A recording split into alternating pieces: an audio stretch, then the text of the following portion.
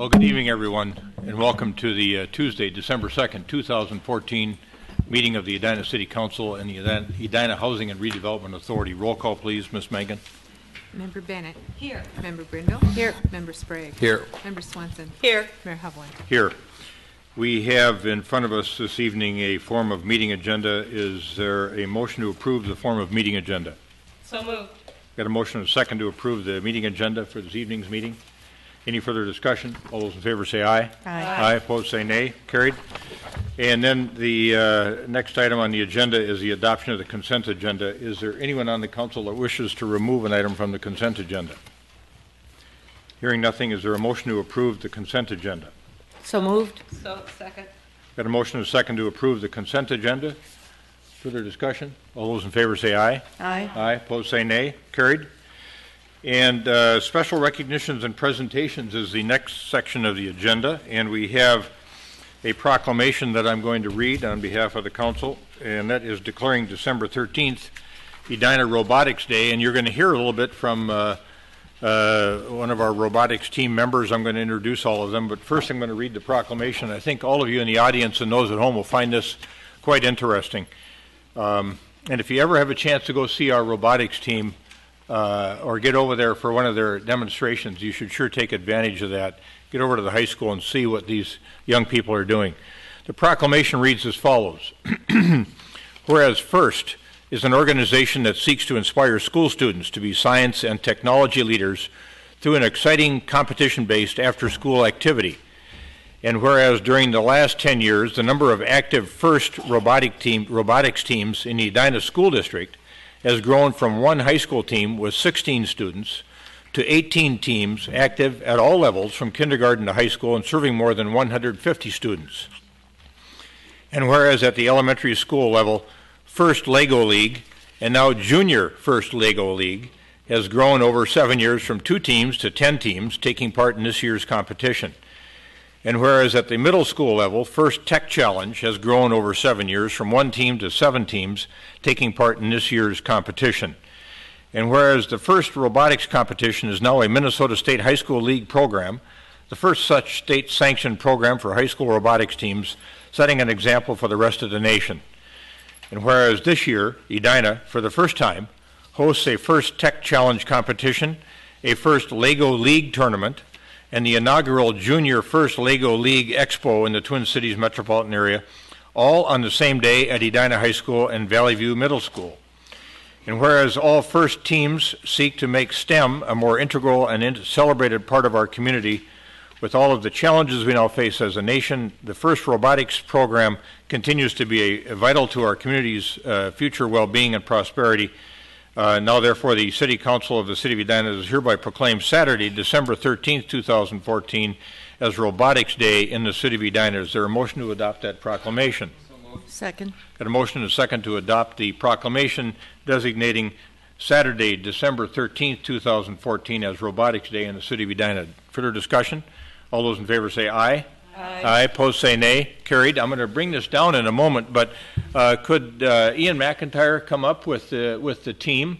I think if you could, team could stand around the podium, and as you're coming up, I'm going to tell folks who's here this evening. There's Erica Ding, who's going to speak for the team, Sarah Woolwine, Amy Ma, Peter Otness, Kyle Deeds, and Fernando Prestamon. So welcome, students. And Ian, did you have anything that you wanted to say? Yeah. Okay, Erica, go ahead. We would just like to thank the City Council of Edina and all of our supporters, individual and corporate, for being able to get this proclamation and for supporting us in our adventure, I guess. Do you want to talk a little bit about this, the 13th? Yeah, so on the 13th of December, we're going to be holding 3 tournaments at the same time, on the same day, I suppose. First Tech Challenge for the middle school league. They build robots like that big, 1.5 by 1.5 by 1.5 out of metal. First Lego League in the upper, I guess, elementary school level, so 4th grade through 6th grade. They build Lego robots like that big. And then Junior First Lego League, which builds a Lego model and a show me poster of their desired research topic. all three of these tournaments will be happening at Edina schools, Edina High School or Valley View Middle School. And what time do those events start, Erica? They start throughout the day. I believe Junior First Lego League is only happening for like an hour or two. Starts at noon, I believe. I think so. Right. More information can be found on our website. I believe there is a post about it. Yeah. Wonderful. All right, I'm going to come down for a photo, but I want folks in the audience and at home to know that this is such a fast-growing activity. There are now more students enrolled in robotics programs than there are hockey players in Minnesota.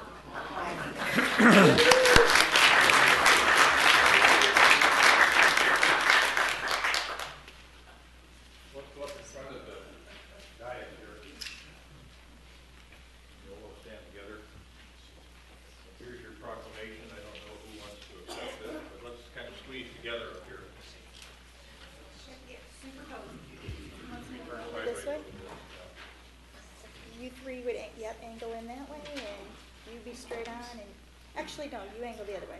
Other way. There we go. Okay. Awesome. Thank you.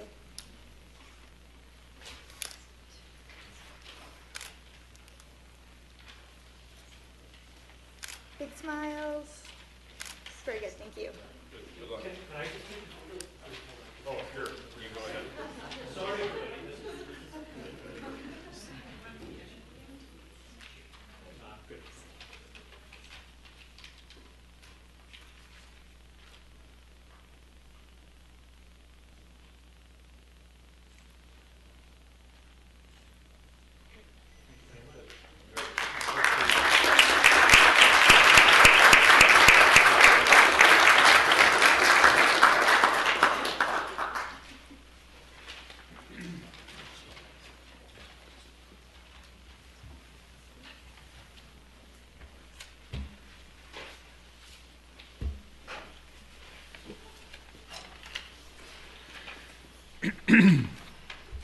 We're going to move on to the public hearing portion of the agenda. We have 4 public hearing matters in front of us this evening. The first public hearing matter is a review of the proposed 2015 operating budget, and Director Roggeman is going to take us through this matter that we've been working on for, I'd say, the last 6 months. Your Honor, I want to say a few words before we begin that. As you indicated, tonight is an important night in the process of getting ready to ask the Council to approve our 2015 operating budget.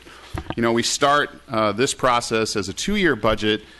We really started this process all the way back in probably February or March of 2013, and we approved a 2014 and 2015 budgets at that time, and we kind of roll them forward.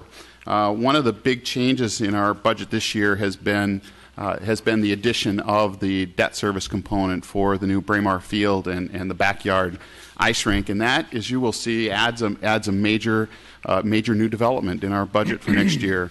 I would characterize our budget next year as being quite different in that regard from previous years, and the real reason why is because of that particular project.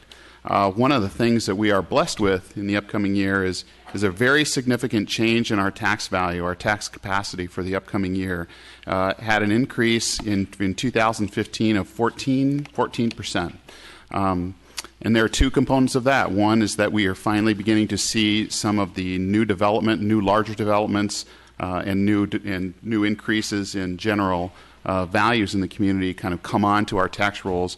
But of course, the big thing that we've been anticipating for many years, for 2 decades really, here is the decertification of the Centennial Lakes TIF district. And that's going to occur at the end of this year, and we're going to see the financial impact of that next year. What that means is that we can look at the debt service component that we're adding to our tax levy this year, and we're going to buy that down. That's the proposal to you, with this new tax value that's coming onto our tax rolls, and Mr. Roggeman's going to show you how we do that. So just as a reminder tonight, what we're doing, we're conducting the public hearing. We can answer questions from council or from members of the public, and then we ask council to take a final action on the budget at the December 16th City Council meeting, our last council meeting of the year. We don't enjoy having it be the high stakes kind of decision that it ends up being, but that is our last meeting of the year, and so we have to make that final approval. So with that, Mr. Rogman, take it away. All right. Thanks, Manager Neal. Thank you, Scott. Thank you, Mayor and members of the council. As Scott said, we're going to do a short presentation here about the staff proposed 2015 budget and levy. We've got a few different topics that I want to cover related to that. The first is the capital improvement plan, or CIP. Next is the operating budget, and then finally getting to the tax levies that we propose and the impacts that those are going to have on taxpayers in Edina. First, the capital improvement plan. Scott described that we have a 2-year process here in Edina. We've had it for a few years now. In an even-numbered year like 2014, we have a capital improvement plan focus. So we spent most of 2014 working on updates to our 5-year CIP. We spent most of 2013 working on a 2-year operating budget for 2014 and 2015. So this year we're just going to kind of update that for new things that have happened in the past year. And recognize that most of the new things we see this year are going to be related to the CIP. We also do citizen engagement processes in both of those years. This is a timeline, shows 2014, some of the highlights of the process just for this year alone. Where we're at now is bolded near the bottom. As Scott said, we're getting near the end of the process. So this chart kind of goes through what the staff part of the process looks like. A lot of different levels of staff are involved in developing our capital improvement plan. We have a lot of discussions and review at several different levels. And the result at the bottom, it results in a staff proposal for council consideration for what we want to do in the next 5 years. Really focusing, though, on the first 2 years, because we know in another 2 years, in 2016 is another even-numbered year, we're going to review the capital improvement plan all over again. So during the 2015 to 2019 CIP process this year, we received a lot more requests for new spending projects than we ever have before. 226 total projects versus 207 the last time we did it 2 years ago. Total requests for the 5 years totaled 157 million versus 108 million 2 years ago. So close to a 50% increase dollar-wise. And then again, the roles is that the staff makes recommendations and the city council makes the final decisions and guides staff through the process. Eric? Yes. If you would, I'd kind of like to put that increase in context, because it's not, and correct me if I'm wrong, but it's not that those projects weren't in the CIP previously, but they were shoved around a little bit or delayed due to the financial climate during the recession, a variety of things. So some of those projects, while they're in this CIP, are projects that have been there but delayed. Yep, thank you, Councilmember Brindle. That's an important point, that we have a lot more spending projects or things we'd like to accomplish than what we have money to do. So often things get deferred or moved around, and we'll cover a little bit of that a little bit later. Throughout the process, we also seek and receive citizen and resident input throughout the process. We do that in a number of ways. An example of that is at the beginning and the end of the process in 2014, spring and fall, we did an engagement discussion on our website, Speak Up Edina. We also had paper surveys available for people who wanted to provide their input that way.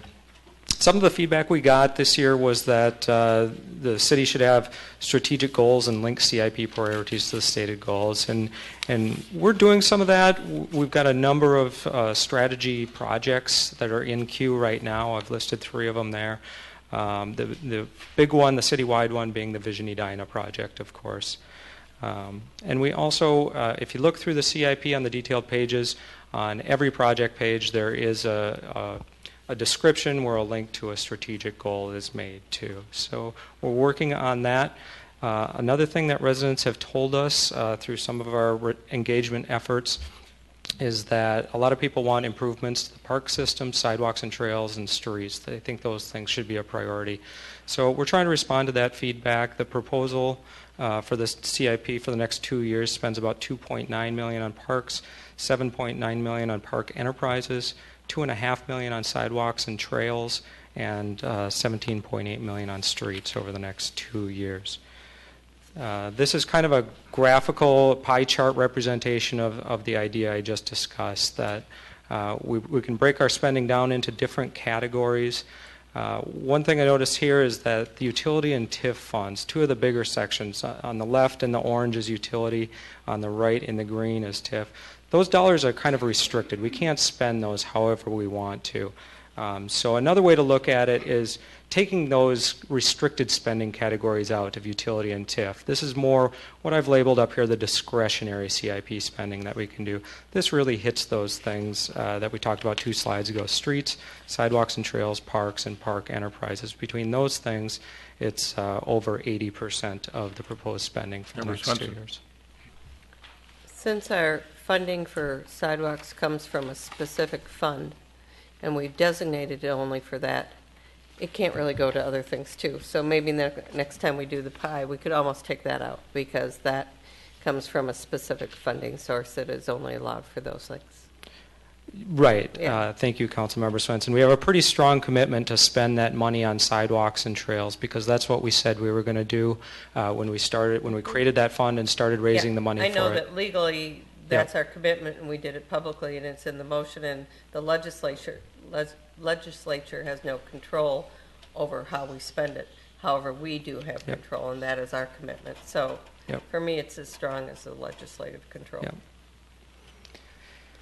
Another way to break down the spending that we're proposing for the next 2 years is to look at what we're doing with that money. And this pie graph shows that 69% of the dollars we're spending are recommended to replace or repair current facilities and infrastructure. 25% we've categorized as an expansion of current facilities, infrastructure, or services, and just 6% is for new items.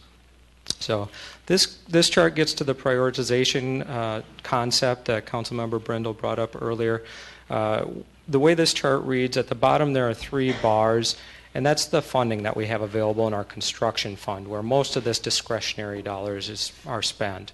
And the funding in the construction fund is a little bit hard to predict. It's unreliable because it relies heavily on financial successful years in the general fund. When we have surpluses there, we transfer them over to the construction fund to pay for CIP spending like this. So it becomes difficult to count on that year after year. So the green part of the bars at the bottom are the funding that we think we can count on at this point. The blue is a little bit more conditional. That's if we continue to have good years in the general fund, we're probably going to recognize that blue spending as well. And the orange bit on 2017 on the top there is just kind of a proposed new item that we're going to bring forward in a couple of years for a new funding source to get these projects done. The line at the top across the 3 years represents the request for funding that we've had for these discretionary dollars over the 3 years. So the gap between the bars and the lines really represents that amount of projects that we can't afford to do with current resources in it. And one of the big parts of that gap is for deferred street maintenance that staff believes is a high priority and needs work, but we just can't, we don't have the resources to accomplish everything we'd like to do right now. So another thing we found as we went through the CIP process this year is in the utility fund, and that the cost estimates in the utility fund are increasing. It's happening for 3 basic reasons. One is that we have a better understanding of our utility system. As we learn more, we uncover more things that we'd like to fix. We also have a stronger commitment to our stakeholders. When we say we're going to fix something, or when issues are revealed, we really want to take the initiative to get those things fixed. And sometimes that increases the scope of what we used to do in the past on some things. We also have better estimates in the CIP. You'll see a lot more detail in this CIP about the categories of spending and the individual projects that we intend to do. And one thing we find as we get into that is that construction costs are continuing to increase above the rate of inflation. So We have a little bit of a challenge in the utility fund, but we think we've got a plan to address that. So just to summarize the staff CIP recommendations, it's that we've identified through the year-long process many important projects to work on. We continue to have to prioritize which projects are the most important because we can't afford to complete them all now. And if we want to continue to maintain and improve our infrastructure and facilities in the future, it will be important to identify new funding sources that are a little bit more reliable and consistent than the ones we have now. Moving on to the operating budget for 2015. I know you can't read the details of this slide, but this is a calendar of the two-year process that we use. It's printed in the 2014-2015 budget book when we went through this process to set the two-year budget. One of the things, as I discussed earlier, that we did last year in 2013 is we have a citizen engagement effort every year.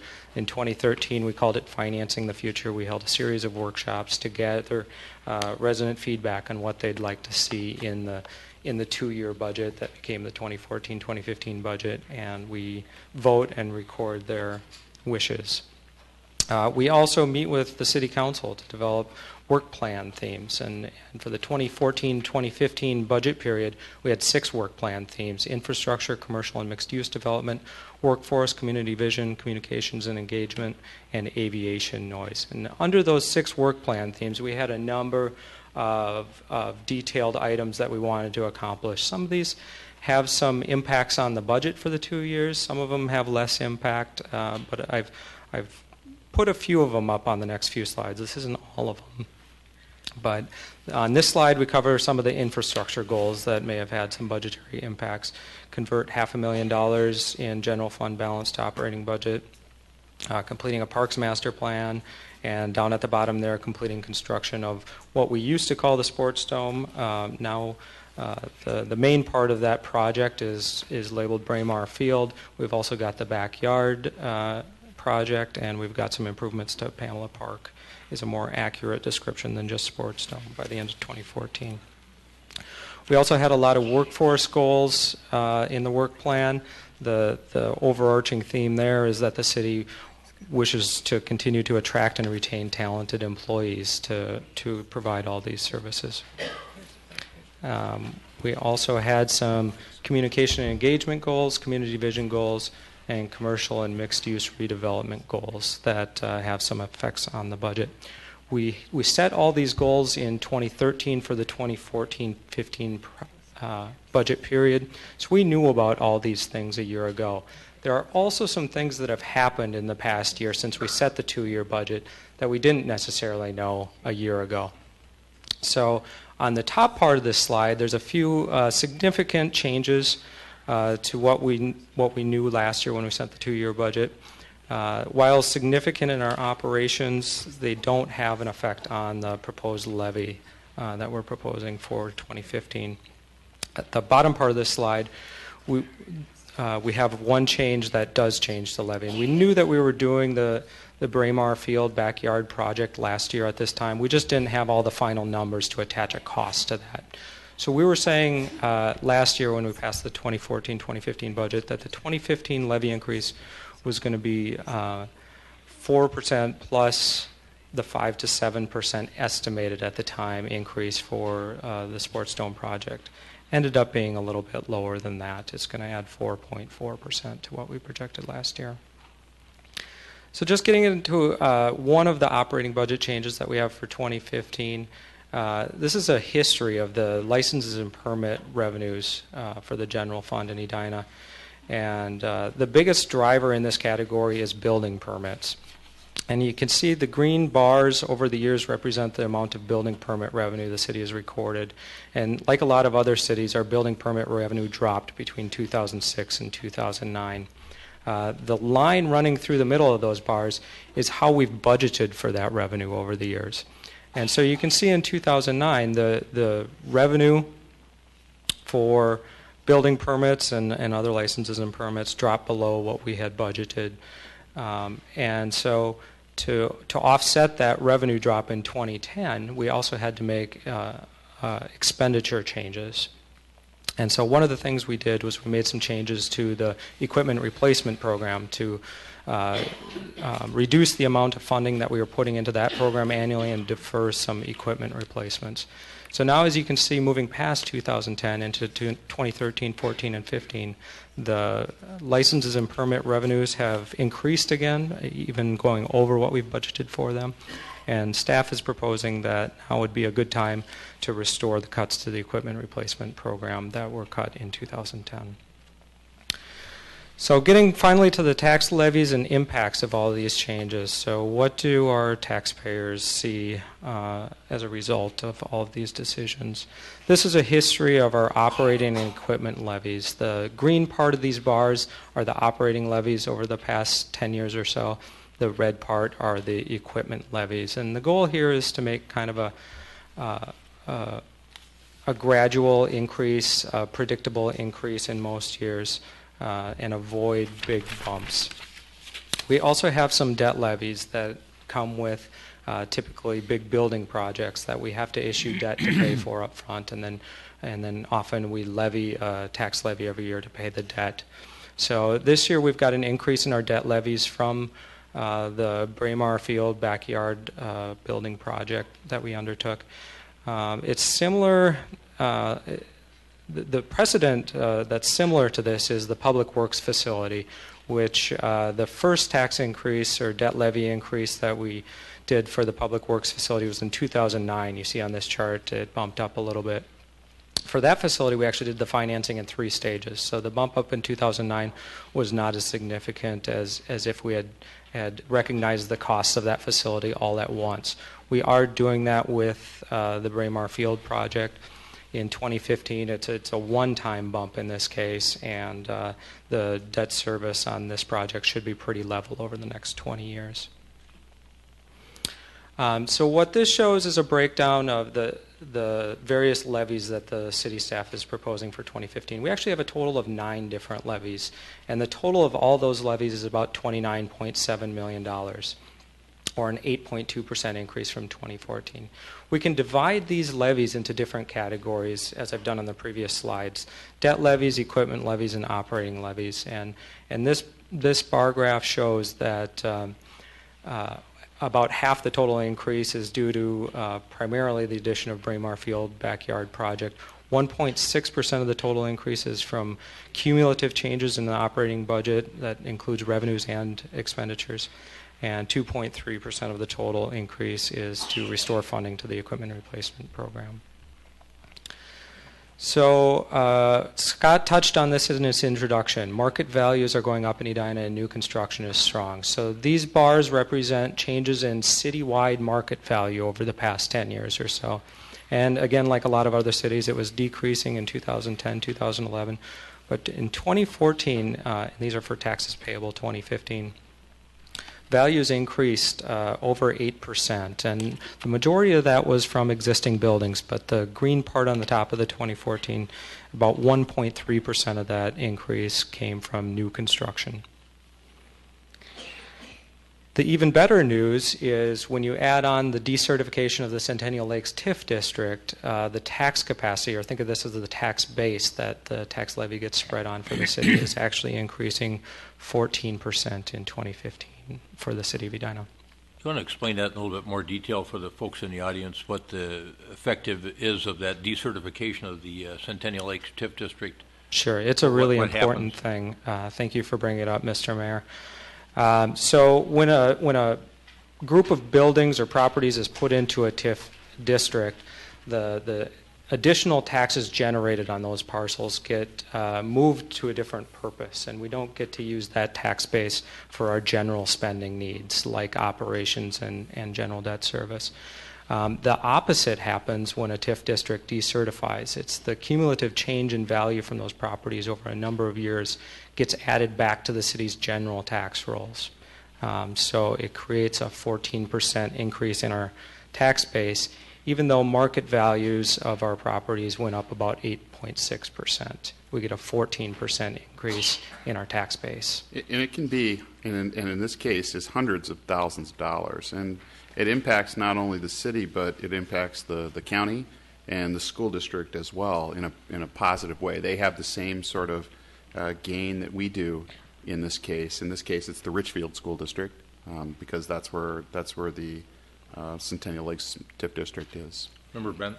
Thank you. For folks who have been looking at their proposed taxes for 2015 and making calls and writing letters, what does this information have to bear on that? Does it change the number that they've seen as a proposed, the taxation at the different level, county, school district, city, or even with this change, is that number roughly, are those numbers roughly accurate?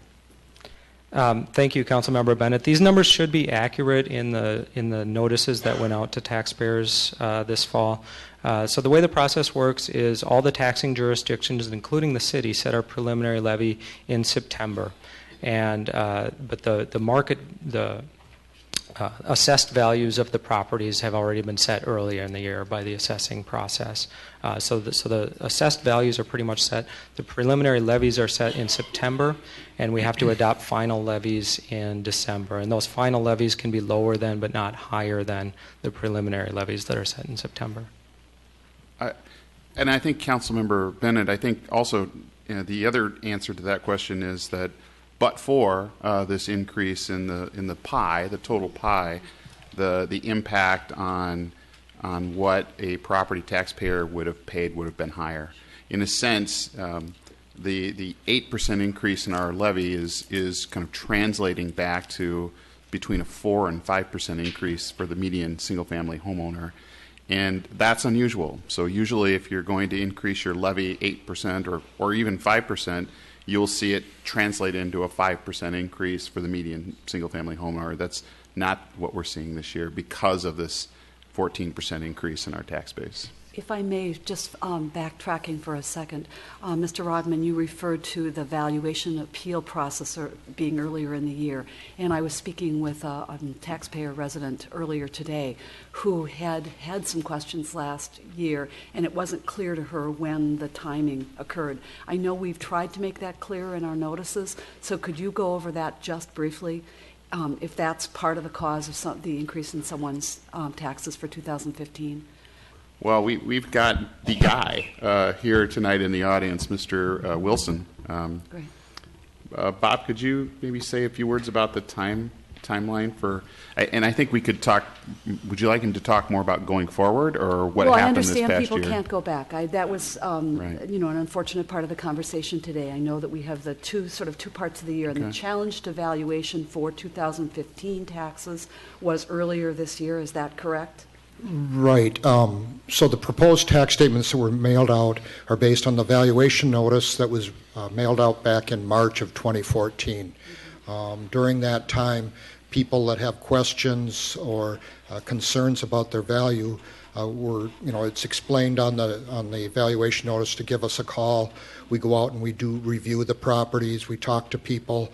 We have a Board of Appeal and Equalization that meets if the assessor and the property homeowner don't see eye to eye where they can appeal the value. We have the County Board of Equalization, which occurs after the local board, so people can appeal to that board as well. And then those values are set when the county board meets in June. So we can't make any other changes to those values, and the only way to challenge our value at this point in time would be to file a property tax petition. It doesn't cost a taxpayer, resident, property owner anything but time to challenge that valuation. Is that correct? In other words, they have to fill out a form, they have to talk with staff, meet with somebody possibly even come to right. There's no cost. Yes, the only cost would be if they clear. had to file a tax petition in tax court. But the appeal process is pretty informal, and there is no cost involved. At the city level. And at the county level as well. Okay, at the county Yep. level as well. Okay, Yes. great, thank you. Member Swenson? Before you depart, Mr. Wilson, hang on. The other part that I explained to a resident who called me about their change in valuation is that we do have a circuit breaker rule if you have a homesteaded property. And that is what you file when you do your taxes, either that or your accountant if you Right. use It one. used to be called the property tax refund, and then the legislature in 2013 expanded that program to make more people eligible for refunds, and it's now called the homestead credit refund. Thank you for naming it properly. Do you want to but, explain how that works? Member Swenson has raised a good point. Well, it's a program administered by the state of Minnesota Department of Revenue, and there's two parts to it. One is what's called the homestead credit refund, and that's based on the person's household income compared to what their property taxes are. And it's a formula that they use that if your taxes are between like 2 and 2.5%, depending on your total household income, you can get money back from the state. There's another program called the Special Property Tax Refund Program that is not based on income, but if your taxes increase more than 12% in 1 year and at least $100, you can get money back as well, up to $1,000. So there's two programs that are available. Other questions for Mr. Wilson? Get a good look at him. That's your city assessor. He does a good job for us. So you might comment briefly, too, on our obligations as a city, what the state mandates that we be doing in terms of determining market value for the properties in our town, what we're obligated to do by law. We're watched quite closely by both the state and the county in terms of our sales ratios, which is our assessed values compared to what properties are selling for. And we have to be between 90 and 105% on an overall basis for the city. So we don't have a lot of discretion when it comes to setting values each year. We have quite tight rules that we have to follow in establishing those market values. So where we've seen a general market increase of over 8%, some folks in some neighborhoods may have seen greater increases than that. Nonetheless, if you were responding to those market changes and valuing those properties accordingly to based on market sales figures, if they're over 12%, if their taxes increase over 12%, they're going to be eligible for this special program by the state. Right. And it is a good thing that, we like to see values increase over between 2007 and 2012, values were decreasing overall about 20%. So, I think people generally like to see their values stabilized or going up. So we consider that to be a good thing. Okay. So. I think Mr. Roggeman can answer this next question while we're talking about individual properties. I think the median priced home in Edina is between $400,000 and $430,000. Have we looked at, and do you have a slide on what the impact is, proposed impact would be for folks on using a median priced home as an example? Yep. Thank you, Mayor Hovland. That's actually an excellent segue. Thank you, Mr. Wilson.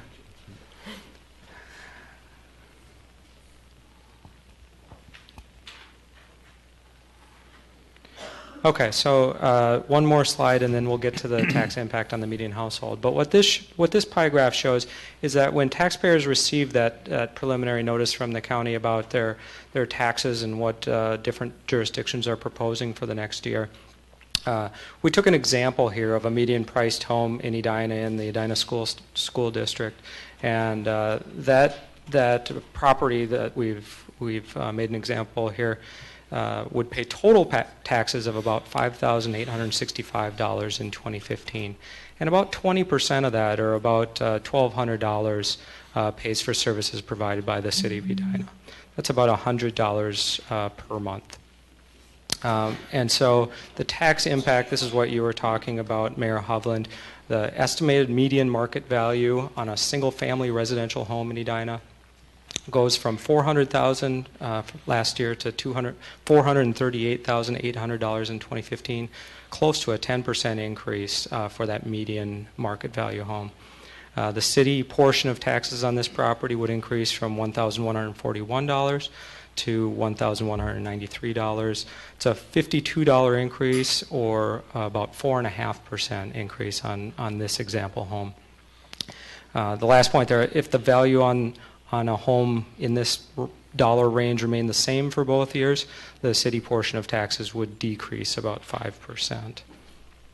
And then a similar slide for commercial properties. Estimated average market value increases from about 1.6 million to 1.74 million for 2015, or an 8% increase, a little bit slower than residential. The city portion of taxes on this property would increase from $6,015 to $6,375. Total city increase of $360, or 6%. My next few slides get into some comparisons with other cities. A lot of people, this is probably the most frequent question I get asked, is how does Edina compare to other cities? And it can be very difficult comparing Edina to other cities, or any two cities for that matter, because cities have different problems they're trying to solve. They have different priorities and different ways of going about delivering services.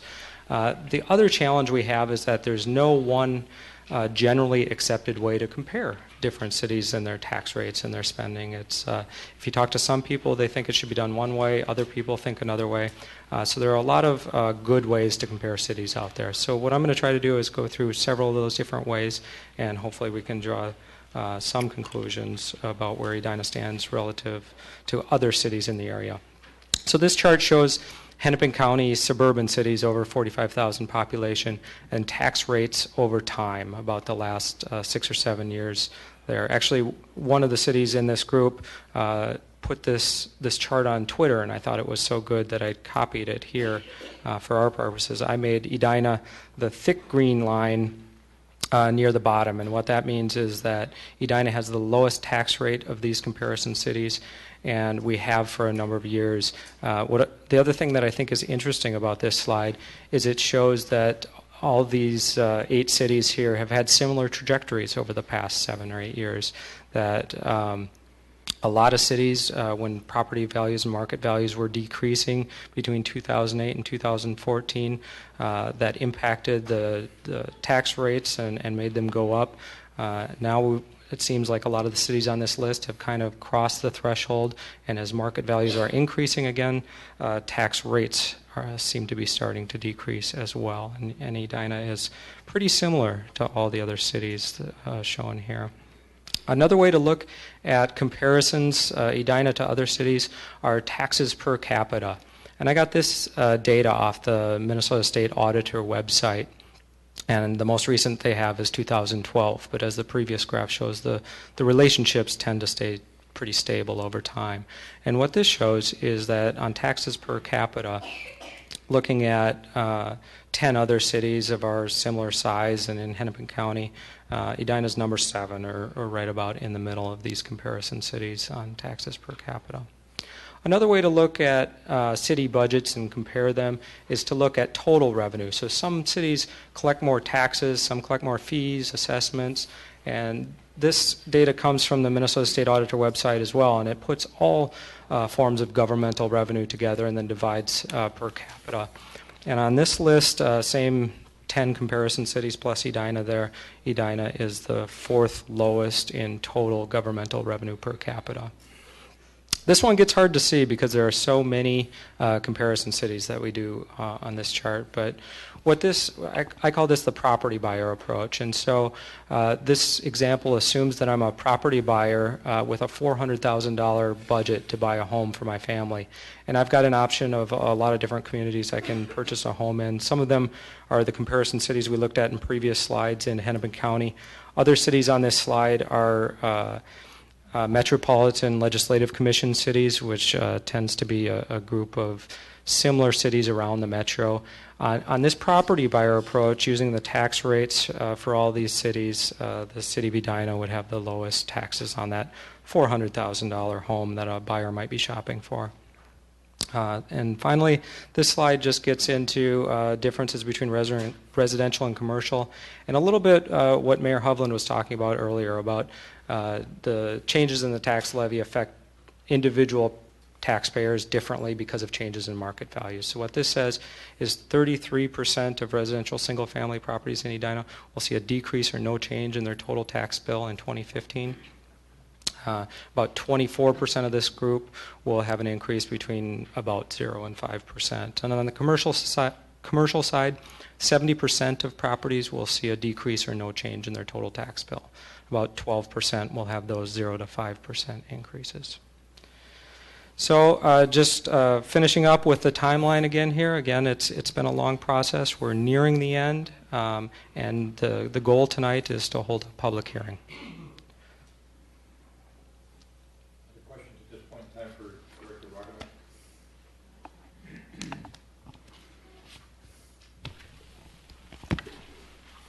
All right, just one little confirmation piece here. The general fund levy, what it takes to basically operate the town, the proposed increase there is 1.89%, I think, on the last. That's correct. Based on the latest information we had from you.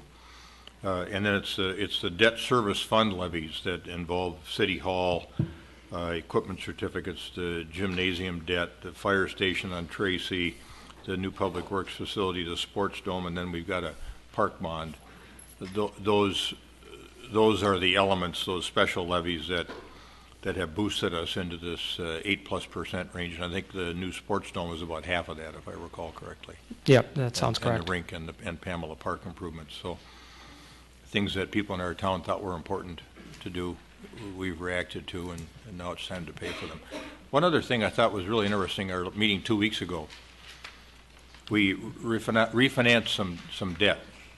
And we refinanced some debt and saved about $1 million by refinancing it. And you might want to tell folks, the consequence of having a double AAA bond rating, what we paid in interest rate, and again, reiterate, I guess, confirm that we saved about $1 million on the repayment of that loan obligation. Right, that's a good story to tell. So the city is actually in the process right now of refunding 4 different outstanding debt issues, and the goal of the refunding is to take advantage of low interest rates right now. And we in Edina can take advantage of the lowest interest rates in the market, basically, because of our AAA bond rating, credit rating from the 2 of the major credit rating agencies. And the reason they give us those positive ratings, there are a lot of reasons, including the good market value in Edina, that it's a place that people want to live and do business. So we get high marks for that. Also for sound financial management throughout a long history of sound financial management. And so creditors look at the city of Edina as a good credit risk, and they reward us with very low interest payments on our outstanding debt. So the refunding issue that we're working on right now, we're going to pay around 0.8% interest. It's going to save the city about $1 million over a period of a few years versus what we were originally scheduled to pay on that debt. Most of the savings will accrue to the utility fund and to the permanent improvement revolving fund. So it has only a very small effect on the general fund and our debt levies that we showed here tonight. Another chart you had recently, I guess within the last month, was a bar graph that showed how we're working steadily to pay off debt on these improvements that we're making as a community over time, and you see a diminishment in that debt over time that becomes pretty significant. So when you think of the City Hall debt service, it was originally 20 years, and we've maybe got, I don't know how many years to go, 8 years to go or so. That sounds about right. That would be a good chart, I think, for people to see if you had that up on the website. People could reference that. Might think about that. So, all right. Doesn't look like anybody on the council has any other questions at this time for Mr. Roggeman. So I'm going to open this matter up for a public hearing. If there's anyone that wishes to come forward and make a statement regarding the proposed operating budget for 2015, you're welcome to do so. If you have a question, you can ask the question. We'll get those answered after we close the public hearing and get everybody's testimony. Anyone wish to come forward?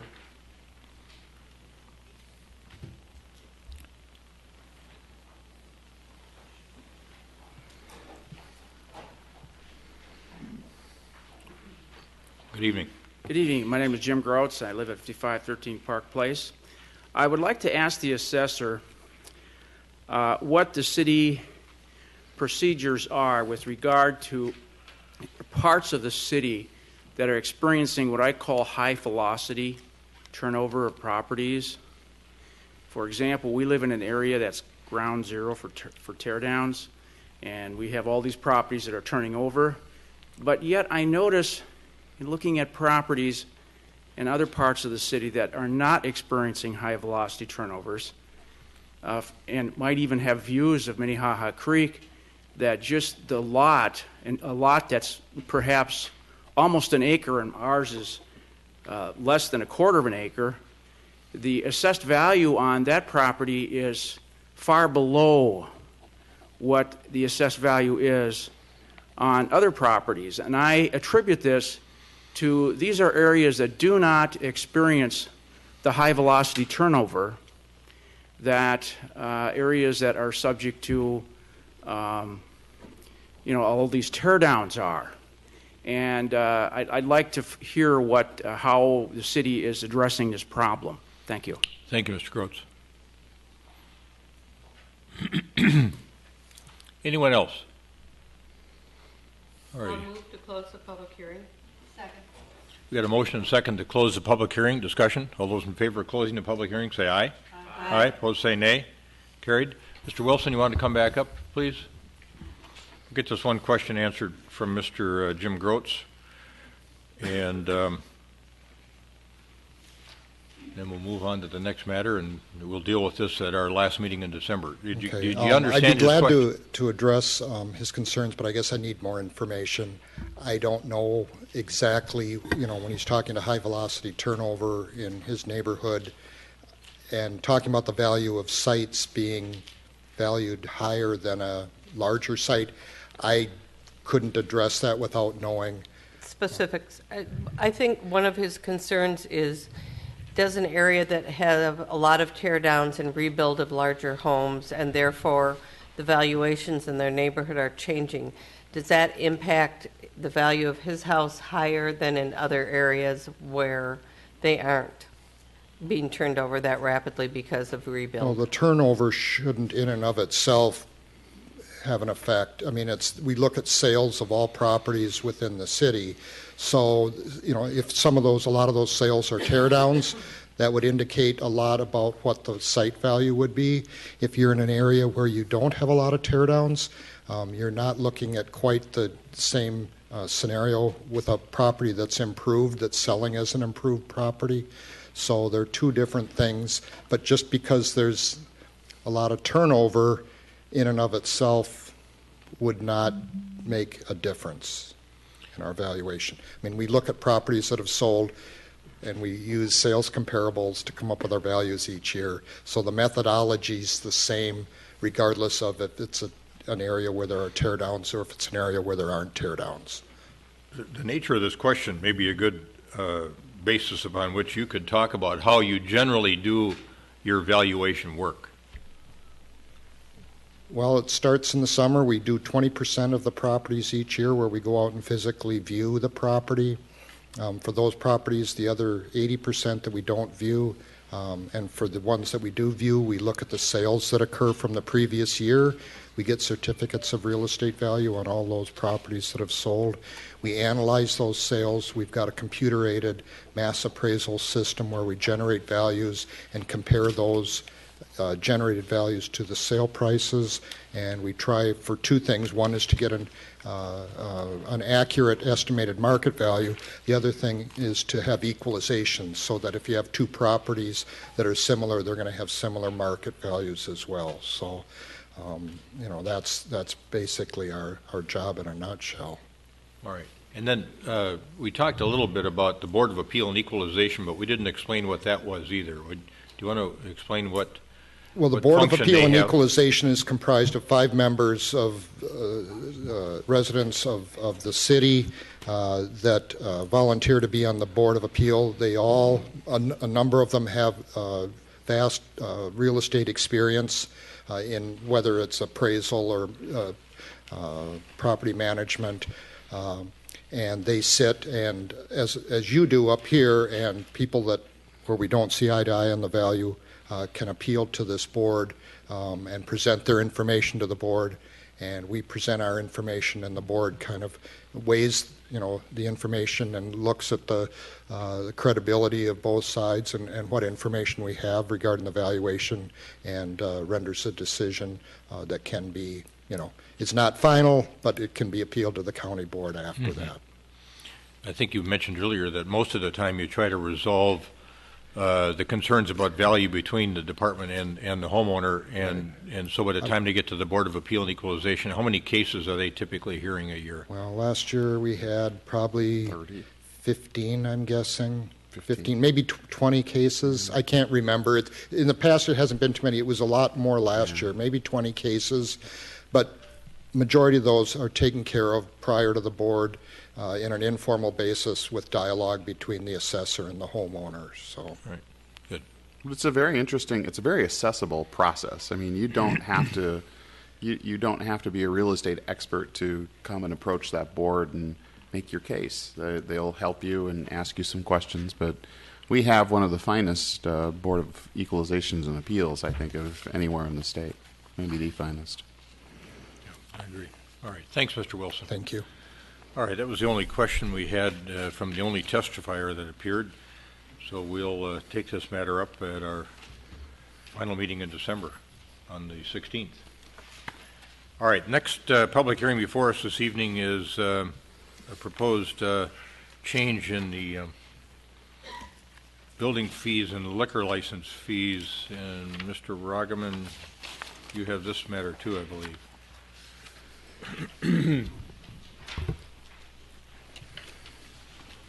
Thank you, Mr. Mayor, members of council. What city staff is proposing council do tonight is hold a public hearing on the increase of certain building fees and liquor license fees that we're proposing to increase for 2015.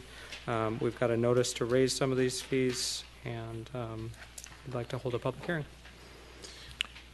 Your Honor, part of what you're going to see tonight are a couple different actions where we are proposing fee changes for the upcoming year. Some of these fee changes are done by ordinance because state statute requires us to do them by ordinance. Most of our fees, however, are changed by simple resolution of the council, which is just typically a one action by the city council. So for those watching at home and here in the audience, that's what we're doing tonight with these fees and charges. So, Mr. Ragaman, why don't you stay here for a second? We've got some proposed changes in the 2015 fee schedule. Why would you recommend changes in the fee schedule? What's the basis for it? Well, I think, so the building fee changes are recommended by the building division, and I think what they did in the fire department is they looked at our charges and looked at what other cities are charging for similar services and the demand for those charges and the demand on staff time that the building permit activity has in Edina right now, and are recommending some increase to our building permit fees. My understanding of it is that some of those building permit fees haven't been changed in a while. I think the liquor license fees tend to change most years. That's a pretty routine thing for the city of Edina. Other questions at the present time for Mr. Ragaman, Director Ragaman? All right. Thank you. I'm going to open this matter up for public testimony. Is there anyone in the audience that wishes to comment regarding this matter? I'll move to close the public testimony. Got a motion and second to close the public hearing. Discussion. All those in favor say aye. Aye. Opposed say nay. Carried. I'll move these fees for this public hearing for building fees and liquor license fees. Second. With a waiver of second reading? Yep. Second. Thank you. All right. Roll call, please. Oh, excuse me. Any discussion? Roll call, please. Member Brindle. Aye. Member Sprague. Aye. Member Swenson. Aye. Member Bennett. Aye. Mayor Hovland. Aye. All right. Now, third public hearing of the evening involves a request for a comprehensive plan amendment involving building height, density, and floor area ratio. Property is located at 7200 France Avenue South. There's a couple potential action items here. Comprehensive plan would require amendment would require a 4/5 vote, as we all know. And we'll hear from Director Teague with regard to this matter first, then we'll hear from the proponent. And then we'll take public testimony. All right. Director Teague, go ahead. Okay, thank you, Mayor, members of the council. This property is located at 7200 France. It's the southwest corner of 72nd Street West and France Avenue, as shown on the screen. It's just south of the Sunrise Assisted Living and kitty corner from the new Byerly's project across France. The site is currently guided in our comprehensive plan for office residential. It's this pink area shown here on the west side of France. Maximum height established in our comprehensive plan of 4 stories and 48 feet. The property is zoned planned office district. It's highlighted in orange on the screen. You see the senior housing to the north. So all of the properties along France here in orange are zoned planned office district. We've got some duplexes immediately to the west, and then the single-family neighborhood, all highlighted in white. The site is also in our comprehensive plan suggested as potential area of change. As you see, it's within this area highlighted as number 5. The applicant has been before the Planning Commission and City Council for a sketch plan review. This is a rendering of what that sketch plan looked like, and the applicant has made a number of revisions to the plan to try to address some of the concerns that were raised by the Planning Commission and City Council. Some of those changes are highlighted here. They've reduced the number of units from 195 to 160. They reduced the height of the building from 6 stories to 5 stories. The townhomes that are proposed on the west side have been reduced from 4 stories to 3 stories. Floor area ratio from about 1.9 to 1.5. They've increased that podium that sticks out on France. They've increased the landscaping. They've created a green boulevard along 72nd Street that serves to prevent left turns out of the site. There was a rather significant concern raised at sketch plan in regard to traffic traveling through the neighborhood to the west. They've increased the setback on that west boundary line from 60 feet to 75 feet, and they've reduced the amount of commercial space by about a little over 6,000 square feet. So this is a 2-step development review process. This is the first step. This first step, as the mayor mentioned, requires 4 votes of the City Council for approval. That's for the comprehensive plan amendment. And those amendments, there are 3 of them. The first is for the building height from 4 stories to 48 feet, or 4 stories and 48 feet to 5 stories and just about 77 feet. The density that's allowed by our comprehensive plan is 30 units an acre. This proposal is 50 units an acre. And the floor area ratio is 0.5 as regulated by our zoning ordinance and the comprehensive plan. And the proposal here is for 1.49. And there's also the preliminary rezoning from planned office district to planned unit development and a preliminary development plan. If all of that is approved by the council this evening, they would then proceed to the second step, which would be the final rezoning and establishing or creating a zoning district for the site. So with that, the project itself, and again, these are consistent with the sketch plan. I'll let the applicant go in more detail about the building and the building materials, but this is a look from France. This is that existing slip turn lane off of France that would access the parking into the site for the commercial uses. This is a look down 72nd Street. This is that median that I mentioned earlier, again from France. And then this is the residential drop-off area and access to the loading dock for the commercial area is located here. So this graphic shows how access to the commercial is proposed. I should mention that the county has reviewed this on a preliminary basis, and they're not comfortable with allowing that right turn in and out on the site. So if they don't allow that access, it could mean a significant change to the layout of the plan. So that would have to be addressed prior to any final review of the project. So you can see the residential access would be located right here, and access, they could not make that left turn, and it would be a right out. The applicant did perform a shadow study. Let me back up one. In regard to traffic, Wenken Associates did a traffic study here. Ed Terhar is with us this evening and can answer any questions that you may have in that regard. But the traffic study does conclude that the project can be supported by the existing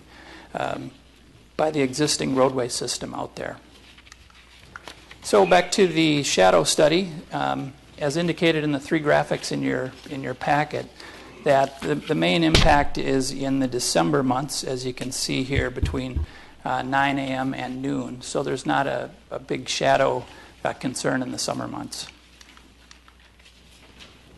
In regard to landscaping, based on the perimeter of the site, 40 overstory trees are required, and with the combination of the existing and proposed, they would have nearly double that amount, about 77. There's a significant tree stand along the west lot line that would all remain. The trash for the commercial operation would be all located interior to the commercial site. There are some grading and drainage concerns that have been raised by engineering and the watershed district. This is a low area. It has experienced flooding in the past, and so some of those concerns would have to be worked out prior to any final review of the plan.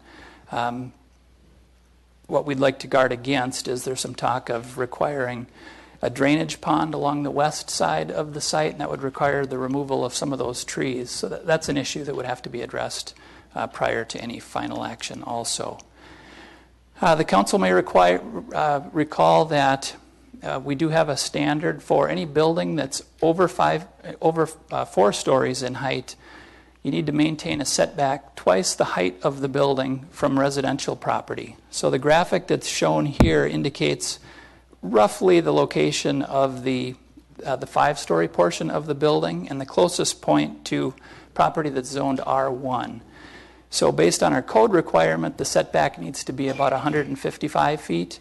And as indicated here, the distances are over 300 feet from that 5-story portion of the building to the nearest single-family home.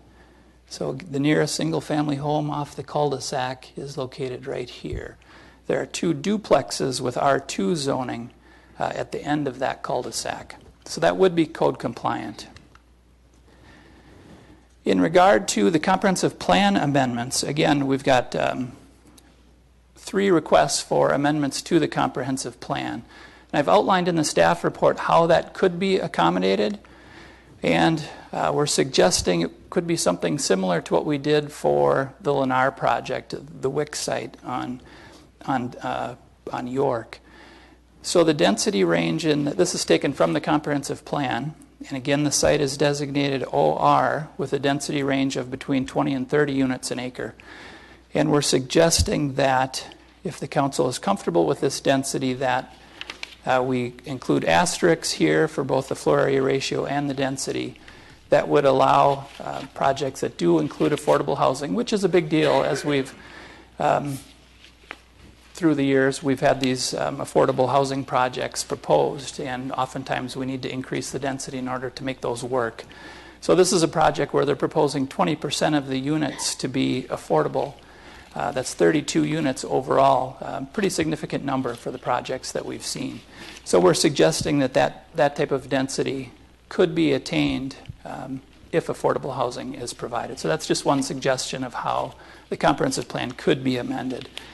And the same would go for height. As you recall, with the WIC site, we suggested that you could go over that 4-story height if podium height is utilized on both the York side and the residential side. So we'd be suggesting the same here, that if podium height is utilized on France and toward the residential property, that you could go to 5 stories. And that's what's proposed here, is podium height on both ends. In regard to the PUD, they are requesting flexibility in regard to setbacks, the building height, and the floor area ratio. So this graphic indicates what variances would be needed under straightforward zoning or the existing zoning. And this graphic also indicates, based on the height of the building, where the required setbacks would be. So they're requesting that flexibility through the PUD. So the primary issues for consideration is the proposed rezoning to PUD appropriate for the site, and are the comprehensive plan amendments regarding the land use, height, density reasonable for the proposed development. So first, in regard to the PUD, staff and I believe the Planning Commission as well believe that a PUD would be appropriate here. Again, the affordable housing is the main element here that's suggested to achieve a PUD, again 20% and 32 units. They are proposing a mixed use here, which is encouraged in the PUD ordinance and the comprehensive plan. They are proposing a pedestrian-friendly development. They would have a boulevard-style sidewalk along France Avenue. That was part of the discussion that came up during sketch plan, was pulling that sidewalk on the inside away from the traffic, and they have accommodated that. And also a boulevard-style sidewalk along 72nd, and then the sidewalks on the interior of the site. Again, they're proposing the podium height on both ends. They're suggesting sustainability of a goal of over 20% based on the current energy codes. And again, the PUD would ensure that this is the specific project that would be built. In regard to the comprehensive plan, and is that appropriate, this is where staff and the Planning Commission believe that the proposal here is a little too much, and that the comprehensive plan amendments are not appropriate. The density is nearly 3 times what's allowed by code using the FAR standard. Again, 0.5 is the maximum allowed, and they're proposing 1.49. The density is nearly double. 30 units an acre is the max. They're proposing 50 here. The height of the building is 28 feet taller than, again, what's allowed by the comprehensive plan. And in allowing a density of this magnitude, we would have to think about the impacts if similar projects were proposed in this OR area as well.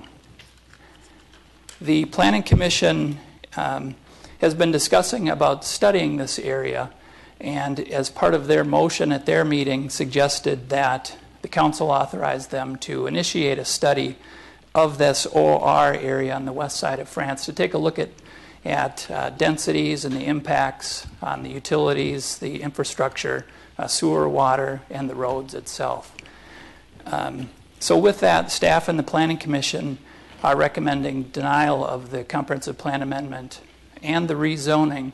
So we would suggest that the council approve the resolutions that are before you this evening that would deny the comprehensive plan and the rezonings. If the council would like to approve the project and would recommend approval of the rezoning and the comprehensive plan, we would ask that you authorize staff to prepare findings and conditions for your next meeting. So with that, I can stand for questions, or Dean DeVolis is here to make his presentation. Questions for Director Teague first? Member Sprague. On the Lennar project, we approved 6 stories. Was it 68 feet? Was that the final? 67 feet. 67. Yeah. Was there any indication from the applicant, or what's your understanding from the applicant of why they needed 76 feet for 5 stories when we approved 6 and 67 for Lennar, which was also a mixed-use project with main floor retail? Yeah, this graphic probably shows that best, and the applicant can expand on that. But there's a penthouse area right along here that actually adds about 10 feet. The mass of the structure itself is about 65 feet, but it's this little penthouse area in the front that brings the height up to nearly 77. So without that penthouse, it would have been at that same height scale? That's correct. Okay, thank you. Member Swenson. Director Teague, if something was going to be built without variance there today, it would be office, it would be 4 stories, and what would the setback be to the west? It would be based on whatever the height of the building is. So if an office building that's 4 stories is commonly 48, 50 feet. Yeah. 50 feet? Yep. Okay. So that would now a parking structure could get a little closer, Right. as they're not quite as tall. Similar to, say, the 6500 France project where that parking lot was closer to that west lot line. So this could be medical, and they could choose to put the parking structure on the west side of it. They could. And then how far away would that be then from the lot line? Yeah, again, that's based on the height as well. So say that's 20, 30 feet tall. They would be required that setback. Okay. Thank you. With regard to, other council members? Okay. With regard to POD 1, which is the underlying zoning, Member Swenson alluded to one of the other uses in a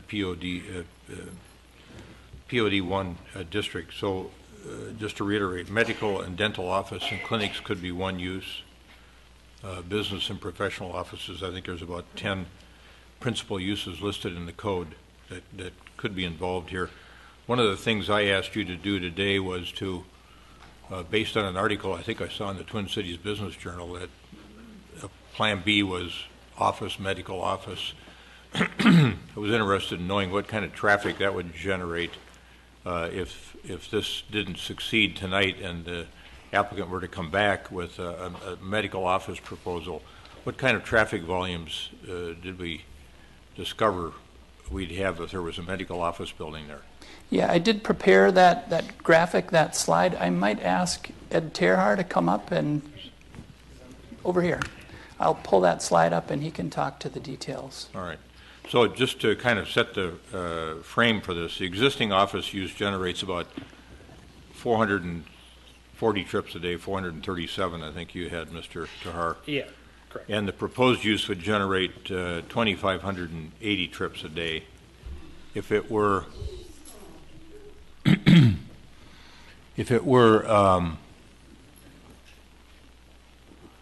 combination of medical office and restaurant, which is what I thought I saw in the article. That combination would be what, 2978, is that right from your chart? Correct, yes, on a daily basis, yes. So about 400 trips higher than the proposed. Okay. Per day. And then there's similar increases in the PM peak hour and the AM peak hour. You can see that breakdown as well. One of the reasons I was concerned about this in the context of an overall discussion about what's best for the neighborhood and the town is I was recently down at Southdale Medical Center where they're doing some remodeling and was with the project manager, and as we walked around to the west side of the building, which is the main entrance, they're short of parking right now because of the ramp being enlarged. But they have 2,800 medical appointments a day there. They had 13 valet car parkers there, busing cars for people. They had 4 to 6 in a row at any one time, and that alternative use, potential alternative use, was something I thought we should throw into the mix and think about a little bit, because I was uncertain whether it would create a higher number or not, and it looks like it potentially would. Yeah, potentially it would based on those sizes, correct. Okay. All right, thank you. Other questions for Director Teague at this point in time? Member Sprague? As a follow-up on that, if they went to medical office, would there be any required changes to 72nd Street? Well, we'd have to do a traffic study to take a look at that, but I don't believe so. That might be another question for Ed, but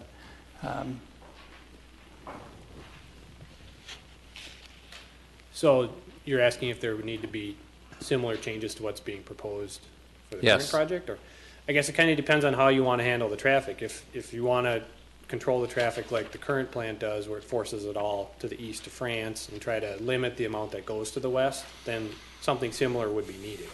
If they were just plain, if it was just a similar access as you have today, people would have the opportunity to go west into the neighborhood. So it really depends on how you want to control the traffic. From an operation standpoint, changes really aren't needed on 72nd Street. I mean, the France Avenue can accommodate the traffic volumes. 72nd can as well, within reasonable limits. So you'd have to rely on the applicant to volunteer that control. We wouldn't have a regulatory control to mandate that change on 72nd because the capacity is there to handle it right now. Correct. The capacity is there to handle it. Okay. Thank you. And that would depend if their proposal needed variances. You know, we might have some abilities to put conditions like that on a project like that. Thank you. Mr. Trahar, would you stick around for a second? Sure. I had some email dialogue with you today, too, based on a email from a concerned resident from the neighborhood who happens to be on our Transportation Commission about cut-through traffic, which is a legitimate concern for everybody, I think. And you responded with some initial thoughts on cut-through traffic, and I'm wondering if you could comment on that, because the rest of the council hasn't seen that. Yeah, I mean, as and people haven't heard that either. Sure. As mentioned in that email, 72nd Street and Cornelia are continuous streets that connect together, and then they also connect to 70th on the north and France on the east, creating an opportunity for cut-through traffic. And cut-through traffic is a difficult subject. People don't like to have additional traffic cutting through their neighborhood that's not, people that live there. But the opportunity exists in a situation like this where the roadways are set up that way.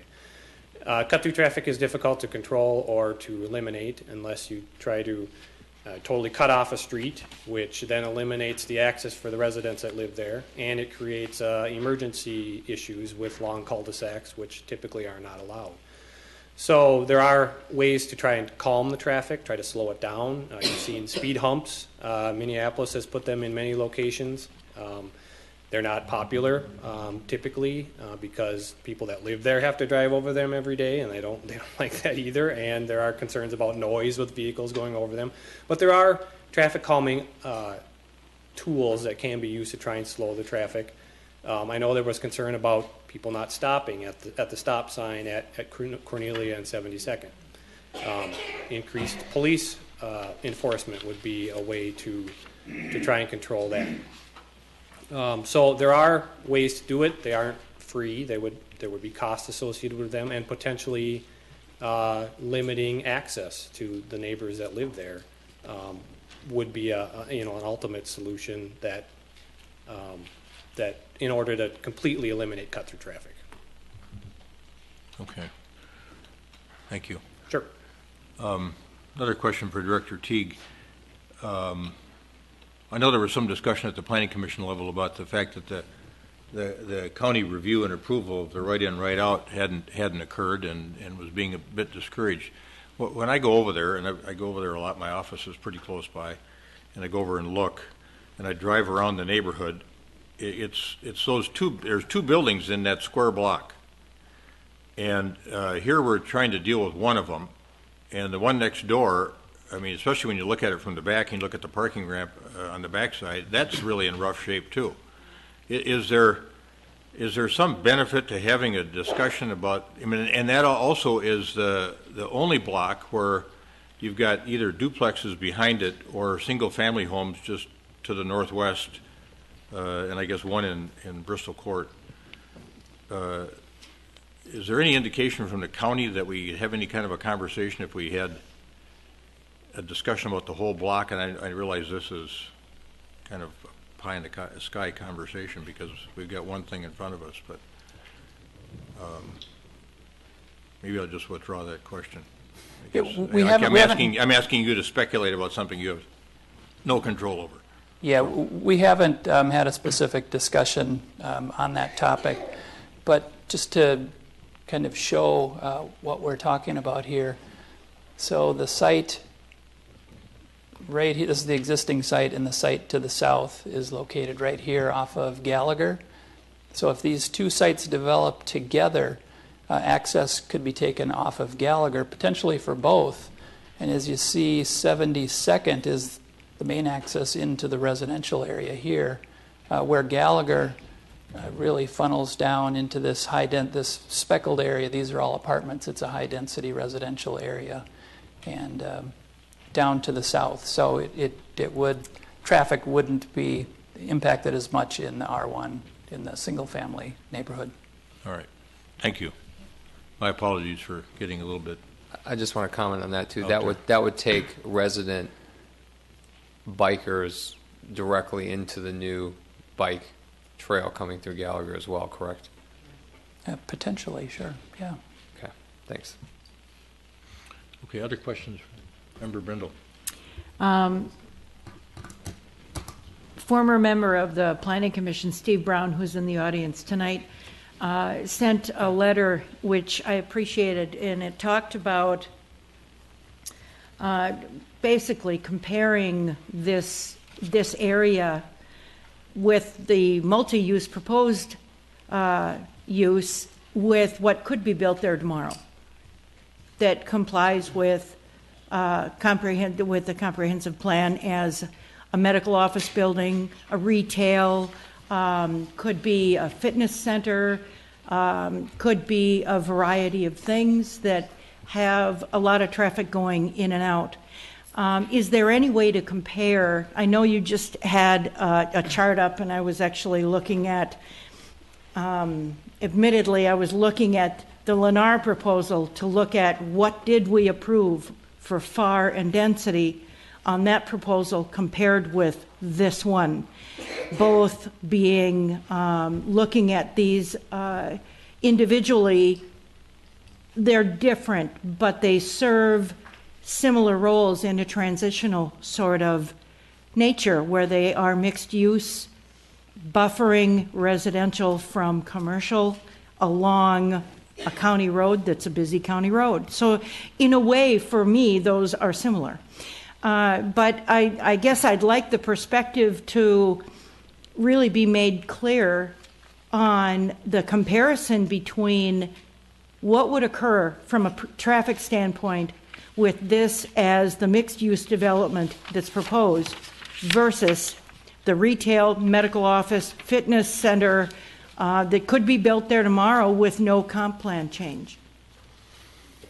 Well, I can speak to the medical office because we do have some numbers on that. The other uses, the trip generation really varies, obviously, depending on the use. You talk about a fitness center, really would depend on the size of the facility, and you can do calculations based on that, but you would really need to have some information on what the potential would be for those. But the medical office, as we saw, would be higher on a daily and a PM AM basis. There is capacity available on France Avenue to accommodate traffic. Like you said, it's a busy road, but it is a big road.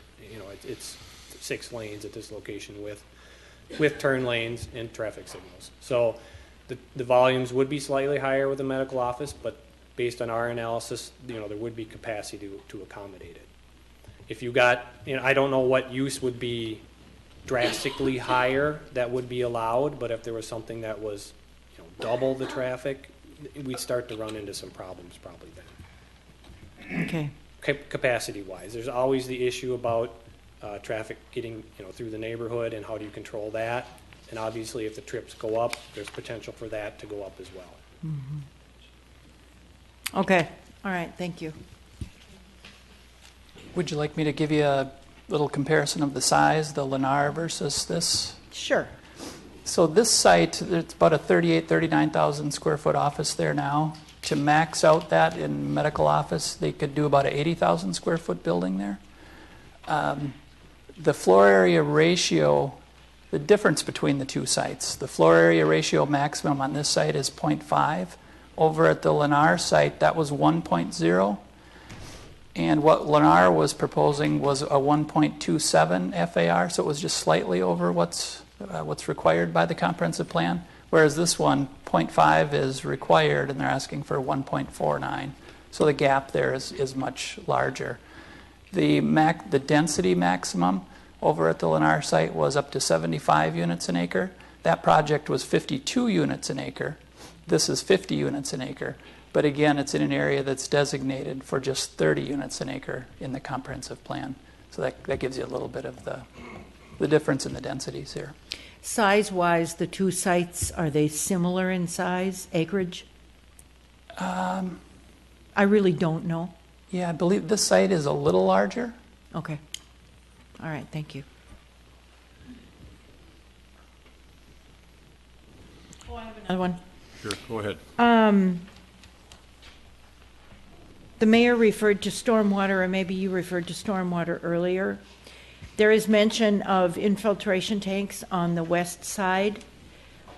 Is it the infiltration tank that would require removal of trees? Or what is it that would require the removal of trees if that were to be considered? Yeah, it's if one were required to go in on that side. Infiltration tank? Yes. Okay, all right. So that, all right.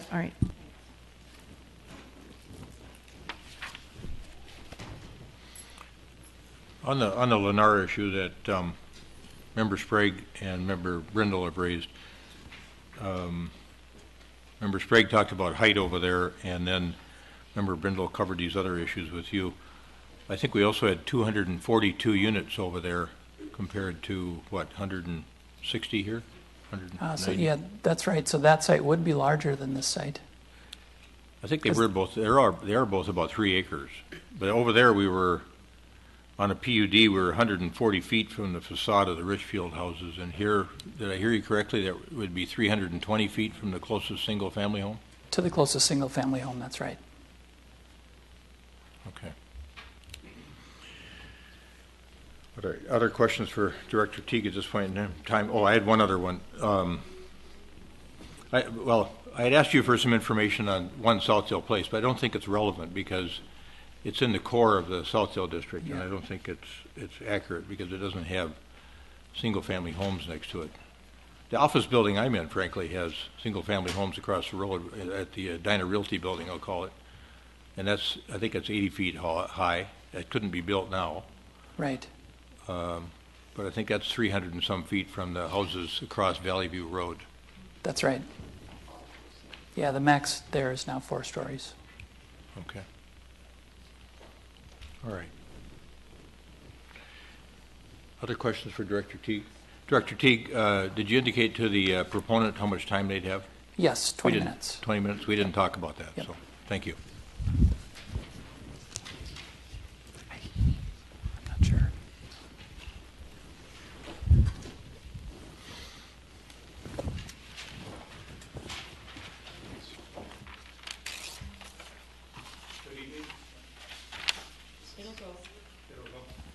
Good evening. This is Dean Navolis, DJ Architecture, 5009 Ridge Road, Edina, Minnesota. I Sheldon, instead of my presentation, just want to give a little idea of the presentation to give. I like to break it into 3 parts. Myself will go through the building and the architecture.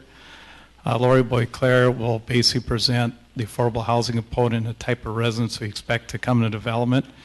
And Adam Serafine will talk about the alternate proposal. And the reason for that is really a courtesy of both the City Council and the residents.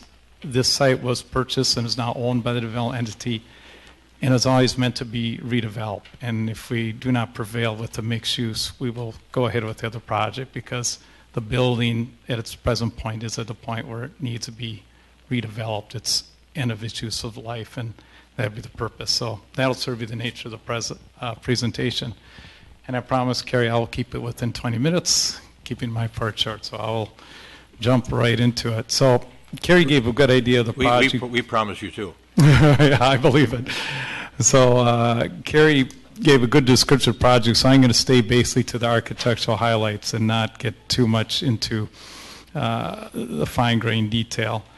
The key blessing of the site is we have a natural barrier of mature trees, which we plan to keep and enhance as part of this development, because that really helps give a separation. Normally you don't have a mature barrier to work with like the Lennar site. This one we do, and if we do deal with the drainage issues, retention, we'll make sure we work that within our development, within the park ramp, and not here in which we could risk the trees. So that's one thing we want to aspect. The other thing I want to present part of it, we have met with Hennepin County, and it was there also.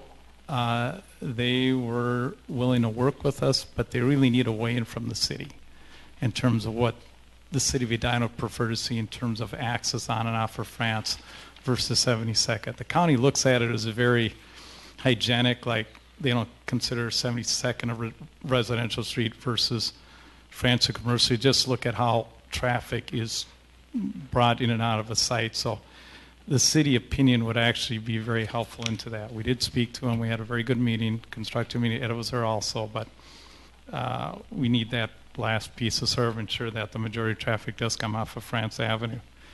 This is a site imported within the deal. The one thing to note is that 100% of our parking is below grade, is structured, and so that there is no surface parking as part of development, which is sort of a key aspect of keeping the green in the development.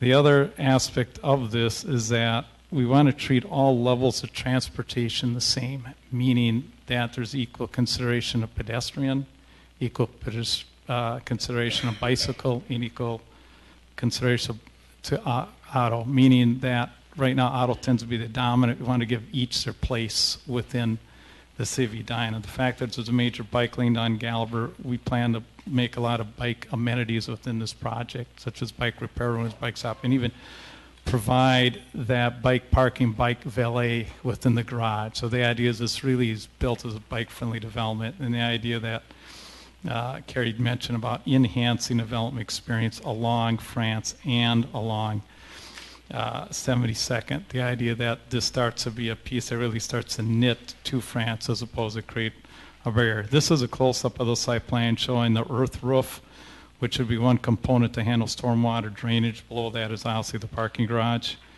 This is a traffic, and this is one thing reference. We are going to build an island within 72nd to control our traffic. So all our residential traffic is funneled back out to France.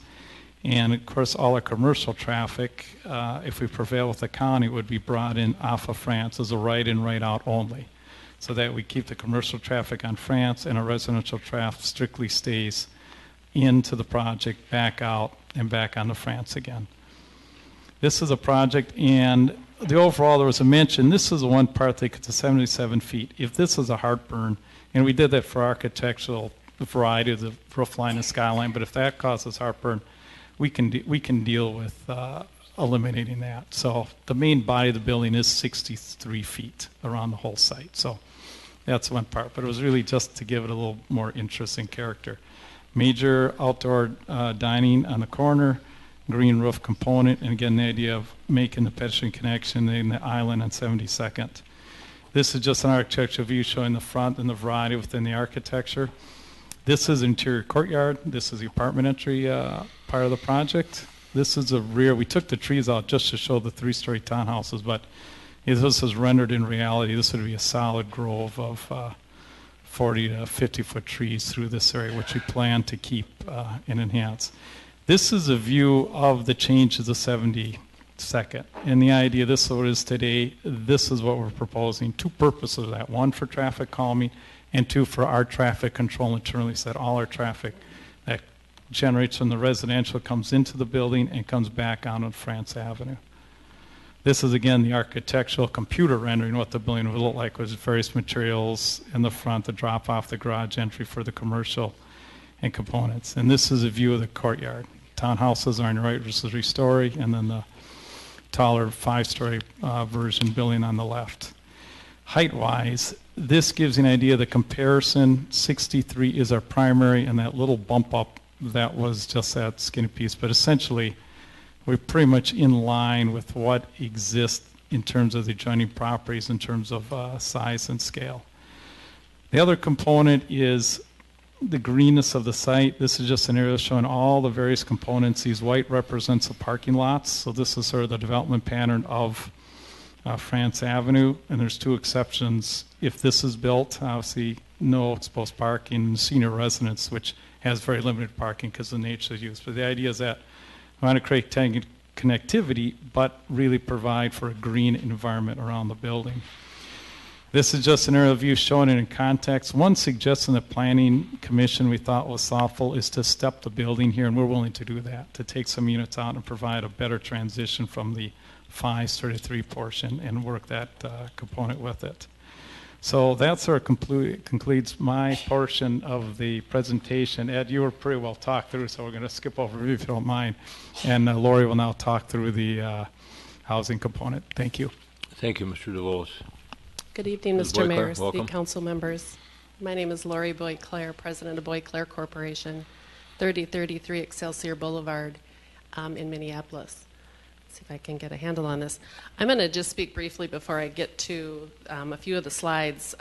There have been some emails that have headed into my email, and one of the main questions that I repeatedly keep hearing is, why did you purchase the site before you had council approval or city approval?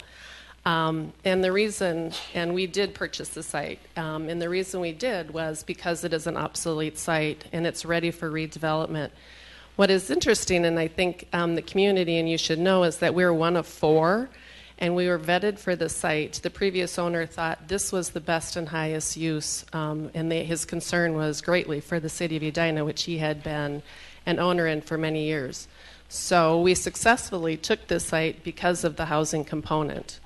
I've been in business, or Boyclair's been in business 40 years, with an emphasis on affordable housing. So we are championing this alternative versus alternative B, which my partner Adam will get to. We think this is the highest and best use for this site for many reasons, one being traffic, one being that this is a housing component. They're going to have stake in the community rather than a medical facility, which are transient. They're in and out, they're visitors. They do not call it home. It provides affordable housing. Affordable housing, another question that's come through my email is, but once you get the development approved, your housing will convert to luxury. That is not true. We have a 30-year commitment, so there will be a LRC on this particular project to maintain 32 units at 30 years. When we did our due diligence, and I'm going to the comprehensive plan, the Edina's comprehensive plan, I found it very interesting that 42% of persons in rental housing in the city of Edina are cost housing burdened, which means they pay more than 30% of their income on rent. 42%, and 19% of owners of single-family homes are cost-burdened, which means they pay more than 30% of their income on rent.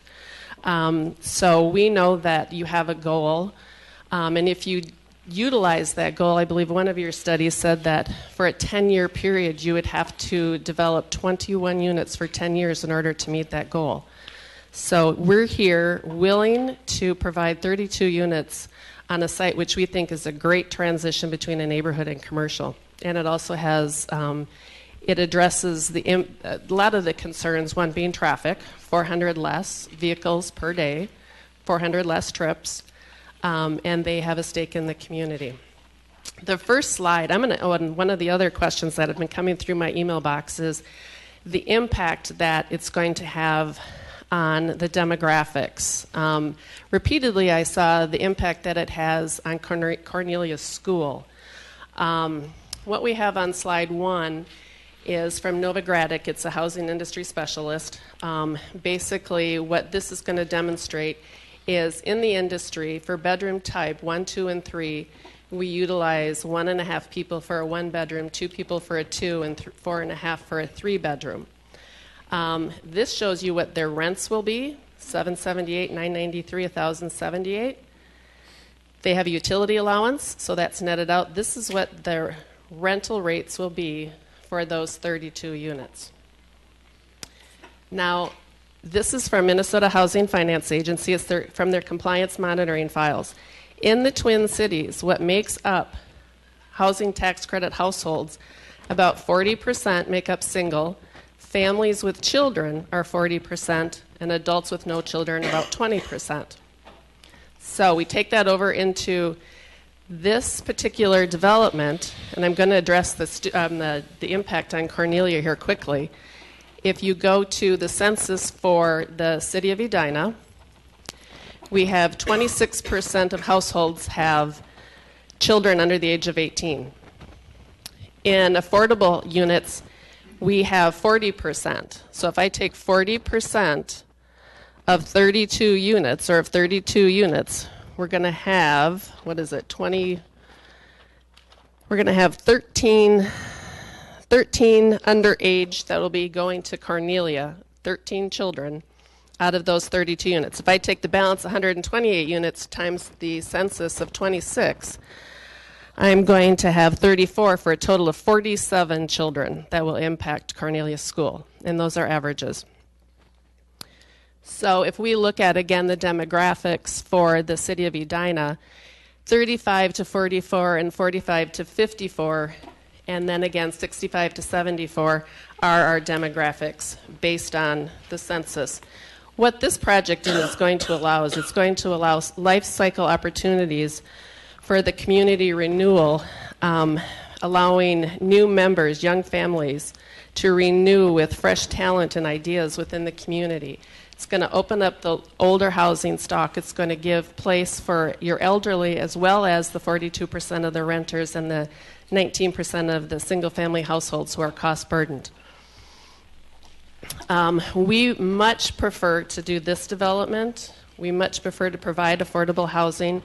When we were purchasing the site, when we were doing our due diligence, it was very interesting what we read in the comp plan, as well as what we read in the various studies, the 2020 vision, the update on the 2020 vision.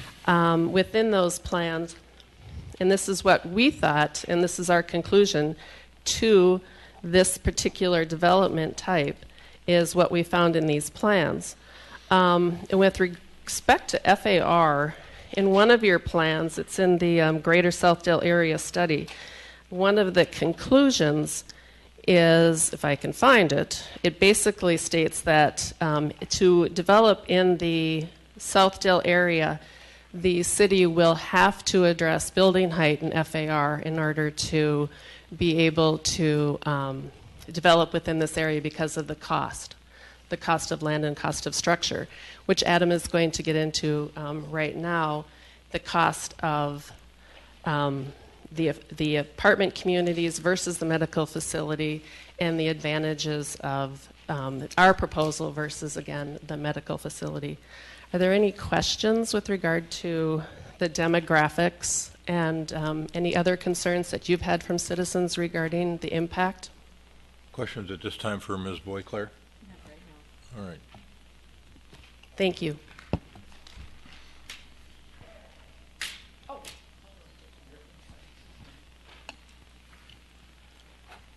Good evening, Mayor Hovland and City Council members.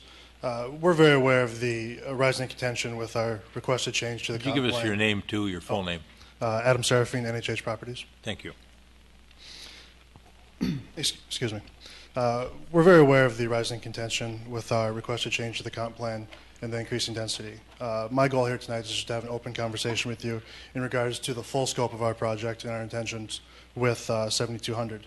As the developer, we are conflicted. On one hand, we're very passionate about the project that we've brought forth. We believe that the benefits are great to the community. But on the other hand, we definitely respect and acknowledge the concerns that have brought forth by the Planning Commission and the neighborhood's residences. More specifically, the desire to conform with the current comp plan and the desire for less density. As Lori mentioned in the Planning Commission meeting, projects of this nature require compromise on behalf of all parties involved. In our case, density is needed to assist with the site improvement components that are part of the project. Many of the same improvements that were derived from city input, which are, as shown on the screen, replacing service level parking with underground parking, the addition of bike storage and bike-friendly amenities, site and corridor pedestrian-friendly areas, the green roof, lower height against our residential neighbors, the boulevard addition to West 72nd Street, and site-wide traffic controlling measures. All of these items have a significant cost. And for example, the garage has a cost of $5.5 million, and the 72nd Boulevard and green roof and the other amenities, such as the bike parking and pedestrian-friendly corridors, have a cost of approximately $1.5 million. The economics are simple. Building to a lower density requires the removal of much of these amenities from the project plan. As I initially stated, we want to have an open conversation with you in regards to our overall plans. We're not a REIT or a large institutional investor that will simply walk away once we don't receive our entitlements. Our intention from day one is to entitle the site and redevelop. Our hope is that we can bring forth the plan that we've presented. As a developer, one of the primary reasons I'm in this business is to build and create viable long-term projects that provide a real substance to the community. Many people state this, but Lori and I have a real track record. Prime examples would be Lori's nonprofit research facilities and my charter schools. From a financial standpoint, these projects aren't always considered highest and best use, but they have immeasurable benefits to the surrounding communities. I bring this up because there are plenty of other property types that we could build if this was the case, and creating a profitable development that meets the comp plan is something that we can definitely do. However, this is a project that will help transform France Avenue from the sea of parking lots that it currently is. We've had many long internal conversations about the give and take with a project of this nature, and we definitely feel that reducing the density and keeping the property type as housing eliminates the viability of the project. The last piece that I would like to address is the article that was released in the rumors of our so-called Plan B. Well, Lori and I did not authorize the release of this article. Everything is true. Our goal with the redevelopment of this site, should we not receive our entitlements, would be to move forward with a Plan B. Putting my business hat on, the Plan B works. We'd be going from a $60 million project to a $30 million project, therefore reducing our development risk, and this is a site I could bring to the market much faster. However, it has downfalls of increased traffic and is simply a destination site that provides little benefit to the surrounding community. Thank you, Mr. Serafine. There was a few pieces that I failed to mention. We did a study, and I'm going to go back to one of the slides here. Highlighted here in green is 929 square feet, and that's the average square feet of the units here at what we call the element. We did a study in order to achieve a 122 FAR, which we had heard earlier on in one of our, I believe it was our sketch plan meeting. Our unit size would have to be 725 feet for every unit, which is just an unmarketable project. So we could not achieve a 122 FAR, which is what we heard initially in the sketch plan, and have units that would be market accepted. I do want to as well just read from the comp plan, and then I did find it. You have to believe me, I read all these studies. There have been a lot of studies here regarding the promenade and the Southdale area. And earlier, it was mentioned, I think, to Carrie about the FAR, and in the Greater Southdale Area Study.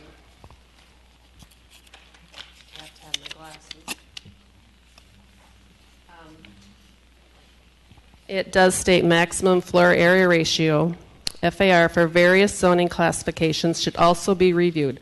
FARs for use in the planned commercial district, planned office district, planned residential district, planned senior residential district, and planned medical district generally range from 0.3 to 1.5.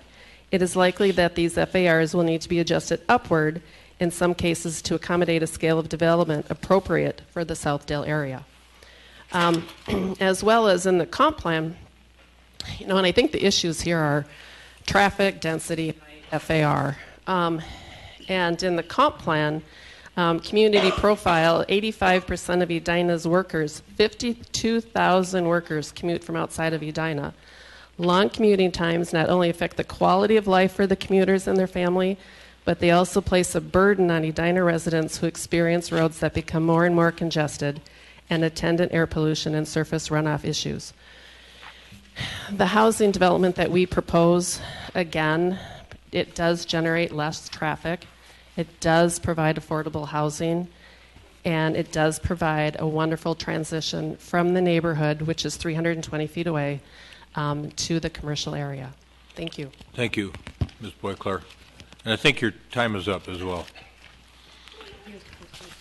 That concludes our presentation. Member Sprague has a question for you. Stand for One of questions. I have a couple questions for the architect. In terms of making this people-centric development, not car-centric, can you tell me what spaces are available for those who choose to work from home or from the site? I know we have the retail, obviously that's going to have Wi-Fi and will allow people to do that, to work remotely, but what about within the building? What type of spaces are available for that? So that goes back to Lori's discussion of the larger apartments and why there tend to be larger markets, so that the idea is that the larger size can provide a home office. And that was sort of the idea, because there is a change and you're alluding to it, that work life is changing, and so the idea is that more people are independent contractors, wanted to really work from home. So part of the factor was the larger units, so you could work within your unit, and then within the apartment, as part of the amenity, there'll be a business complex, so if they need what I call the support services of fax, Wi-Fi, things like that, that'll be incorporated too. So we're sort of taking the elements of sort of a cyber cafe and combine it with the units and combine it with social spaces, so you have that ability to successfully work from home in this building. So that was part of the idea. And sort of the net result is a larger size units to accommodate that portion to it. But in terms of common areas, other than a business office, which you'd find in any traditional development, is there any new spaces where people can? Yeah, and it's sort of covered between, and what we've developed, I don't know if I have the floor plans within this scroll, I don't. But what we've worked in here is a large social component in the front part of the lobby, because part of these buildings, the newer generation, the key to make these work as a community is provide the social connectivity spaces within it. And part of it has obviously been it, part of it is the social aspect of the lobby and those components, part of it is the decks and common green roofs. The other component is allowing for commercial that has a social aspect with it, and Lori's going to jump in a few more comments here. I am. Given that it's life cycle housing, we have discussed many amenities that are very market competitive. And I'm not familiar with his slides, so I'm just going to give me the narrative. Describe is it. Fine. Yeah, narrative. So if you are looking at what would be the south side, above the parking structure for the commercial, we've got an enclosed tot lot for grandparents or parents, so they don't have to leave the site. We will have some rooftop access for gatherings for families and the empty nesters. They're going to have craft rooms, bicycle rooms. We're trying to get a workshop, so it accommodates the empty nesters and also the young professionals that don't have any other avenue, whether it's to go to their children's home and do their work in their garage, what have you, as well as the business center, the fitness center. We are looking at a spa. Haven't decided if it will actually work in the location that we're looking at. So it's trying to accommodate all ages, because your demographics really run from 35 to 65 here in the city of Edina. Those are the highest percentages of your demographics. In terms of bike facilities, you're going to be you could potentially be within a half a block of a $22 million bike trail. What will you offer beyond the norm to encourage more trips by bike and not by car to keep people in the area? Well, we are trying to, and I think we're trying to accomplish it, is a place in the lowest level, which is the residential parking, for a bike workshop or a shop.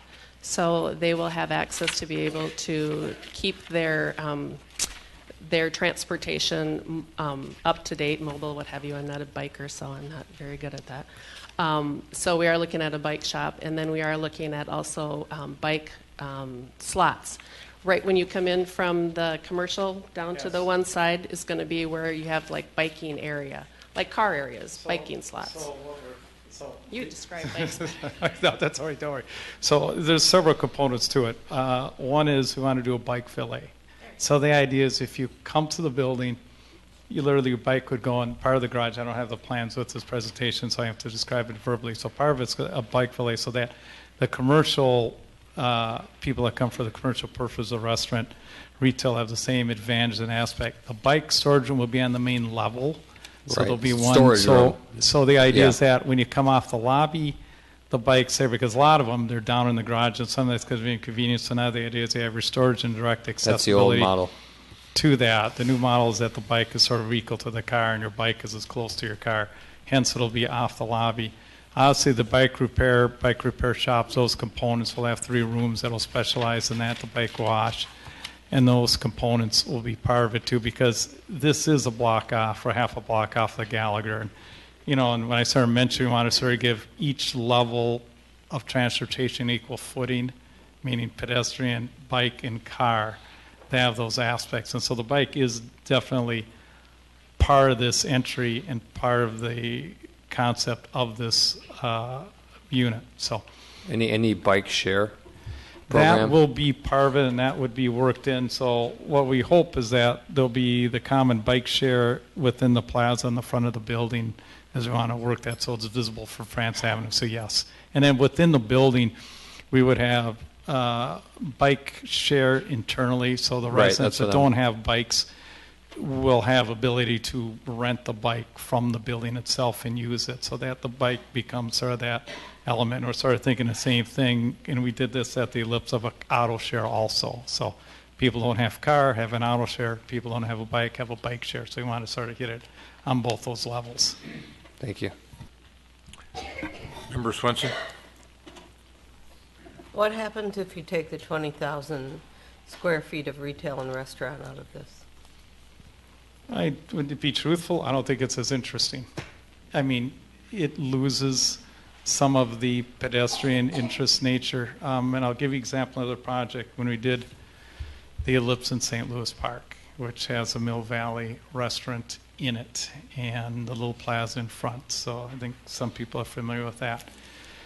That restaurant caused the rents in that project to increase by 20% because residents like that kind of amenity with it. It could be all residential, but in my opinion, it's just a little bit duller and it doesn't quite have that street life and activity to it. So I think you need some bit of commercial to enliven and create that pedestrian connectivity and access and interest to the residents. Edina has a lot of apartments behind it that are just strictly 100% residential.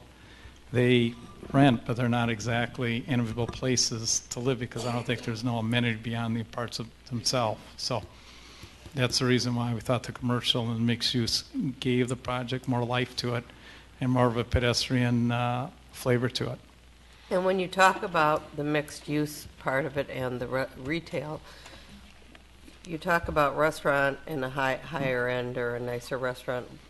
What are you envisioning for retail? So the retail would be boutique, unique, one of a kind. We've been inundated by what you call your national credit retailers. I don't want to mention any names. That's where we don't want to go.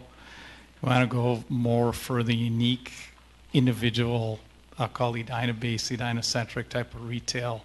And so we've held out pretty firm in terms of getting that type of uniqueness, because we want to offer a unique product, unique retail, and not what I'll call national branded, which is fiercely going to France Avenue, but I think we'll do this project a disservice and the area around it. Well, when I look at the Ellipse, it has Mill Valley.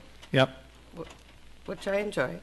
But the retail there isn't really unique or anything to it, and I would say that it doesn't add anything to it at this I point. would agree with that. So mix. I'm not sure what I hear the retail adds to this We're not talking particular bikes, thing. so I think I can maybe take over. The retail, and that was one of the questions too that I'd received in my inbox that I forgot to discuss.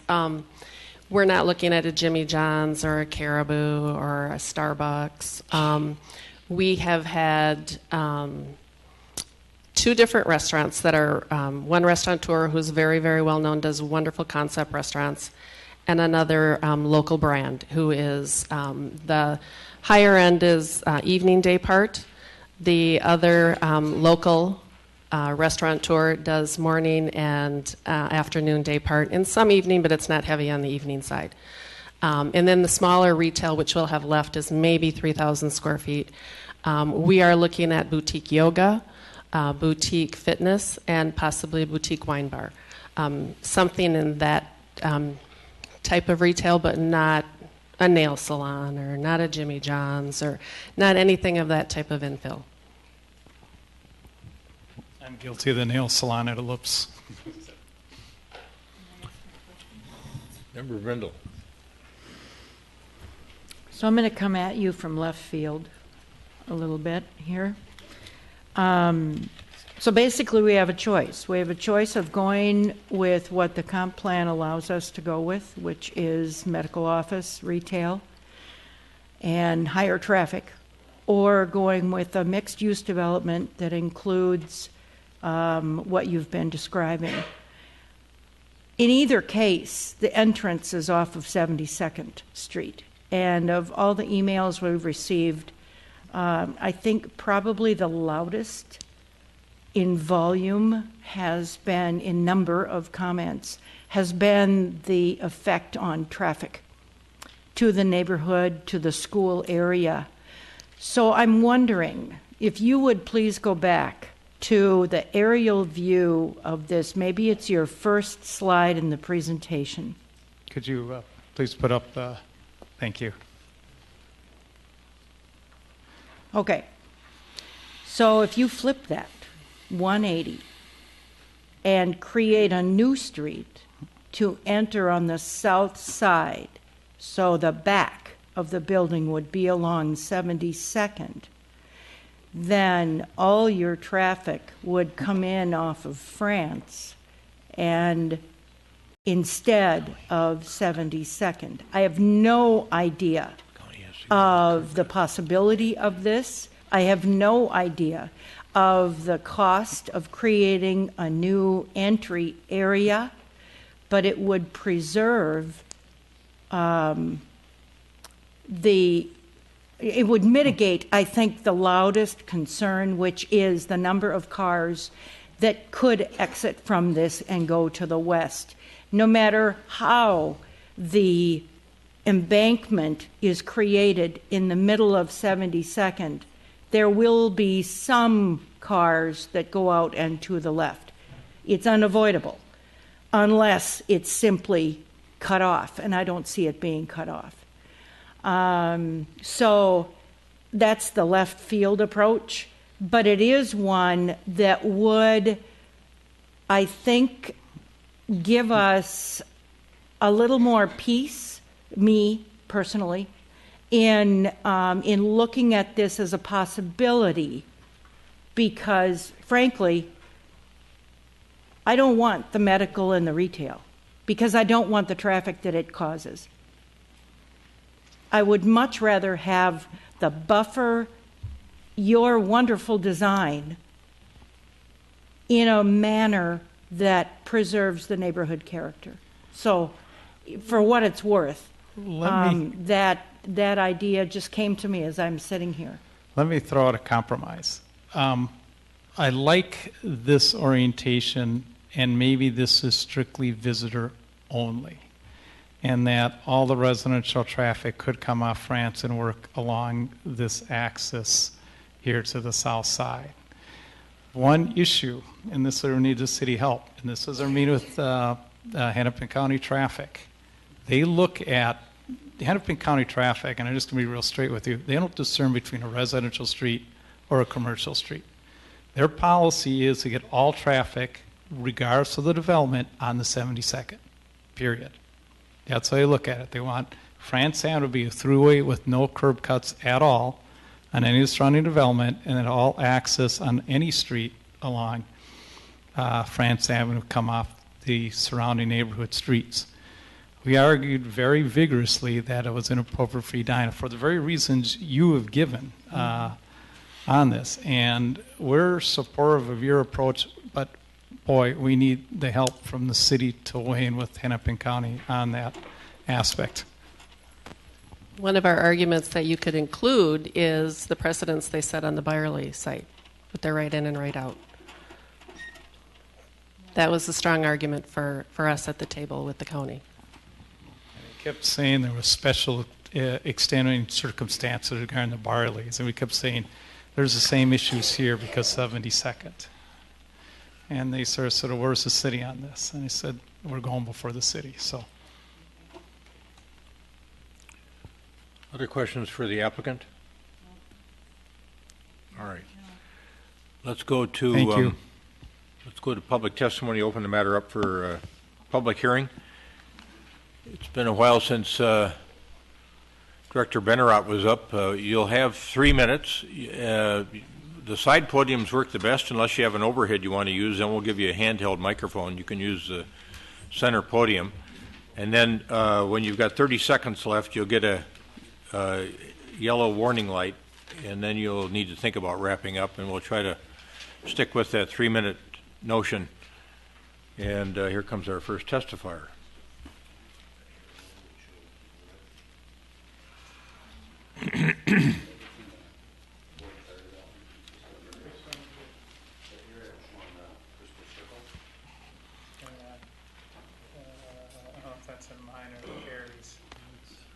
Okay, so yeah, just scroll here.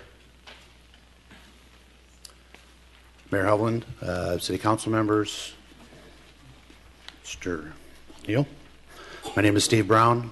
My address is 7205 Bristol Circle. And for purposes of this demonstration, I am one of the R2 zoned duplexes on Bristol Circle and am probably the most directly affected by this development because my bedroom window actually looks into the parking lot. You've got my email and my letter, which has been sent both to the Planning Commission and to your in your packet tonight.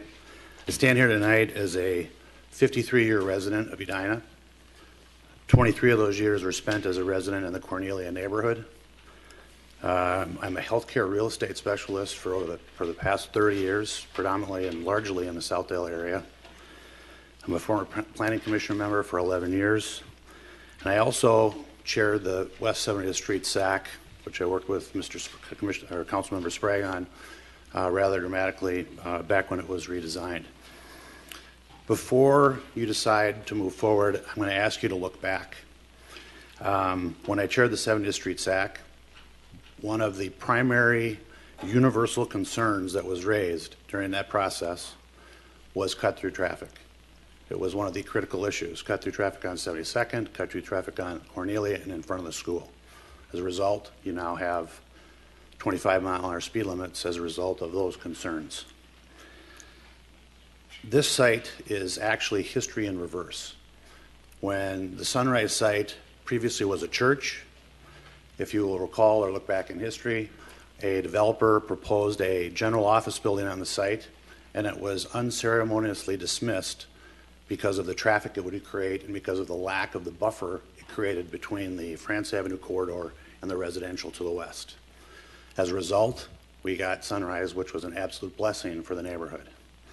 We've been the beneficiaries of an underutilized, obsolete office building that is now prime for development, and thus you have a developer who has purchased it to redevelop it. Change is coming. Councilmember Brindle, you said it exactly right. This is a very simple matter. It's an issue of choice.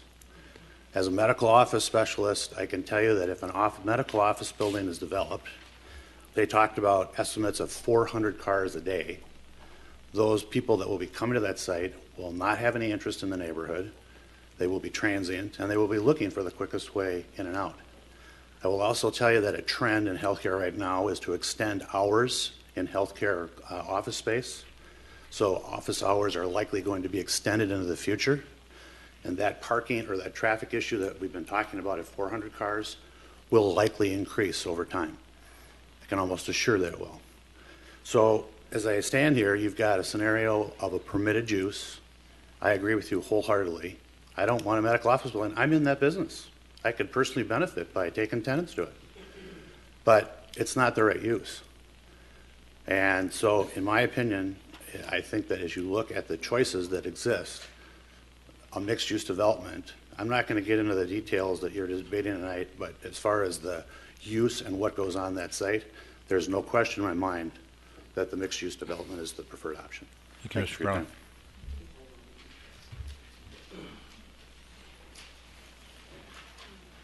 Good evening. Just pull that down, that's right. The end of it might tip a little bit. There you go.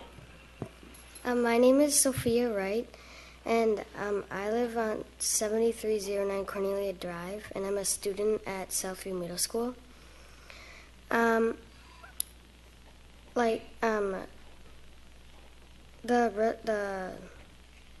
traffic might, so I have asthma, and the traffic and the exhaust from the cars might affect it, and I'm afraid of that.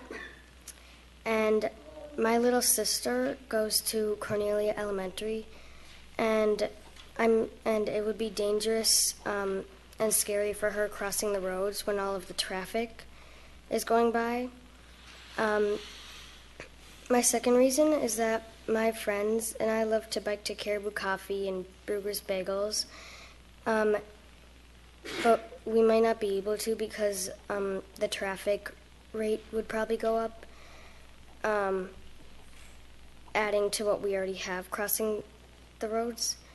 Me and my friends also love to hit tennis balls to each other, like in and around the street, and like bike around or ripstick around. So I guess my conclusion is that if the restaurants and the apartments and the medical center goes up, we'll have to stop doing what we love with my friends, and what I still can do, I will have to be even more careful than I already am. Thank you, Ms. Wright.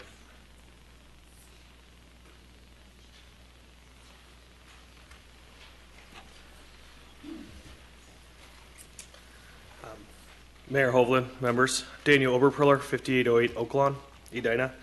I just want to kind of point out some facts. I've been tracking this development since its beginning, and I just want to commend the developer, the council, and the planning commission. They have and seen all sides of it.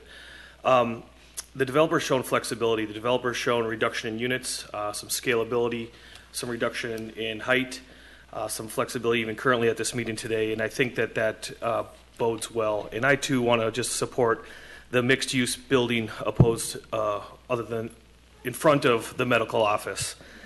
It's got a good urban planning design. Whether or not France Avenue is density appropriate, it is a busy street. This won't be the first time you'll see this issue. A lot of those lots will be redeveloped, so I do think it does have some precedence, but it also needs to be considered. This proposal needs to be considered. I believe the comp plan in 2008 might be slightly dated a little bit, and perhaps the zoning, and it is 2014, and there are conditions that have changed since then, and even in the design of mixed-use properties. So I just want to encourage you to support the developer and this project, and maybe use some conditions that are in your power to get a healthy negotiation or middle point that you guys can figure out between the members of the community, the Edina City Council, and the developer, and encourage that to a solution. Thanks a lot. Thank you, Mr. Oberperler.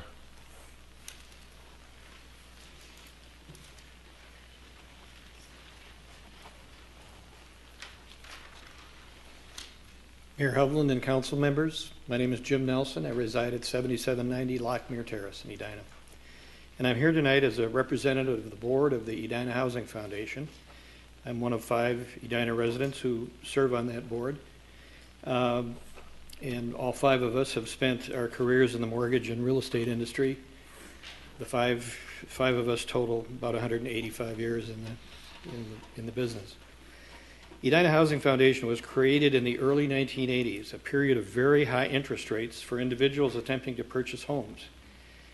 Over its history, Edina Housing Foundation has assisted nearly 400 purchasers of residential properties in Edina through its second mortgage program. In its early years, the activities focused on the Edinburgh condominiums and the Centennial Lakes condominiums, and in more recent years has supported the financing of scattered site single-family homes, townhomes, and condominiums throughout Edina with the current program referred to as Come Home to Edina. During the most recent couple of years, Edina Housing Foundation has been working with the City Council to develop an affordable housing policy that can apply to multifamily housing developments. It has been challenging to have multifamily developers in recent years work with the city to voluntarily include affordable housing units in their projects. I'm here representing the Edina Housing Foundation, not to comment on the issues of density, height, traffic, parking, FAR, and the other items that are subjects of commentary tonight. That's not the purpose of my comments. That's for the council to decide. But rather, I'm here to acknowledge and commend the developer whose original submission of the project to the city included a commitment of up to 20% of the units being designated affordable. To the best of my knowledge, that hasn't happened before in the history of multifamily projects. In addition, the development team has recognized that management of this project would be an important ingredient in its future success. A key ingredient in the developer's proposal is the inclusion of Boisclair Corporation, a very professional, very experienced property manager of properties including affordable housing units, as a part of this team. The management company and its principal, Lori Boisclair, have long-standing, top-of-the-list reputations for managing multifamily properties with an affordable component. So my hat's off to the developer for being the first to include multifamily in their submission. Thank you. Thank you, Mr. Nelson.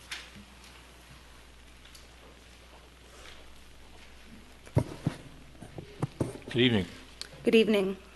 My name is Julie Chamberlain. I live at 7004 Bristol Boulevard. Just wanted to clarify that, change can be good. We as a neighborhood are not against change. We're looking for change that fits and that makes sense within our neighborhood. And that is one of the reasons we have a comprehensive plan as a city, is to create a clear, consistent vision for healthy growth in our city. I'm pretty frustrated that we even have to come out here and come before you again after July, when we gave encouraging feedback to them to continue on with a plan that blatantly violates several points of the comprehensive plan. I'm frustrated that this proposal got turned down 8-0 by the Planning Commission, yet the developer made no changes to their plan, but came forward and presented the exact same plan tonight, ignoring different concerns that the Planning Commission and the residents have brought up.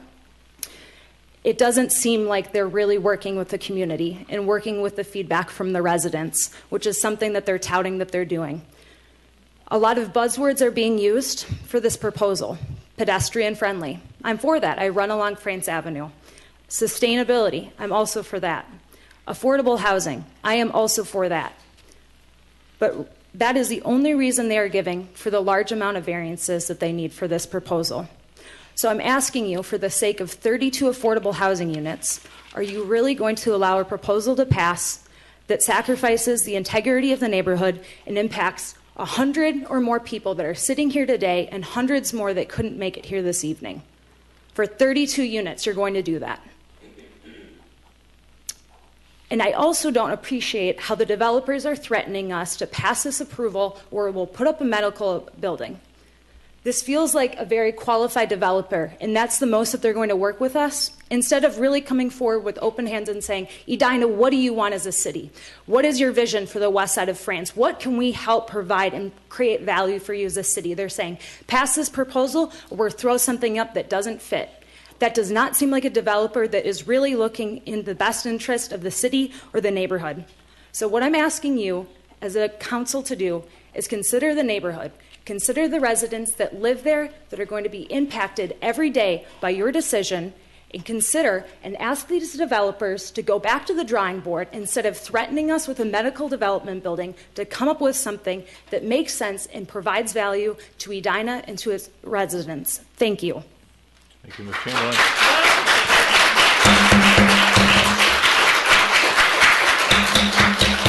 Folks, we're not going to tolerate this. We're not going to tolerate this kind of emotion here. There are people here with differing opinions, and we want to make sure that people's opinions are respected.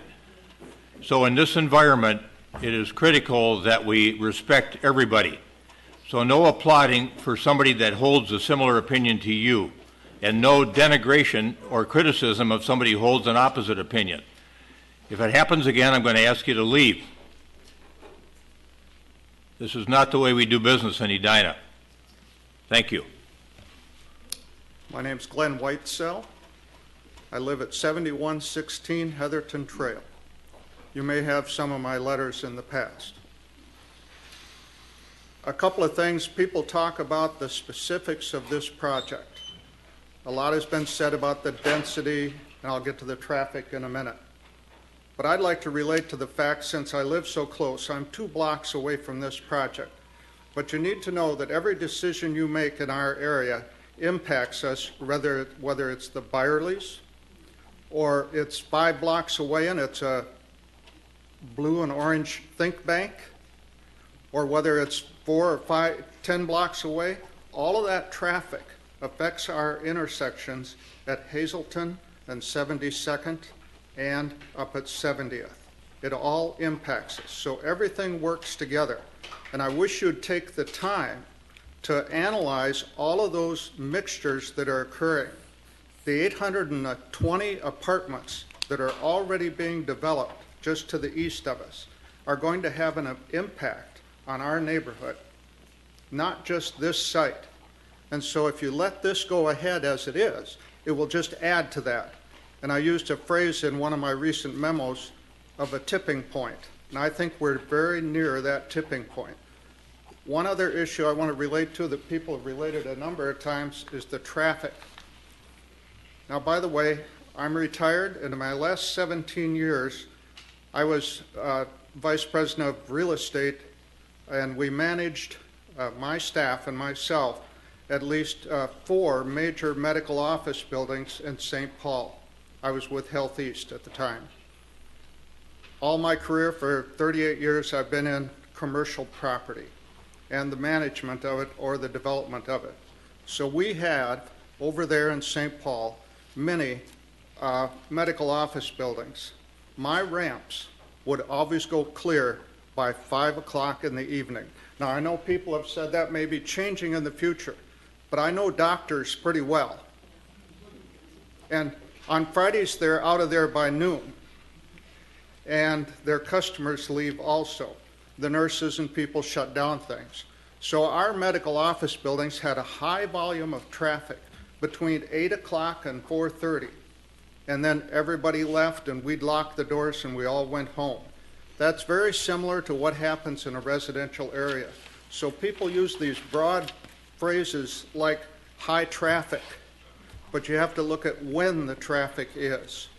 So a medical office building might be high traffic during the business hours of the day, but when all of our people get home and the kids get out of school, the traffic goes away. That's my last point.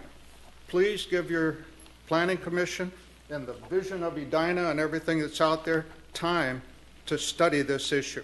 Thank you. Thank you, Glenn.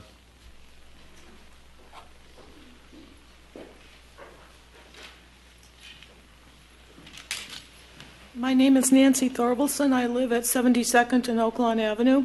I want to make a couple points here. There is no place in Edina with a significantly sized office building, be it medical or residential building, that exits onto single-family residential streets. I don't believe.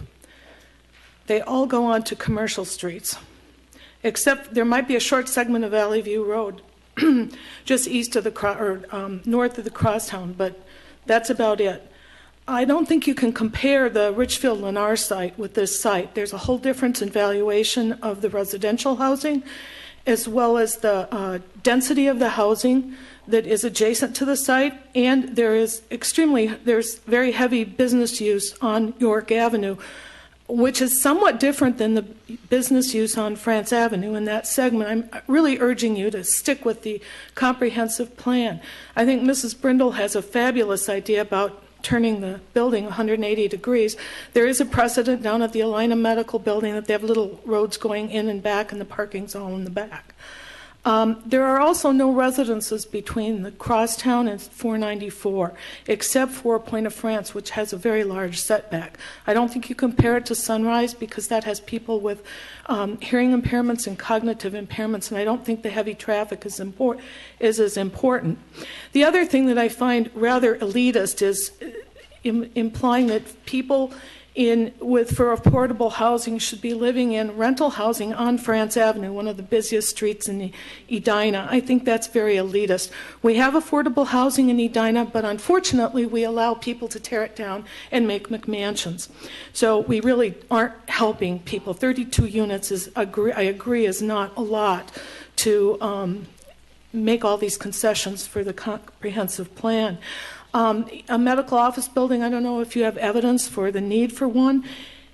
That seems to be a little bit ridiculous too, because there's an awful lot of open medical office building in Edina. And I also think that the comment by Mr. Serafin about how they're entitled to do whatever you implied that you were entitled Speak to us, ma'am.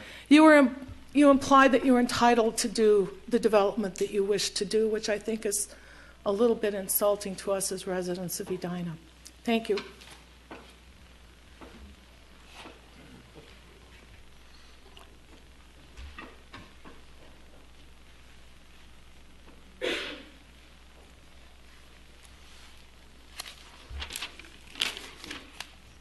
Gene Persha, 6917 Cornelia Drive.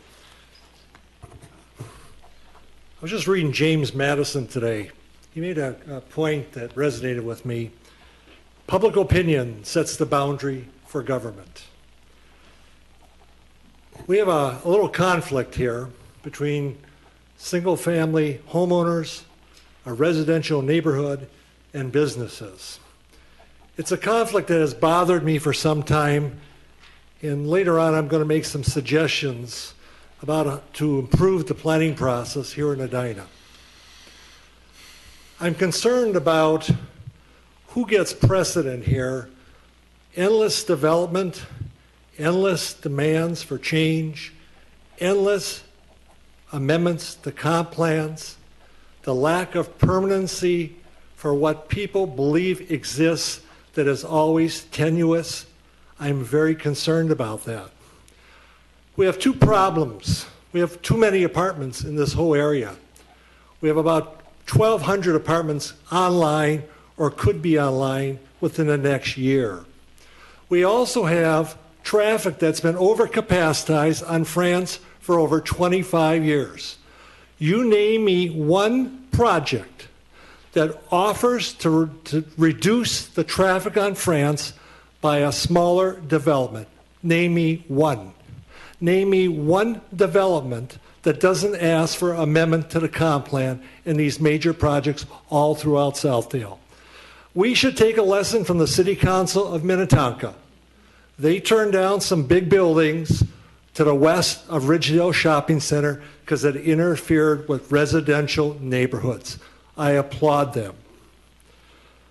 Michael Schroeder, member of the Planning Commission, really has it right.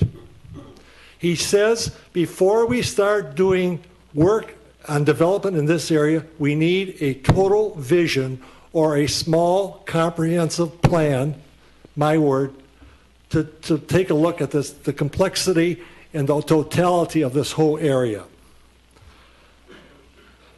I think one of the things that really bothers me is that we have certain things, variances, affordable housing, setbacks, FAR ratios, used as trading cards to get other things done. To me, it's a serious flaw of the planning process in Edina. And I'll end with something that Margaret Mitchell said at the end of her book, Gone with the Wind. And maybe she's right. It's all about land.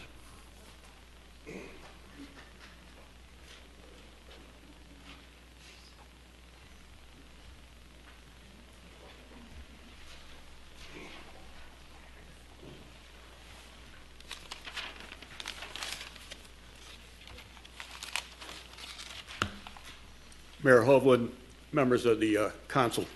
My name is Harvey Turner, and I live at 7315 Gloucester Drive.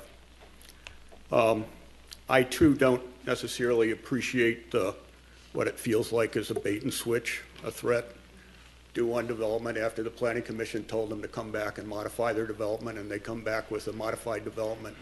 And obviously somebody had to release that article to the Minnesota Business News, etc. And that feels a little bit frustrating. But out of this kind of discussion, as Mayor Hovland says, I think we need to respect everybody's opinion. I don't see the developer personally as bad guys. I don't see the neighborhood as bad guys. I have talked with Jim Grove. Jim Grove is the engineer from the county. And there's no doubt in my mind that Hennepin County is not in favor of. And in fact, I think if the developer was being honest, and I think you can ask Carrie Teague, if the developer was being honest, they would say they need Edina to get that access on France Avenue. They don't want it. I liked what Councilmember Brindle said, personally, because I think it's better for the neighborhood to have all access off of France Avenue if you can get it. Comes down to two issues. One is the urban fabric. And the urban fabric of the medical plan, less the retail, because I don't think retail on the west side of France Avenue makes any sense. And the urban fabric with the medical proposal, as we were shown up there, basically was a lot more airy, a lot less dense, not walling things off. And so I come back then to the floor area ratio, and why has this floor area ratio got to increase 3 times? All right, from 0.5 to essentially 1.5. It's all money. It's all either what they paid for the lot or what they have to get out of the development. You guys run the risk of, when you modify a comprehensive plan to increase the floor area ratio to this, to set a precedent that's going to, in fact, affect a lot of your other sites around the city, because you put yourself in legal liability in terms of the way these things are viewed in a court. So in answer to the question, if I'm a good citizen of Edina and I'm supporting the city's view, I might support the medical office building because it keeps the city of Edina out of hot water in future cases. The next thing and last thing, because I see the yellow light, since 1987, I said this in a letter to you, there have been 2 flooding sites, 2 flooding incidents, 2 rain incidents on this site. Both times there were in excess of 6 feet of water on this site. How much underground storage is there going to be or need to be to accommodate that kind of development? It floated cars on the site. It knocked the garage down from 7250. And so you got these issues still out there, and yet we're given an either or. It's supposed to make a decision tonight. My time is up. I thank you. Thank you, Mr. Very Turner. much. Thank you very much.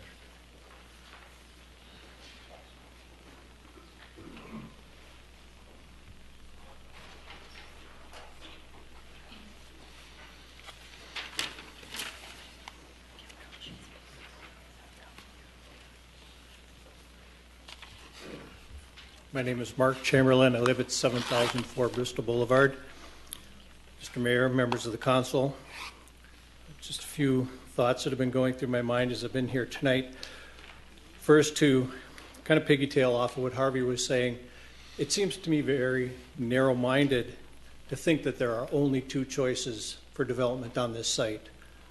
A plan that grossly exceeds the comprehensive plan, or a medical office building that threatens to inundate the area with more traffic than the first option. There are thousands of options that could go on this site. You've only been presented 2. That doesn't mean that either one of them is worthwhile to go on the site. So I don't think that we need to look at either or. I think the decision, it was mentioned that by the developer that they need to have this type of density in order to financially make the project work because the land costs are so great in the greater Southdale area. How is it that Target a couple years ago rebuilt a huge store that's only 1 story? How is it that Byerly's just recently rebuilt their restaurant, their grocery store, which is a 1-story building? And that Think Credit Union just redeveloped the Szechuan Star restaurant site with a 2-story bank building. Those are all within the greater Southdale area We're talking about something that's in the residential area here. So if Greater Southdale can be redeveloped with 1- and 2-story structures, I don't think that it's true that the west side of France can only be financially made to work with a 5-story structure. The point was also raised that renters would have a stake in the community more so than people in a medical office building. I don't know that that's true. How many renters are here tonight? Do you see people from Cedars of Edina, from York, from other areas where they're renting?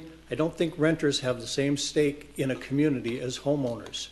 So if we want to look at redeveloping this site, why not look at some affordable townhomes where people can actually buy them, take a stake in the community? You could put 100% affordable housing on there if it was all townhomes. Now, you may not get 100 units on the site like the developer would like. Maybe you could only support 30 or 40 townhomes on the site. But if, in fact, they overpaid for the project, which I don't know if they did or not, overpaid for the site, it's not the city's responsibility to bail them out of a bad investment by allowing gross variances to the comprehensive plan any more than you should bail me out if I buy stock and lose my money on that. And so the issue tonight, in my mind, is not option A versus option B. The issue is we have a comprehensive plan. Are we going to live within our comprehensive plan, or are we going to throw that out the window? That's the decision that needs to be made tonight. And if it's decided to live within the comprehensive plan, then the instruction will have to be from the council to the developer, come back with something that fits. Thank you. Thank you, Mr. Chamberlain.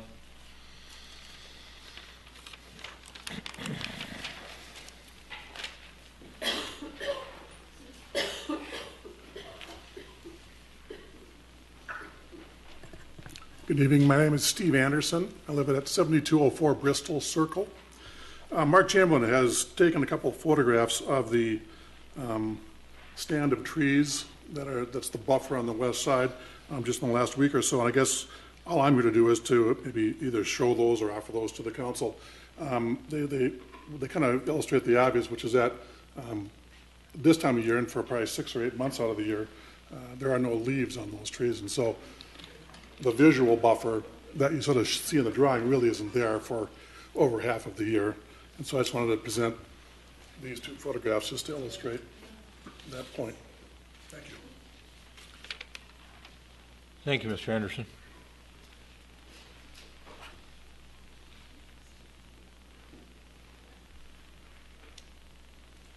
Anyone else? Okay. I'll wait. Mayor and Council, my name is Jan Zahorsky. I live at 7129 Bristol Boulevard. I do appreciate you listening tonight to all of the comments, and I do appreciate some of the insights, particularly Mary has had. People will come into the neighborhood. Whether you've got an in and out, they will turn left in the in ramp to go out. There will be increased traffic to the neighborhood. One thing I haven't heard is about the pedestrian traffic crossing France.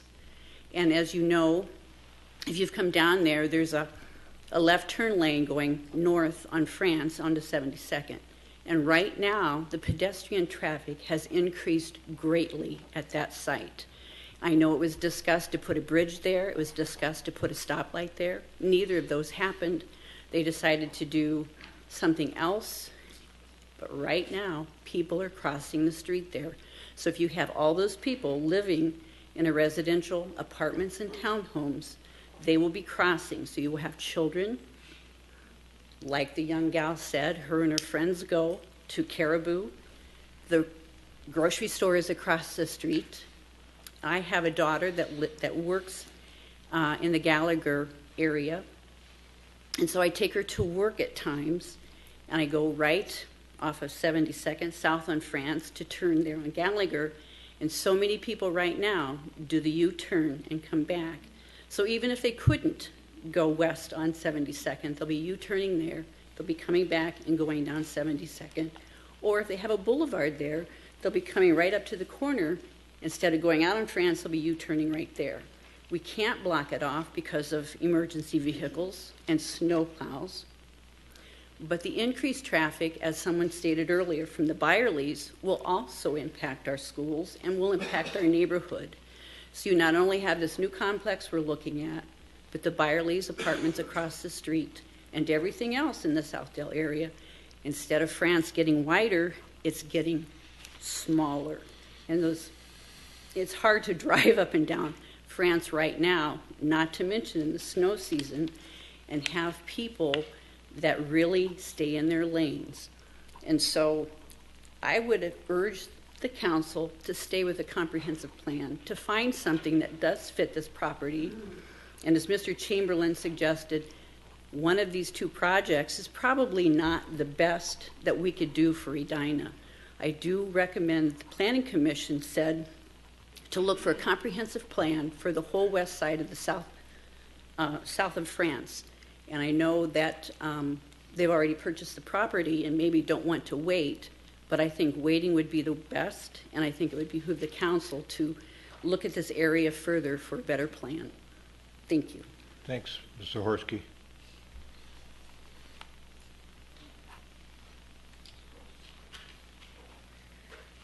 Hello, Council. My name is Michelle DeBray. I live at 712 Gloucester Avenue, and I just have two comments. I've lived in my house for 10 years, and I do frequently, generally from my house, I leave on 72nd going east, now turning right, but I'm very concerned about the access out of my neighborhood on 72nd if this development goes through as planned. And I also would like to petition the council to please stick with the comprehensive plan and avoid the variances that the proposal is requesting. Thank you. Thank you, Mr. Bray.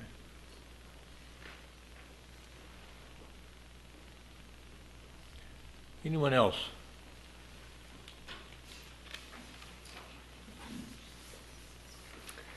Hi, my name is Lori Preble. I live on Cornelia Court. My concern, in addition to 4504 Claremore Court, Thank you. I don't think it's been addressed enough or involved enough, having someone from the school district involved with some of this as well, from Cornelia and Southview. We've heard about 47 kids. I think that's probably a very good estimate. Those would probably be split up primarily between Cornelia and Southview. I'm not sure if the residents from the Byerly's apartment, that area, would also be attending Cornelia, so that adds on more. They just did a reconstruction, or no, added on to Cornelia, so I don't know what the capacity is there, but I think that would probably also be pushing the limits, and they should be somewhat involved in this. If someone did contact the district, they talked to a communications employee, and they said something about, well, they may have to adjust boundaries. In that case, the citizens that would be affected aren't really here. Those would be the people who go to Cornelia now that would be on the north and the west boundaries, because those would have to be possibly pulled back. So those students would then go to different schools. So that will cause quite a bit of pushback. I just think the school district should be involved. Safety of walkers. We're trying to promote pedestrian traffic in Edina. You've done a good job on addressing that in most areas. This kind of will make that harder. And I think the transportation facilities, people from the schools possibly should be involved and asked to look at this. So I think the variances are a little bit extreme, and everyone who lives in our area realizes change is going to take place. If you drive down France south going towards 494, what is nice about that area now is that you can still see the sky, and we would hate to see that change. We know things are going to go up. They're going to go up a little bit higher, but we'd like to keep that, to a reasonable level so that still has that same appeal for our community. Thank you. Thanks, Lois.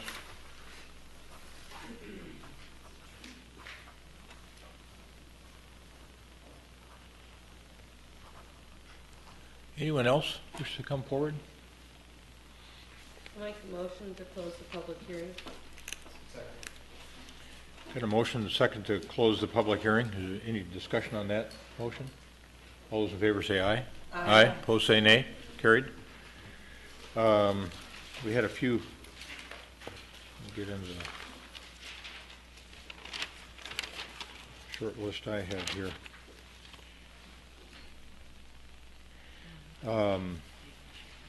Question about water. Yeah, well, the first one was, I think, well, one that Glenn, I think it was Whitesell raised. Every project affects every other project. All traffic affects us. And the question is, of course, do we look at the incremental impact of traffic from all these projects that have come online or been approved in Edina, particularly in the Southdale district, and look at that cumulative sort of effect. So I don't know if Mr. Milner, you want to address this, or Ed Tahar wants to address this? Because it's an important question, and it's one that this council recognizes and works with. Sure. Yeah, when we developed the traffic forecast, we did look at all the previous studies that were done, including the Byerleys and everything on the other side of France, and included that background information in our traffic forecasts. You had the forecast from those other buildings that are under construction. Yes. Incrementally into the study you're doing on a particular project that's Yes. proposed. Yep, that's correct. To determine what the overall impact would be. Yep. All right. Thank you.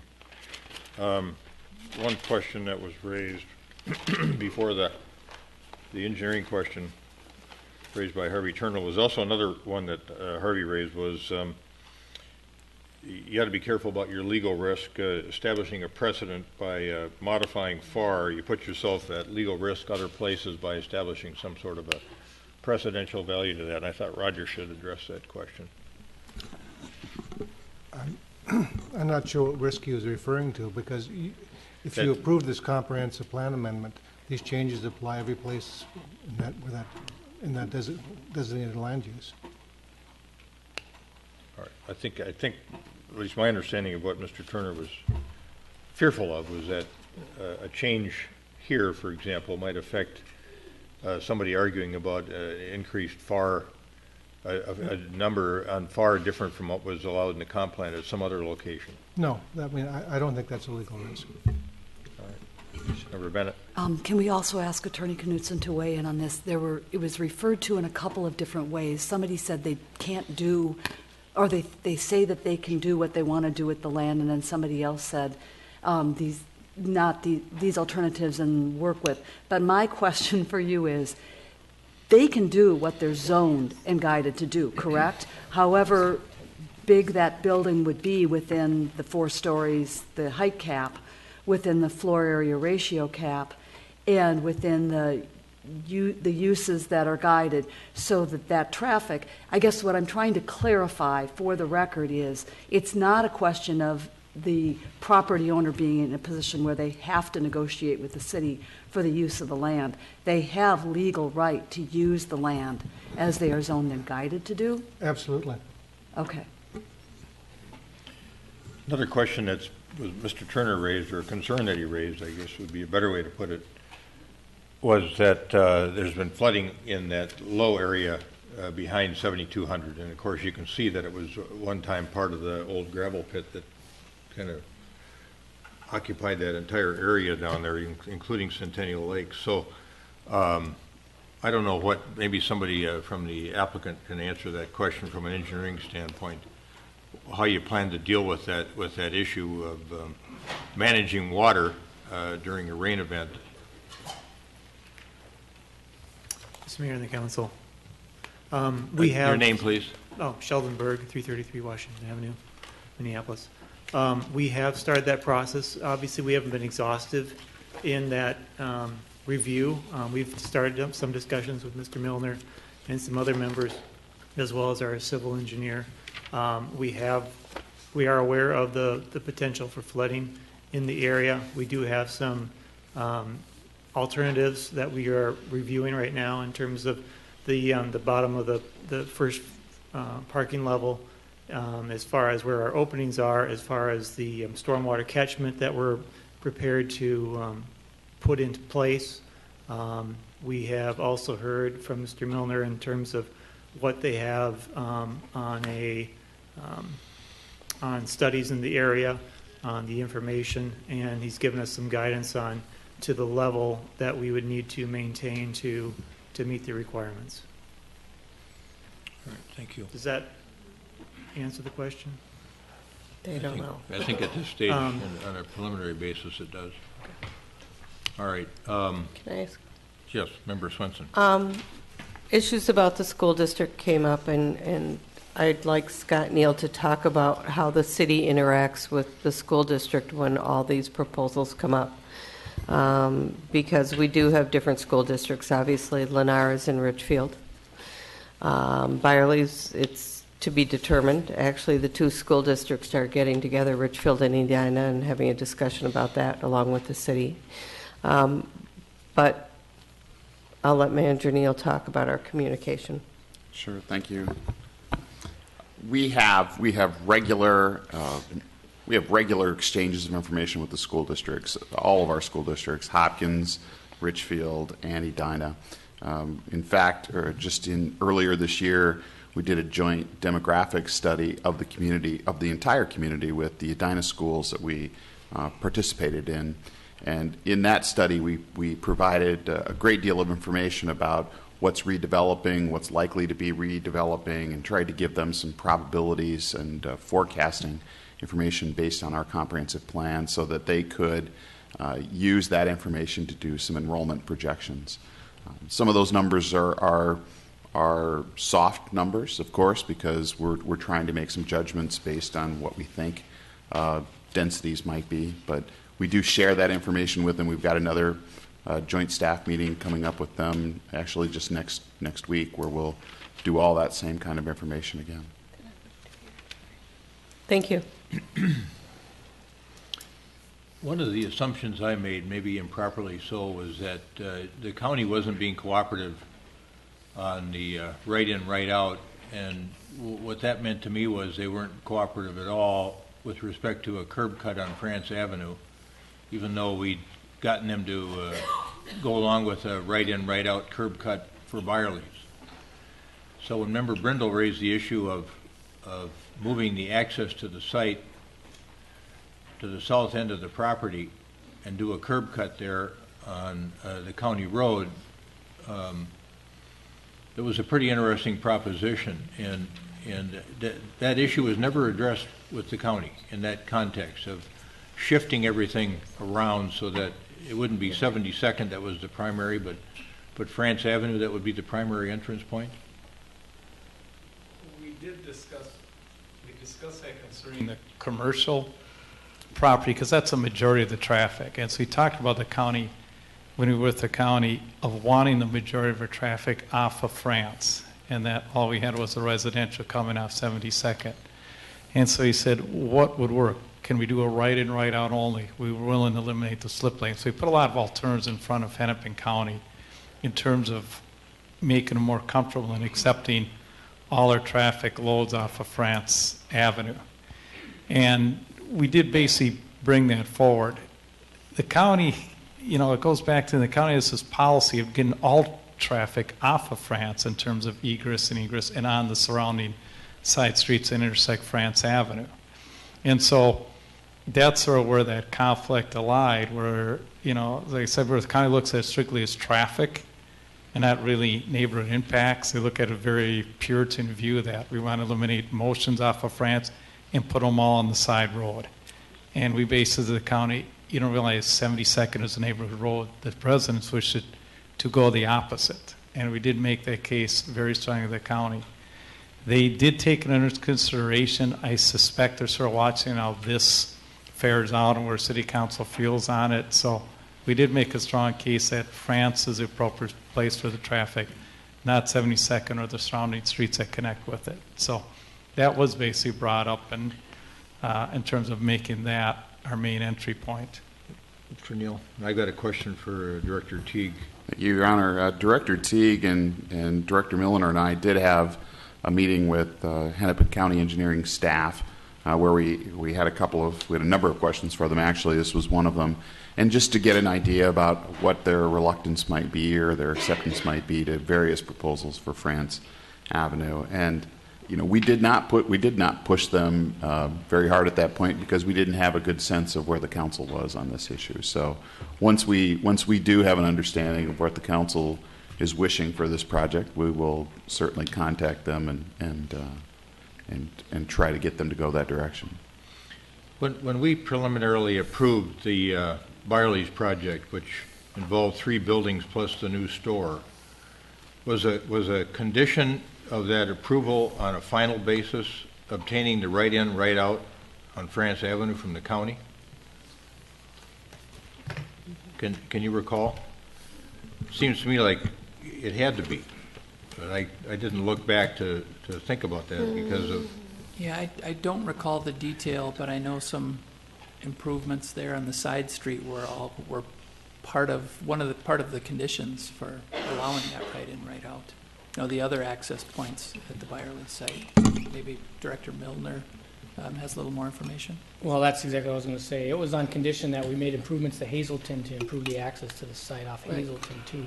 Whether or not that was already agreed upon before you made the final approval, I don't know the timing on that. But there was the agreement to have Hazelton improved, in which we did this year. The right in, right out almost got built before the store, didn't it? Yeah, it did. Yeah. Were there other questions that other folks or comments that other council members picked up on that we want to address with staff? I didn't, but maybe Joni or Mary did. Let's see.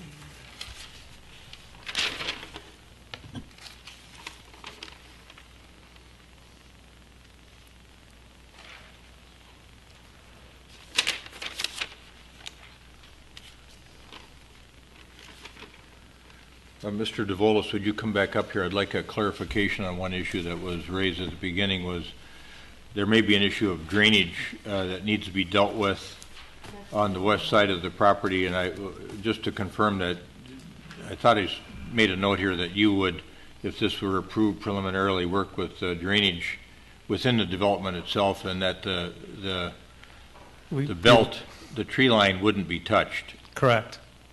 Yeah, because the tree line's an important element, and like I say, sort of a blood center site that buffers an impact, and so we do want to keep that, and like I say, incorporate it within the development to handle that. So correct.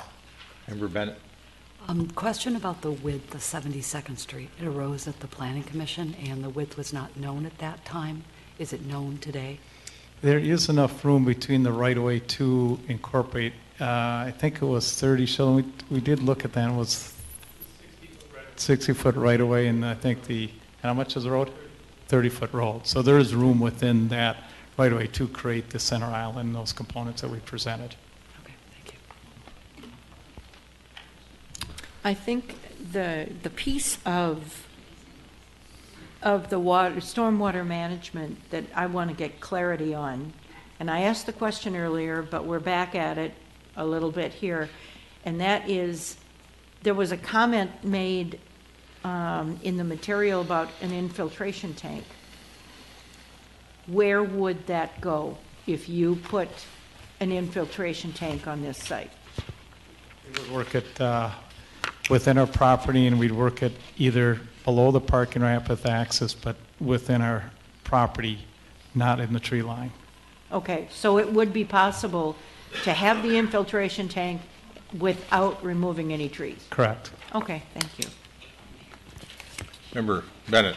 Question's actually for Director Teague. Director Teague, you and I corresponded really briefly today about the Met Council correspondence or memo to our city regarding comprehensive plan changes that have been requested by the city and approved since the comprehensive plan itself was approved in 2009.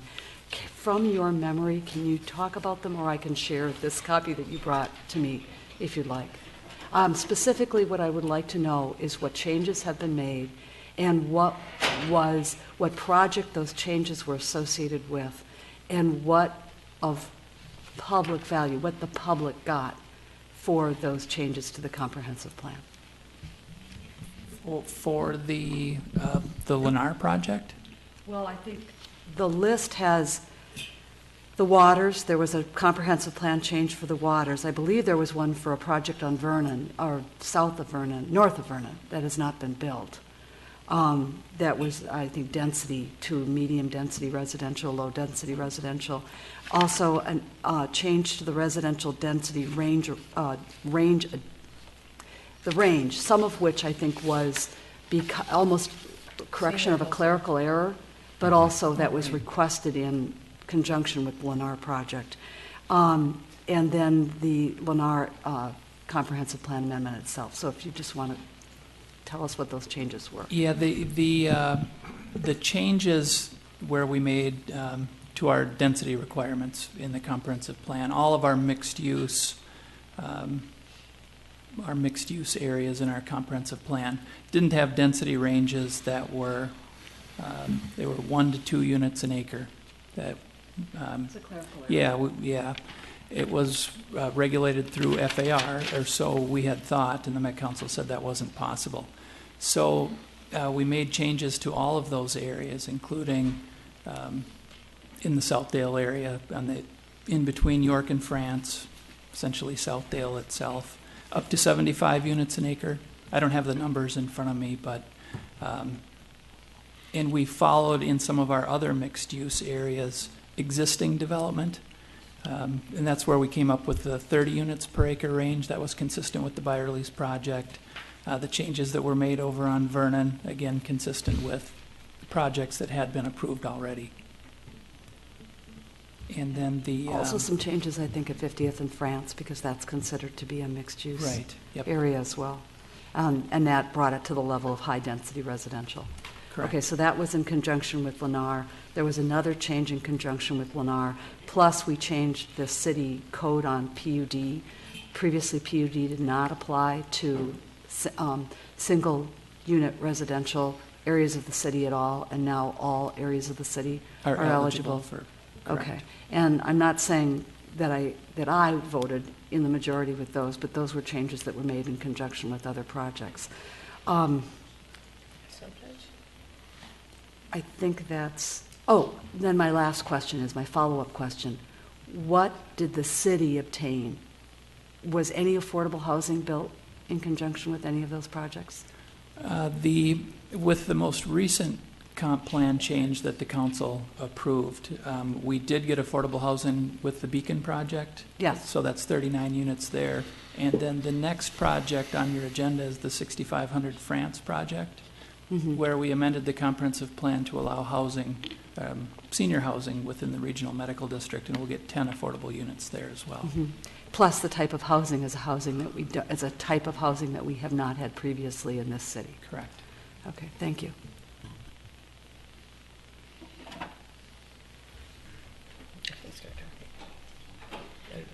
Other questions, comments? I mean, this is an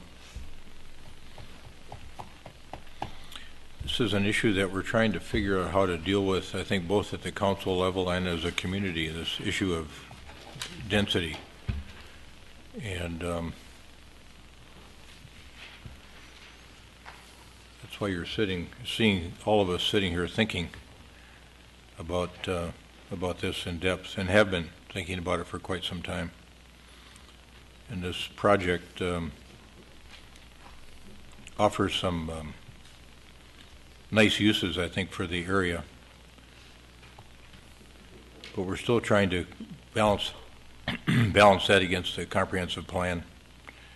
And then, as Member Bennett was just discussing, looking at some of the other things we've done as we've determined when we needed to modify the comprehensive plan, because the comprehensive plan is something we do on a 10-year looking forward basis, and it's hard to predict in a fully developed town like ours, where you're going to see the land use changes that may occur driven by market conditions or needs of our residents. And a classic example of that is the Living Waters Senior Assisted Living Facility that has been constructed just east of Colonial Church, right on the crosstown.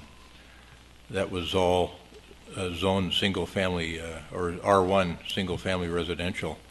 Churches exist in Edina on a conditional use basis in R1 zones. Nonetheless, because we knew we needed housing for increased housing stock for seniors, we allowed that piece of property to be carved off and the comprehensive plan to be amended to accommodate 139 units, if my memory serves me right, there of both senior assisted, and memory care units. And I think it's probably 90% full. And it was 50% full after 8 weeks. So that was an example of where we modified the comprehensive plan in response to a need to serve the residents of our community and keep them here as opposed to seeing them move out of town. So we've seen some of these other examples of changes in the comp plan too. The Beacon project is a good example of that, where we changed the use over there in the regional medical district to allow 39 units of affordable housing to come in there to meet a need for some teens that need a place to live, and that our community, our faith community in particular, has a strong belief in. So that was one place we changed it. We changed it again over at the old Wicks Furniture site, which I'm sure many of you looked at for years as kind of an eyesore. And that that we thought was an appropriate change to the comprehensive plan as well. And then the project that was mentioned, it's coming up next in line here for senior housing in the regional medical district. We did some changing to the underlying zoning and the comprehensive plan there to allow us to have right next to the hospital, at least approved on a preliminary basis. They're back tonight for final.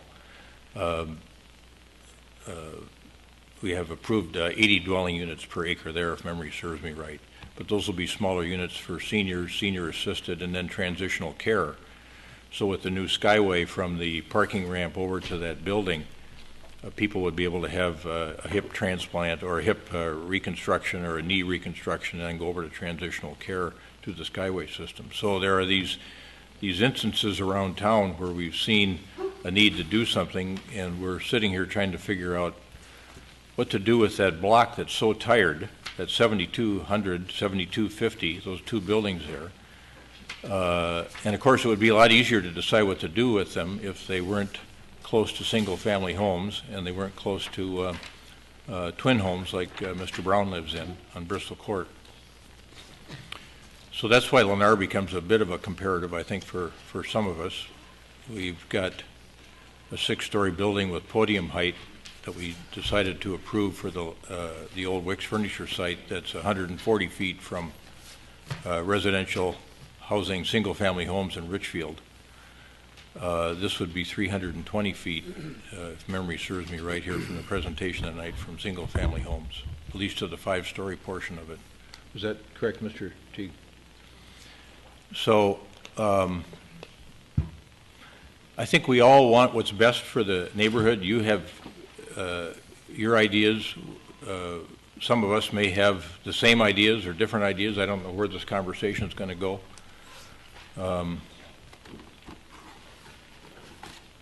But would we rather see housing there with a mix of retail or just housing, as Member Swenson advanced the notion of? Or would we rather see some other use that's permitted under POD 1 that we think might not be the highest and best use for the neighborhood? And that's the kind of conundrum that we're in. And there's really only those two buildings that are close to your neighborhood. And it's true that we need to deal with and think about the incremental impact of traffic and all the other infrastructure issues that we need to face, whether it's stormwater or sewer, drinking water. All of those things need to be layered into all of these concepts that we're looking at in that Southview district. So that's why I think you're seeing some deep contemplation up here as to what's the best route to go here and how best to think about this on a future basis, both with respect to that building next door, which I'm sure will be subject to redevelopment at some point in time, or maybe to the north. To the south, I don't worry so much about to the south. There's apartment buildings, even though it's POD 1 all the way down. When I drive down France Avenue, those buildings are all in first-rate shape. There's apartment buildings or commercial property behind them. It's not like your neighborhood where there's single-family homes within 300 feet, or actually Mr. Brown's home, for example, I think is 140 feet from the back of the townhouses, if my calculations are right. So, I have a question. Member Brindle. If we were to put forward the Planning Commission recommendation of a small area plan for 72nd over to Gallagher, and look at One block. That's just one block. Though. I know, but, and I know they had a broader view of a small area plan, but my most immediate concern is, what is the traffic pattern that would be best, not just for this site, but for the adjacent site as well? And whether looking at the traffic pattern coming in on 72nd, the traffic pattern coming into the south of this building in an area that isn't currently built, or the traffic pattern coming in on Gallagher, which doesn't connect to this piece of property at this point. But I don't know how long a time we would add to this process. A larger small area plan is going to add months to this. But I'm not comfortable putting a moratorium on what they can choose to do here without a variance so that we can do I'm not either. I just strip. wanted to. So what I hear you saying more is that you're interested in a traffic study for egress and exit from that one block, more Right. than a small area plan. Right. Yeah. Okay. Yeah. So I guess maybe we could switch the words. The 'cause I plan, think the plan that I want to look at would be traffic based. Right. But not as much use based, but traffic based. And I think in bringing that up, you kind of hit where I am on this whole thing. Because when we were originally looking at Lennar, they were talking about exiting onto the back road where the residential people lived. And they cut that off. But they had the advantage that they already had 2 ins and outs on Xerxes York. When we talk about the ellipse on Minnetonka Boulevard, Excelsior Boulevard, sorry, or that was a bar and a dry cleaners originally, if I remember correctly. That really moves in and off of Excelsior Boulevard. It doesn't have to exit into a neighborhood to get there and to get out of it. So while I prefer personally housing in this site over maybe office, I'm not really excited about retail in this site. I might see the use of a restaurant potentially if the traffic worked, but right now the traffic doesn't work for me. Member Brindle had kind of a key idea of flipping the building and working with an entrance. So this is such a unique thing because its main entrance right now is off of 76. Second, sorry. And that is causing the conundrum that we're all feeling. So while I'm not ready to support this particular proposal in front of me, and I don't feel I'm being held hostage by the idea of a medical building. I'm just telling you I don't like the idea of a medical building. I don't feel like I've been held hostage by that. I'm not ready to support this, and it's really that one street issue. So I kind of agree with Member Brindle that it would be really interesting if we could go and work with the county to see if there's another way that we can work traffic coming off this site and the potential site south of it.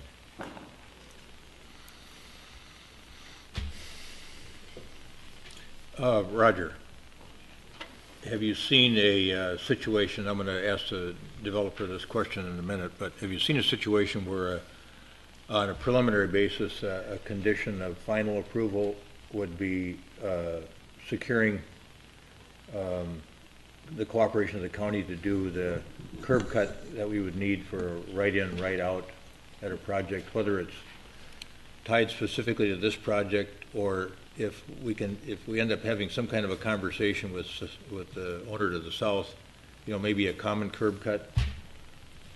Sure. If you chose to do it and you wanted to approve a rezoning on a preliminary basis, you could require that as a condition if you chose to. But you'd still have to do the comp plan amendment first. Yes. And then know in advance what all your conditions were going to be on the rezoning. Correct. Okay, let me ask the developer team. I don't know who wants to speak for the developer team, but is this a potential solution that could work for you? Because I think the there's a common concern in the neighborhood and up here too about traffic on 72nd, and if we could get the county to cooperate with us. And do you have time to allow us to do that? And are the clocks running on us, I suppose? Although if we did take action tonight, that would stop the clock from running. The 120-day expires on February 1st, so you do have a little time. So the key is, and you stated, Mr. Mayor, is that we need help with the county. We were there. We pleaded a case about keeping all the traffic on France. We support where council is at on this. So, we're willing to accept that condition, provided that we have help from the city on that, because we as developers do not have quite the clout with Hennepin County as a municipal body will. And so that's going to be a key piece of making that happen. And he sort of basically said that to us. They're waiting for Edina to really weigh in what they want on this. So we'd be comfortable with that. Okay, thank you. That might help us up here. I'm not sure, but that might. Can I ask another question while you're up there on height? Because you said that my concern, in addition to the traffic pattern, is the height that we're approving here. And you said that, did I hear you correctly in saying that you could live within the 63-foot height of the main building? Even though I like the architectural effect, yes, I could lose those. Yeah. Member Sprague, may I ask a follow-up question? Yeah. What does that do to the unit count, and then what does it do to your floor area ratio and your density? So it'll lower it a bit. Yeah. It'll basically take out 5 units roughly. 149 to probably 146. Yeah, 1.40 versus 1.49, so it brings it down a bit. Thank you. I'm looking at Mr. Turner back there. Thanks, folks. You can sit back down.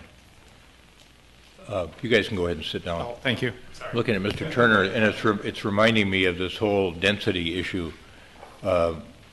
When we could kind of see this coming 3-4 weeks ago, I wrote to, and I know, of course, you were at the university, so I wrote to Tom Fisher, who's the dean of one of the deans at the School of Architecture, and it works at the Metropolitan Design Center. I said, we really need to have a community conversation on density, because it's just something we're going to have to figure out how to deal with it and make it work for us, instead of having it be an enemy, so that our town can keep growing and advancing, and we can get rid of some of these old buildings and reinvent some neighborhoods. So we can't have you speak now, Mr. Turner, but I just wanted you all to know that I've had this email dialogue with him, and he's willing to help us have that conversation.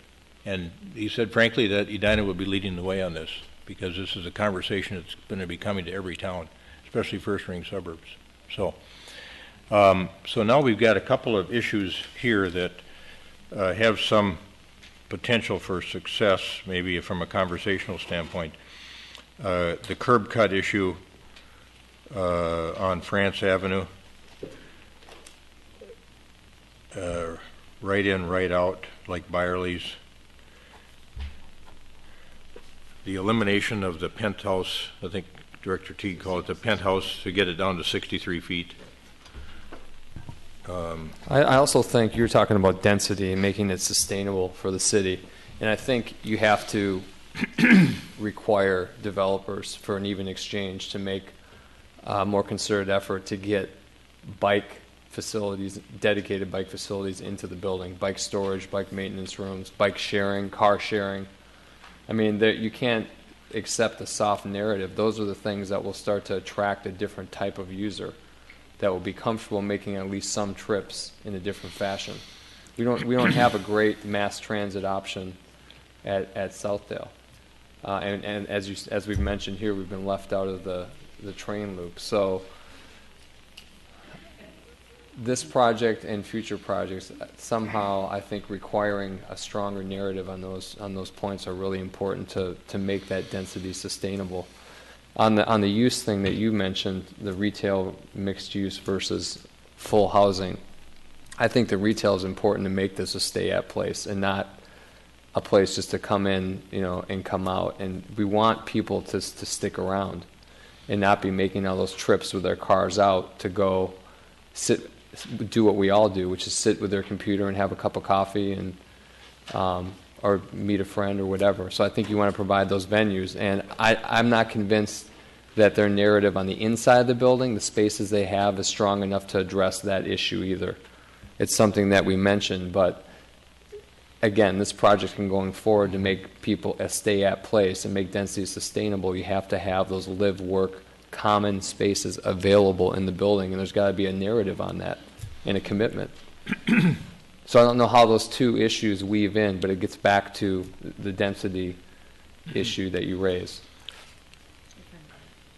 Member Bennett. To respond to Member Swenson's comments, this is a really difficult one because it is in some way, it's a great project for a great site in a bad location, I think. And I think the location, from what I've heard and read, and I reread all the correspondence, read and reread, and yes, the theme of that connection and the fact that because historically so many access points to the neighborhood were closed off, it leaves just the ones that exist, and they're overloaded with traffic even if nobody else is coming in and out, just from the movement to the school, the movement of people within the neighborhood, out of the neighborhood. And that's kind of what happens when you close off, and then if you close off more, it only gets worse.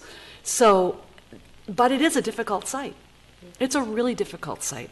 And we know this architect, he's designed things of quality in the city. He's built what he has designed, which does not always happen at all, without a fight. And that's important. Mm-hmm. And something that I think a person gets perspective on after working for years with this stuff. Also to have a building manager with a track history, and a good track history, is something that's really important, because we don't always get that. And people who know my work know that I've been fighting for the comprehensive plan for 8 years.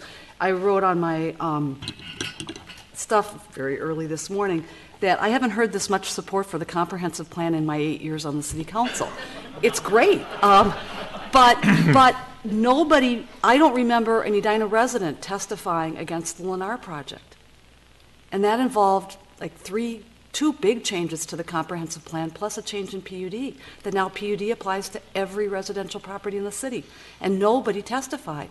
And the folks living across the street in their single-family homes, that somebody tonight said, well, they're not worth as much as our houses, but they're their homes, and they came forward and testified, and nobody stood up for them. So that doesn't mean that then turnabout is fair play. I'm not saying that. But what I'm saying is you look at the specifics of the project, you look at who's proposing it, you look at the site, and this one is very difficult because it offers something that none of the other projects that have come forward. We've got the Byerly's apartments are going up 11 feet from the promenade. The promenade is 80 feet wide. Nobody testified against that. I didn't vote for that either. That's a giveaway. We're giving away public land. And I understand that it isn't remarkable to us until it's closer to home. But I guess one of the things that I would encourage people to do going forward is know that this is a desirable city. Changes are going to happen. This property owner has the right to do certain things under whatever the code, whatever the guide plan allows, and they don't have to negotiate with the council or with the neighborhood to do what they're legally allowed to do. So and somebody else talked about how they hadn't made any changes, but I think bringing down a story, now being really ready to get rid of a podium, bringing down the height of the townhomes, I think there actually have been some changes made. And I don't know where this is going to go tonight. I don't know, I've been really struggling with, I've done exactly what I'm supposed to do, which is keep an open mind and listen to everything and read everything. But I am torn, in part because I know political realities. And this site will be developed, and it won't necessarily be redeveloped with something that the neighborhood wants, that's beautiful, or suits the neighborhood in terms of traffic, and there's a legal right to do that. So I will turn the conversation over to my colleagues, but please know that those are some of the issues that I'm struggling with, because for the first time, really for the first time, Beacon was a good one. And 6500 we will talk about tonight, and that also offers something of public benefit, and this one does too. And none of the others have offered this kind of public benefit for what they've asked for change. One of the things I think that all of you ought to appreciate tonight is that you haven't heard anybody up here say that it's the affordable housing component of it that's leveraging the developer into a position where we're going to certainly grant this. No one's talked about affordable housing. We are concerned more about something that works and fits best with the neighborhood. And I personally think too that housing is a far better fit for the neighborhood than any kind of an office building, be it medical or something else. And I do have some sensitivities to the traffic volume that could be generated. As I mentioned early on, I'm worried about the volume that could be generated by medical office. And in support of what Member Bennett has said, the developer did do a lot of things between sketch plan and the appearance here this evening, including appearance in front of the Planning Commission. They reduced the number of units from 195 to 160. Building height went from 6 to 5 stories. They reduced the townhouse height, as Member Bennett noted, from 4 to 3 stories. Floor area ratio went from 1.88 to 1.49. Podium height was increased by 10 feet on France Avenue.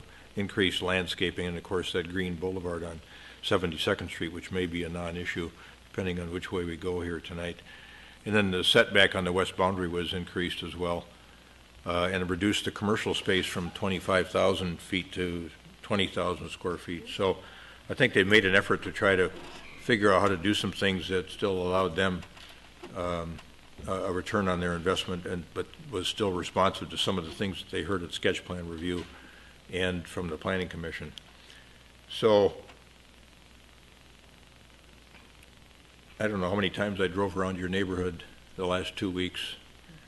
I go over there and park. I feel like people must think I'm a stalker. I sit over there on 72nd Street by that empty parking lot behind 7200 and look at that, study that, drive around, go all the way through the neighborhoods. I've done it many times. So, but I have come to the conclusion I think housing is a lot better fit than an office building of some type. So if we could make this work, and I agree with Member Sprague that I think some retail, at least restaurant activity on the west side would be wonderful. I spoke with somebody today that was commenting on what a guy named Ackerberg is doing down in the uptown area. Now this isn't the uptown area obviously, but what Member Sprague touched on is an important point, and that is that there's a new business going in down there. I think it's called Code 42. Maybe it's a big software company, tech company. The reason they're moving in there is because that's where their employees want to live. They want to live in a certain kind of environment. Now, of course, it's extraordinarily dense down there. But what Member Sprague is suggesting is that there are things that, if we look down the road and we think about who might live here, what kind of amenities are they going to want to have, and if they're going to be working in our town or be employees of companies here, what's going to cause them to want to live in our town and have a stake in our town? You've touched on some of them, some of those ideas, and I think they're important to think about. So, and I know that this development team has thought about those things as well.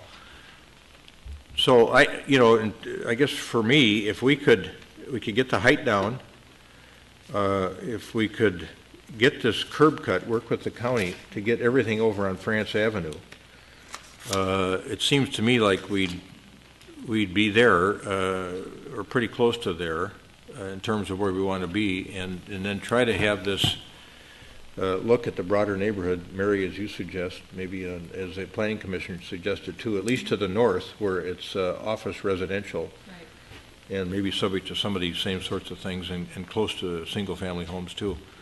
So I don't mean to ramble too much, but I could get comfortable with that. Lower the height, retail, still leave the retail component at 20,000 square feet, get a curb cut on France Avenue, those would be conditions for going to final.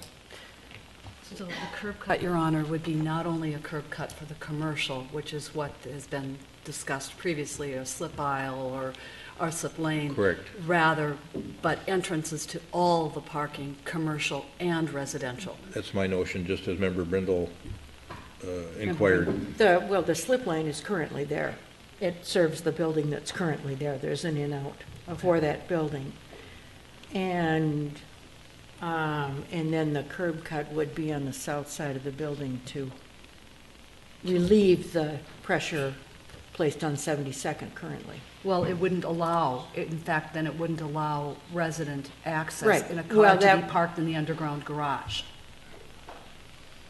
So it wouldn't be just dissuading or speaking with residents, it actually would physically not permit access to the garage from 72nd Street. Right. Right. That's what Mr. DeVolis mentioned, was that access from 72nd would be visitor only. Mhm. Or folks who are on foot or on bicycle. Right, right. One of the things that I've got in my notes for council comments tonight is related to 494 commuter services. And in the last year to year and a half, there are 809 people who now telework and who work in the 494 corridor. And the goal, of course, in that is to reduce the number of cars on 494. So looking at alternative ways for people to get to work or for people to work. So telework is definitely something that is here and here to stay. My husband works for Honeywell. He teleworks and from home. And for him, it doesn't really matter where he works because he works with people out from all over the world. And they're all where they are. And so it is something that's here to stay. It also makes it possible for people to work no matter what the weather condition is. And that is happening in schools as well. If there's a snow day, as just happened in St. Cloud a month ago, the schools had all the assignments online, and the kids it wasn't a snow day for the kids. They were all home, and they had their schoolwork. So it's a reality for kids as much as it's a reality for adults. So I am personally excited about this proposal. There are some complexities that need to be worked out so that it fits the piece of property and the traffic then fits the neighborhood. But I think if we can make those things work, this is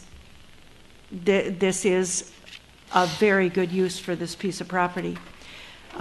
Before I was elected to my first term, there was a gentleman who came and talked to me, and he said, "How do you feel about height?" And I said, "Height is going to be a reality in the Southdale area. It simply is."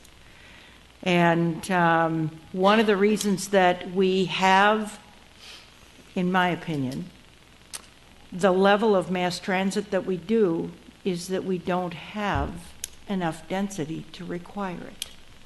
And as I look at some of the other areas where mass transit is, the only place that we have mass transit is on the east side of Southdale. You go, the farther west in Edina you go, there is no mass transit where I live. I have to drive to Eden Prairie if I'm going to take a bus somewhere, or I have to drive to Southdale, or I have to drive to Jerry's. There isn't a bus that comes to where I live. So transit is where density is. You can shake your head no if you'd like, but transit is where density is. So if, in fact, density is there, transit will improve there. If we were to have 4 votes here to approve a comprehensive plan amendment, seems to me we'd need those same sort of conditions attached to the comprehensive plan that we would attach to the following resolution, which would deal with a change in the zoning to PUD and preliminary development approval. And we don't have them ready tonight. Yeah, so what would we do then? Give you broad direction on that, and you'd come back, as you suggested earlier, that if we wanted to approve it, you'd want to change the fact-finding part of it. Right. You would authorize staff to create 2 resolutions, one on the comprehensive plan and one on the rezoning, to prepare findings based on your discussion this evening and add conditions to those as well. Mayor. Member Sprague. What about the amenities issue in the building? How do we get at that?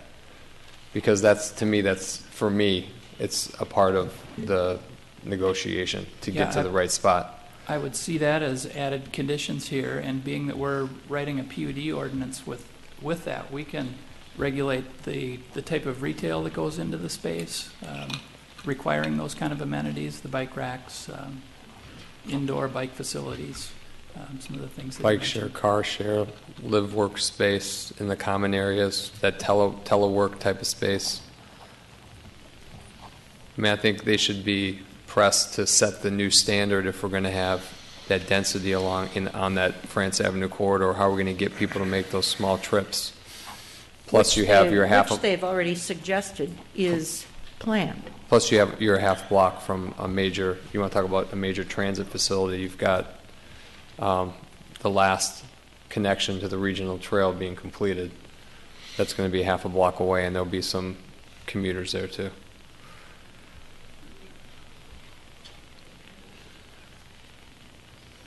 So the elements I've heard so far would be, conditions would be curb cut on France Avenue, right in, right out, approved by the county, of sufficient dimension to handle all ingress and egress traffic. Is that a fair way to put it, Member Bennett?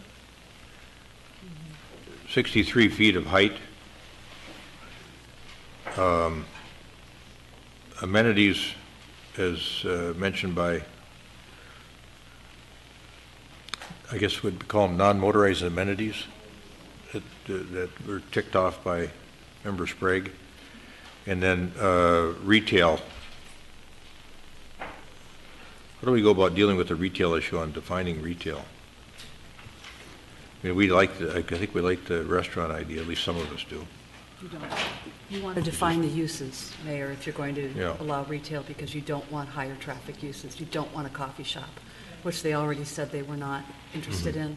But I think you want to look to, for instance, 70th and France, to the conditions that were placed on that building. If you're, I mean, it isn't that this would be as lightly parked because it would have the customer parking availability under, but if you're talking about site access issues, I think you want to be pulling more either on foot or on France. So you could either define retail uses or define the retail uses that are prohibited. And shorter list. It could be just for tonight's discussion purposes. It could be just as simple as uses to be defined as part of the PUD, and then we can get into the discussion at the next phase. And our outdoor cafe uses planned for all of the retail uses there to create that gather. Okay.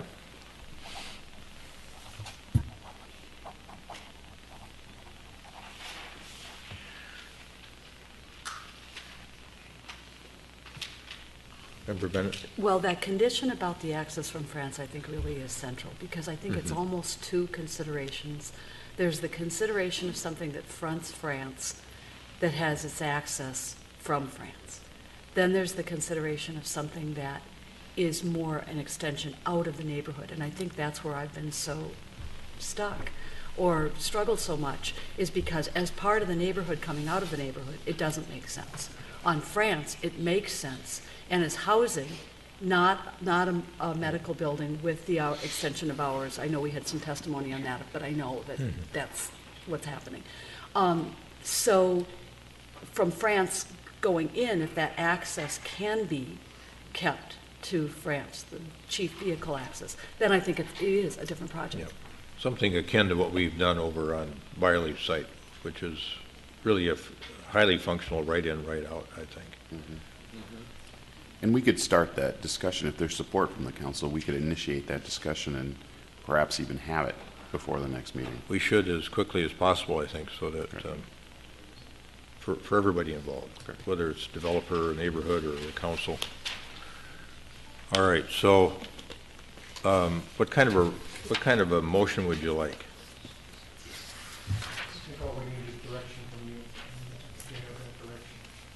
Without a motion.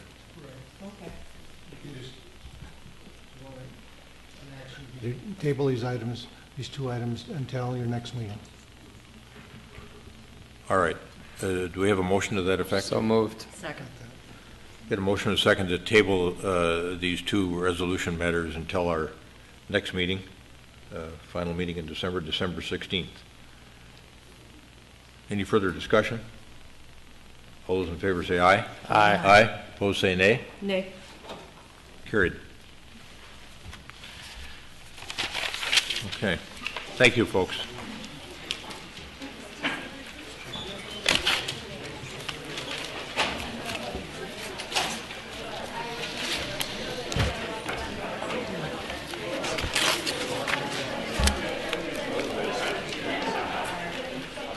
For some reason, it still doesn't feel right to me, and I'm not sure why.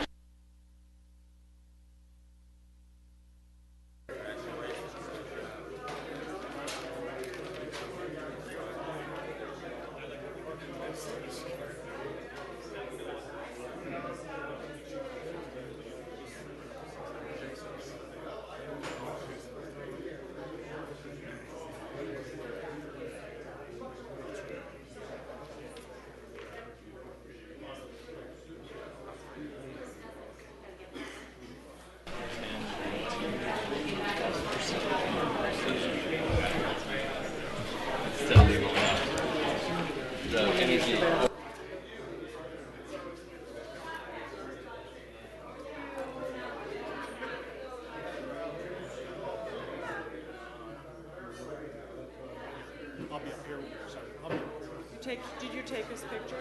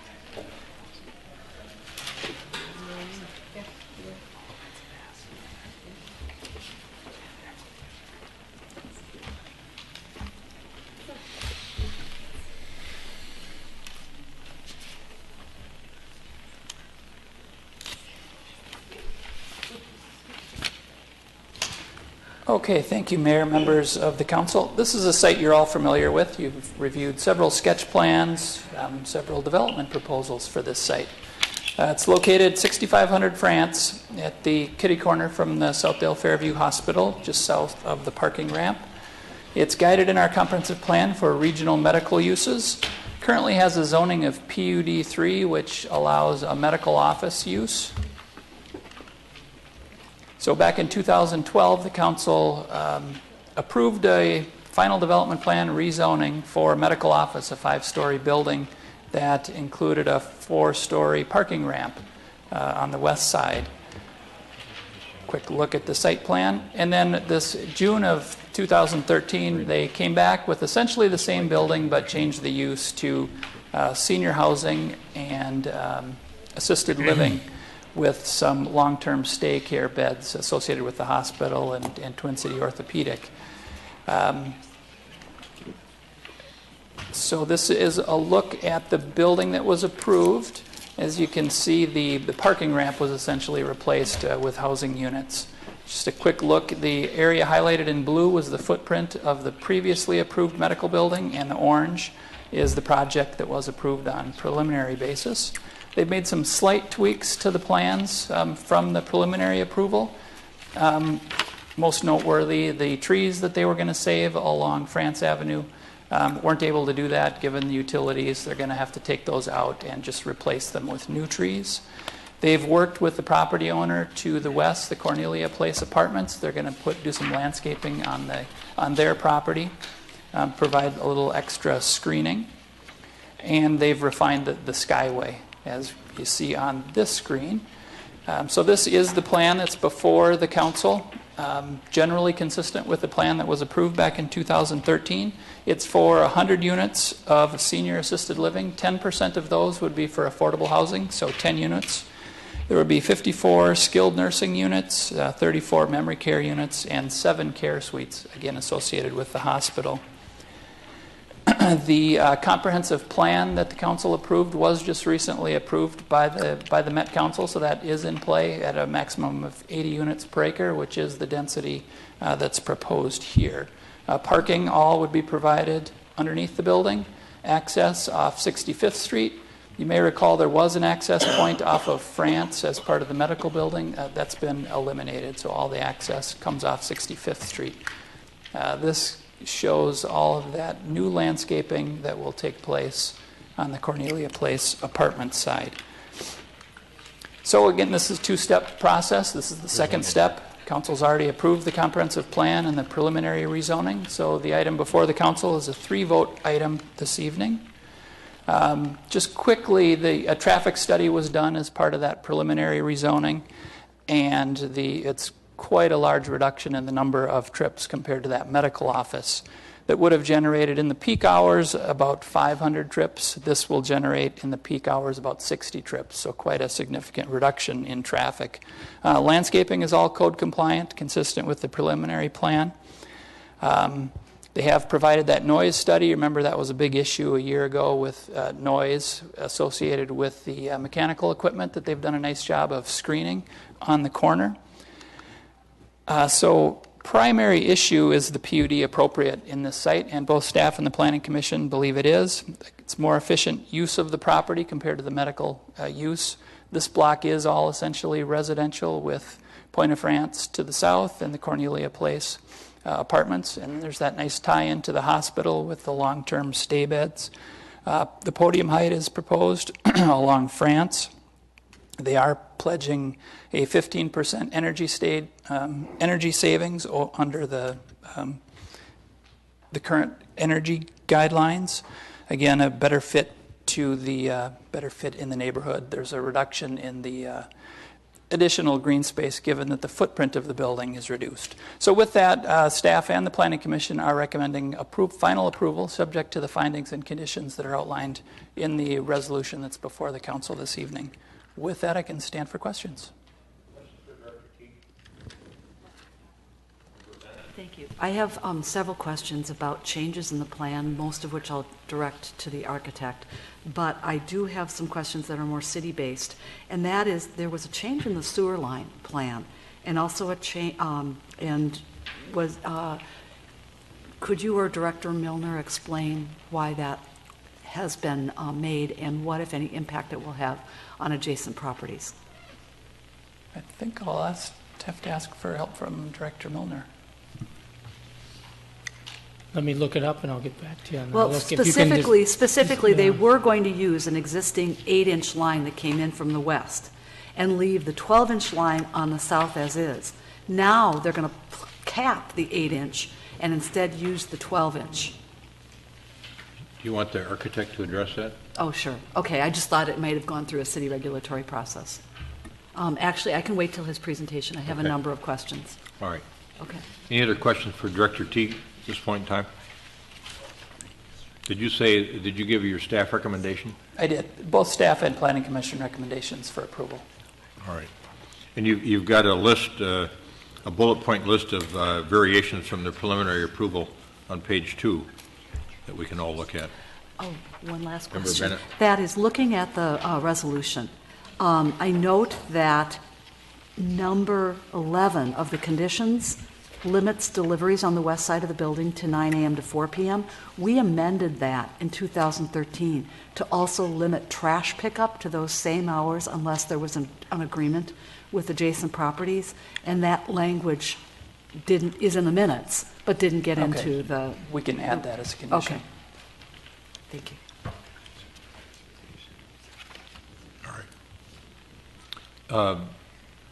Did you indicate to the applicant how much time they'd have for a presentation? I didn't have a discussion, but if it's anything like the Planning Commission, it will be abbreviated. All right. Who's leading off from the team? My name is Steve Michaels of Mountain Development, 3600 Minnesota Drive, Edina, Minnesota. Mr. Mayor, members of the City Council, it's always a pleasure to come before you tonight with our senior housing and care facility. We're very proud of the refinements we've made here over the summer and into the fall, and Ed Farr will highlight some of those design changes. We have assembled an excellent team that have invested their best ideas into the building. Ed Farr of Ed Farr Architects, Luigi Bernardi of Aurora Investments is here, and then Susan Farr from Ebenezer can answer any operational questions this evening. Tonight we are requesting your final approval of the plans so that we could begin construction this spring. We are in agreement with the staff report, so I will turn this over to Ed Farr, and he can highlight some of those, and we're certainly available for your questions. Thanks, Mr. Thank Michaels. you in advance. Thank you. Mr. Farr, welcome. Nice to see you again. Good evening, Mayor, council members, staff. Glad to be here. Let me pull up a really quick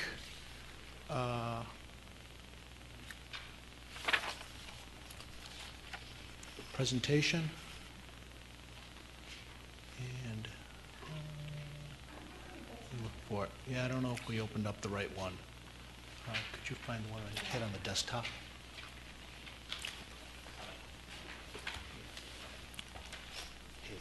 Thank you. Feel better. Okay, good. As Director Teague pointed out, we're not changing a whole lot since the preliminary development plan. I'll just point out some of the refinements that we made.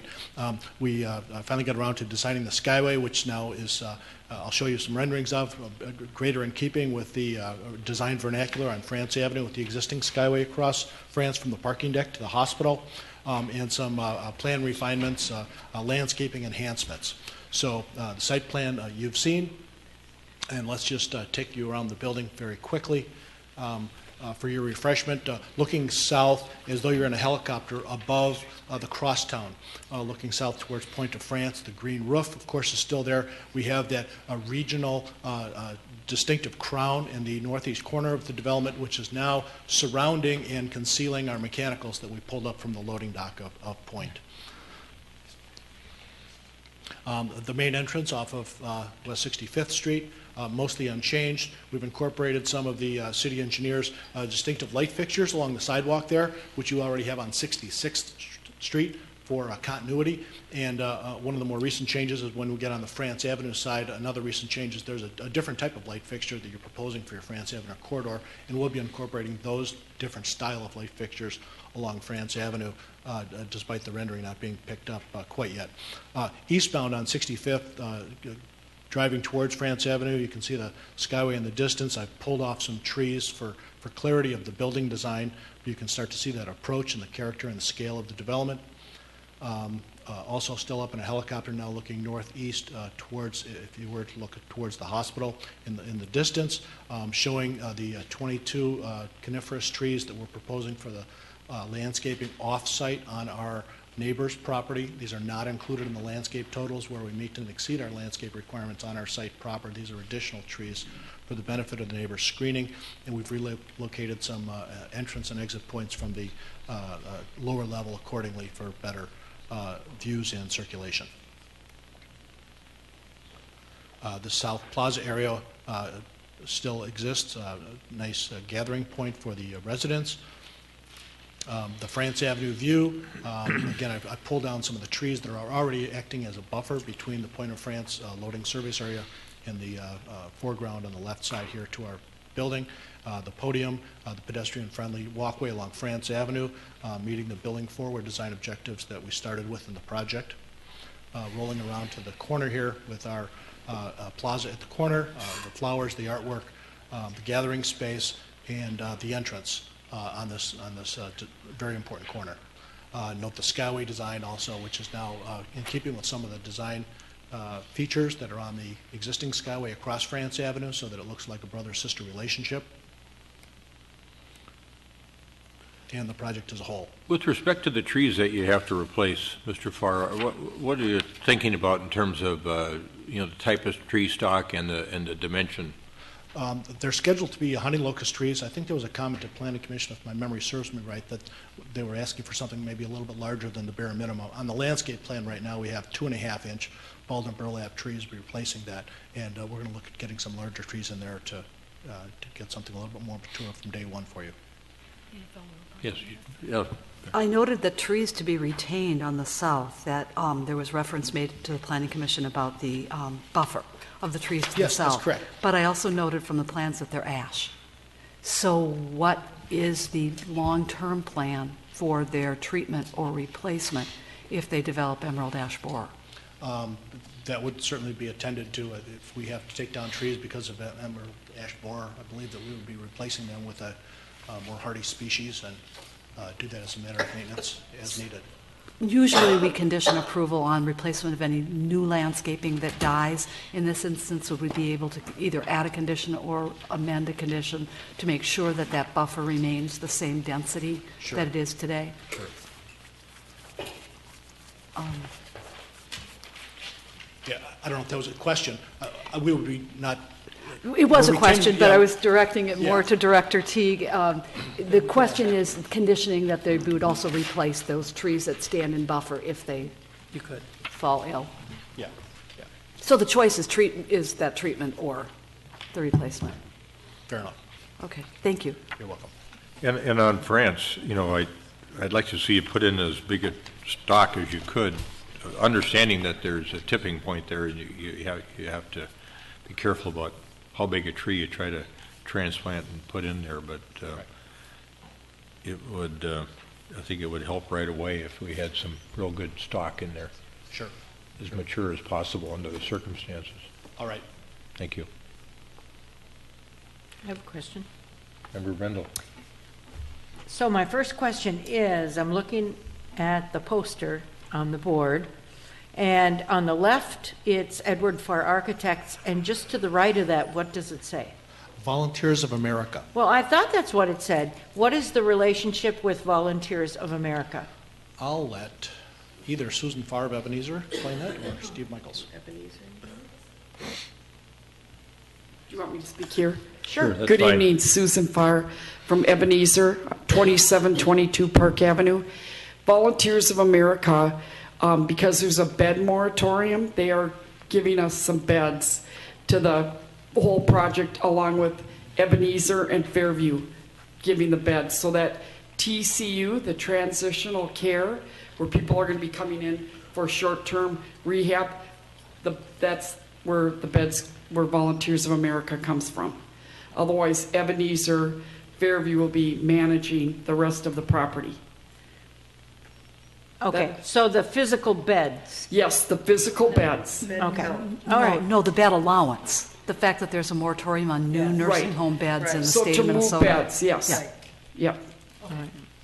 All right, thank you.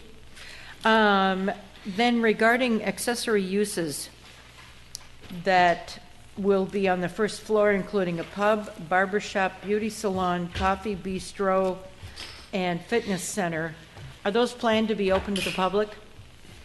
Or are they for the use of residents in the building? Certainly they will be available for the residents of the building, and most, if not all, of your amenities on your list are also open to the public. I'm scrambling here for a floor plan to show you on the overhead, and maybe Steve can help me point out which ones are on first floor and which ones are on third floor. Some things have shifted around.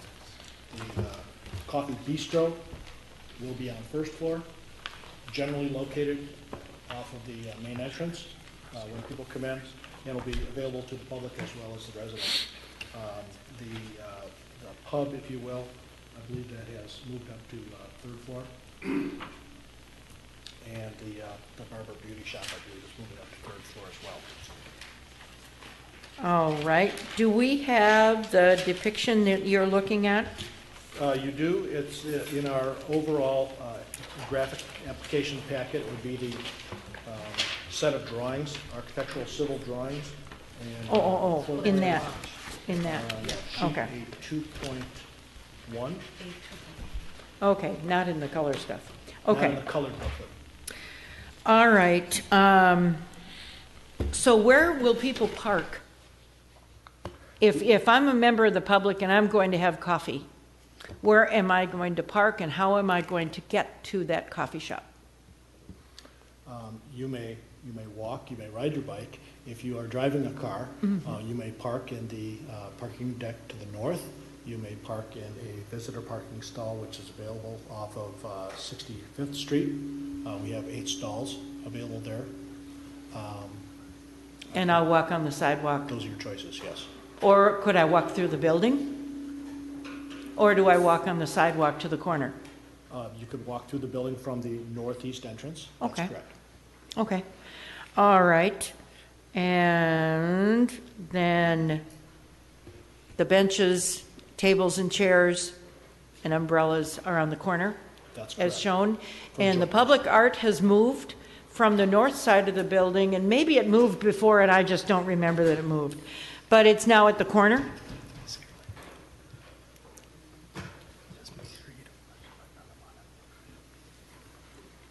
It did move a while ago, I'm sorry, your question again was? I'm just noting that it moved to the corner. It did. Okay, all right.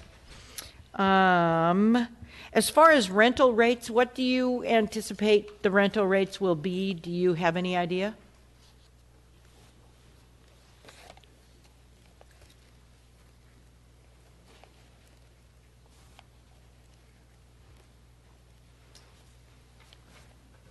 They will be, of course, market rate, and then you have to wait till everything comes in too to do your final performa before you post it, just because of construction costs and other things.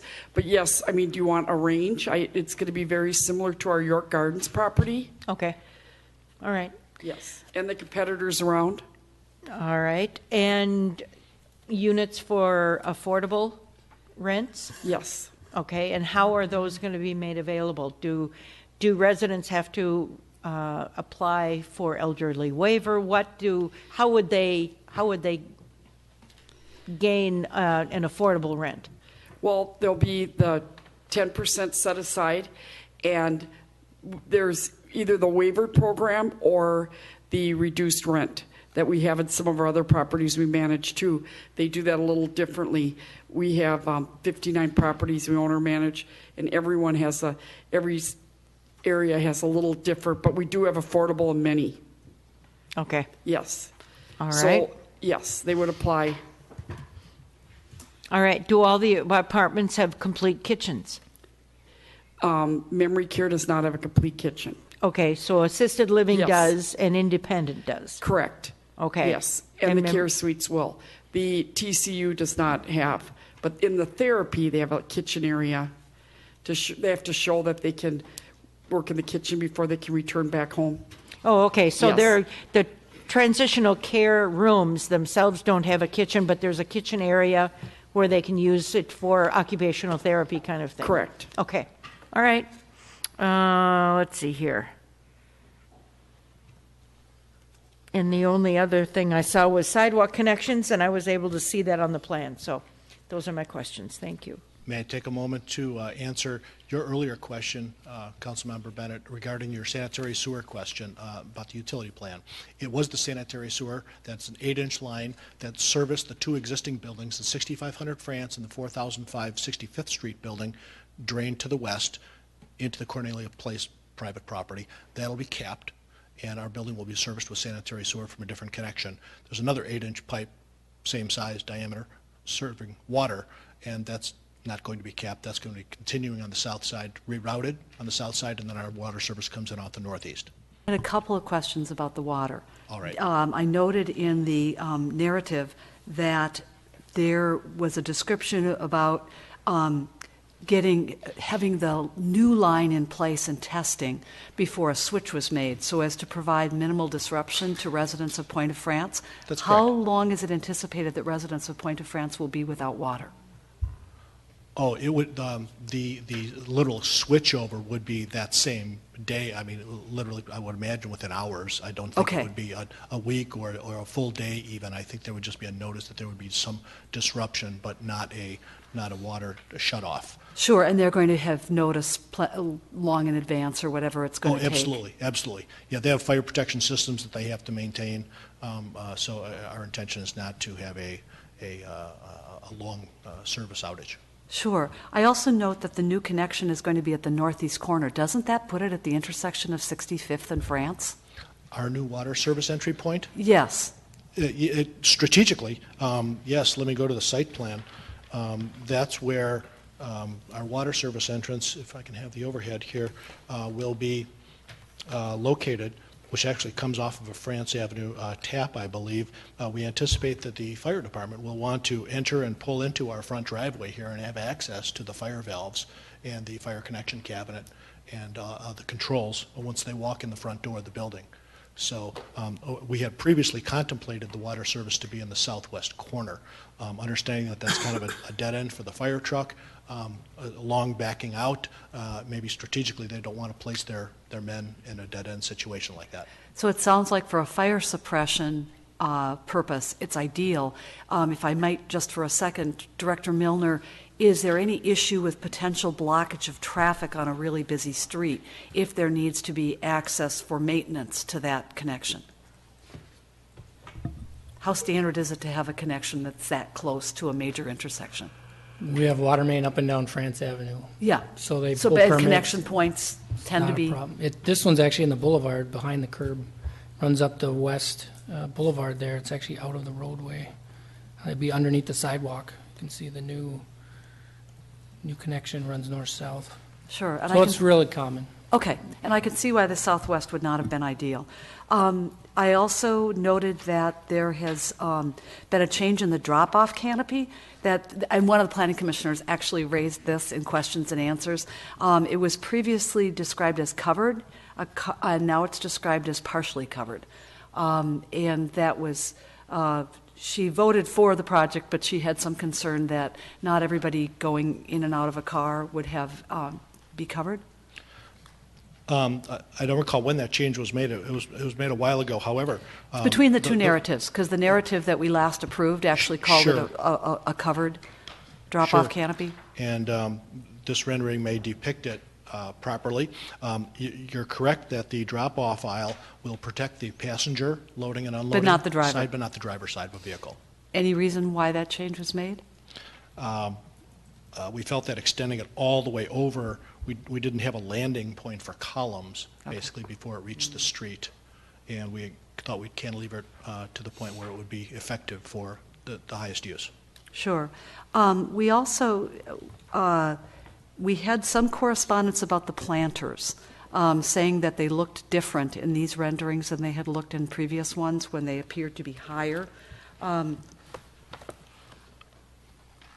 I guess it looks the same from 2013, looking at the two renderings that I have with me. Is there a height that you need to conform to? Do you get to set the height for the planters that are separating the sidewalk from the roadway?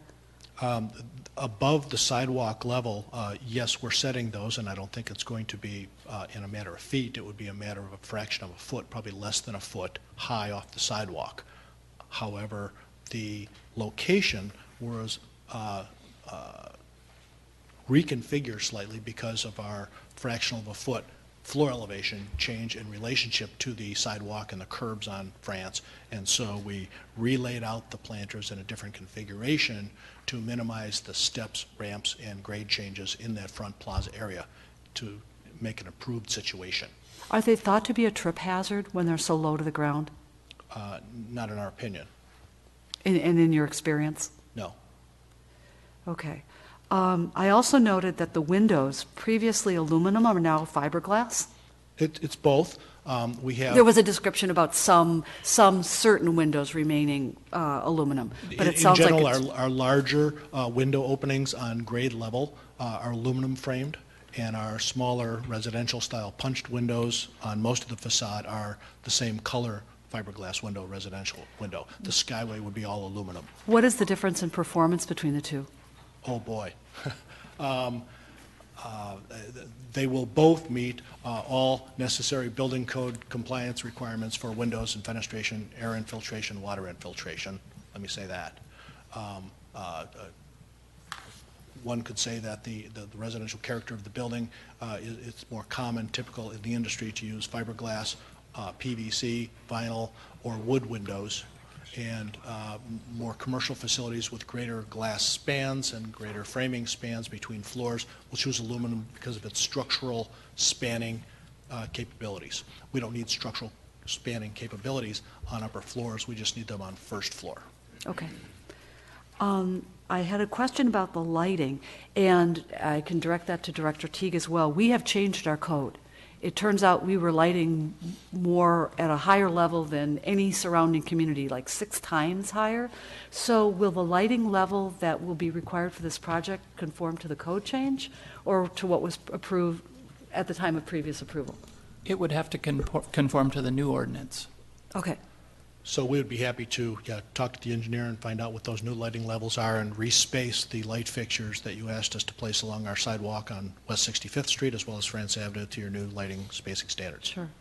I also note that when you showed that halo, I almost asked the question then because the narrative described 1 chiller before, now 2. Does that change the sound generation at all? No. Our sound report was using the equipment that we're showing on our plans. So the two in the new plan as opposed to the one in the plan that was previously approved? Correct. Okay. Some of the documents are labeled, the floor plan talks about transitional care, but the chart for the unit counts says traditional care, which transitional is the right word. Okay. Traditional was used more than once, so. Apologize for the typo. You also talk about decorative surfacing on the pavement. Is that a certain, how do you, again, prevent people from tripping? What kind of application is that? Yeah, we would use the decorative treatment definition in this particular case with the elderly and with wheelchairs and walkers more in colorization than we would in surface texture. Exposed aggregate would be a bad choice as an example because of our Minnesota climates where the small ice and snow particles can get caught between the aggregate particles and you'd have slip and fall characteristics. Doing something with stamped concrete with a lot of joints also creates difficulty with people in walkers and wheelchairs. So sure. And then fireplaces, I think we talked about no wood burning, especially on the outside. There won't be any wood burning fireplaces. The exterior fireplace, the only exterior fireplace on our South Plaza is kind of an indoor-outdoor fireplace, see-through from our dining area. That'll be gas. We'll have a number of interior fireplaces that won't show up on the outside of the building. Okay. And then this these last questions, I think, fit together. And what I heard from the Planning Commission discussion is that actually most of the amenities will not be open to the public. It sounds like the coffee will be, but the hair salon will not be. That will be only residents only. One correspondent again wrote about the movie theater, because I think that was something that folks at Point of France to the south were really impressed with. And that specific question did not come up, and I can address that to Mr. Michaels or Ms. Farr.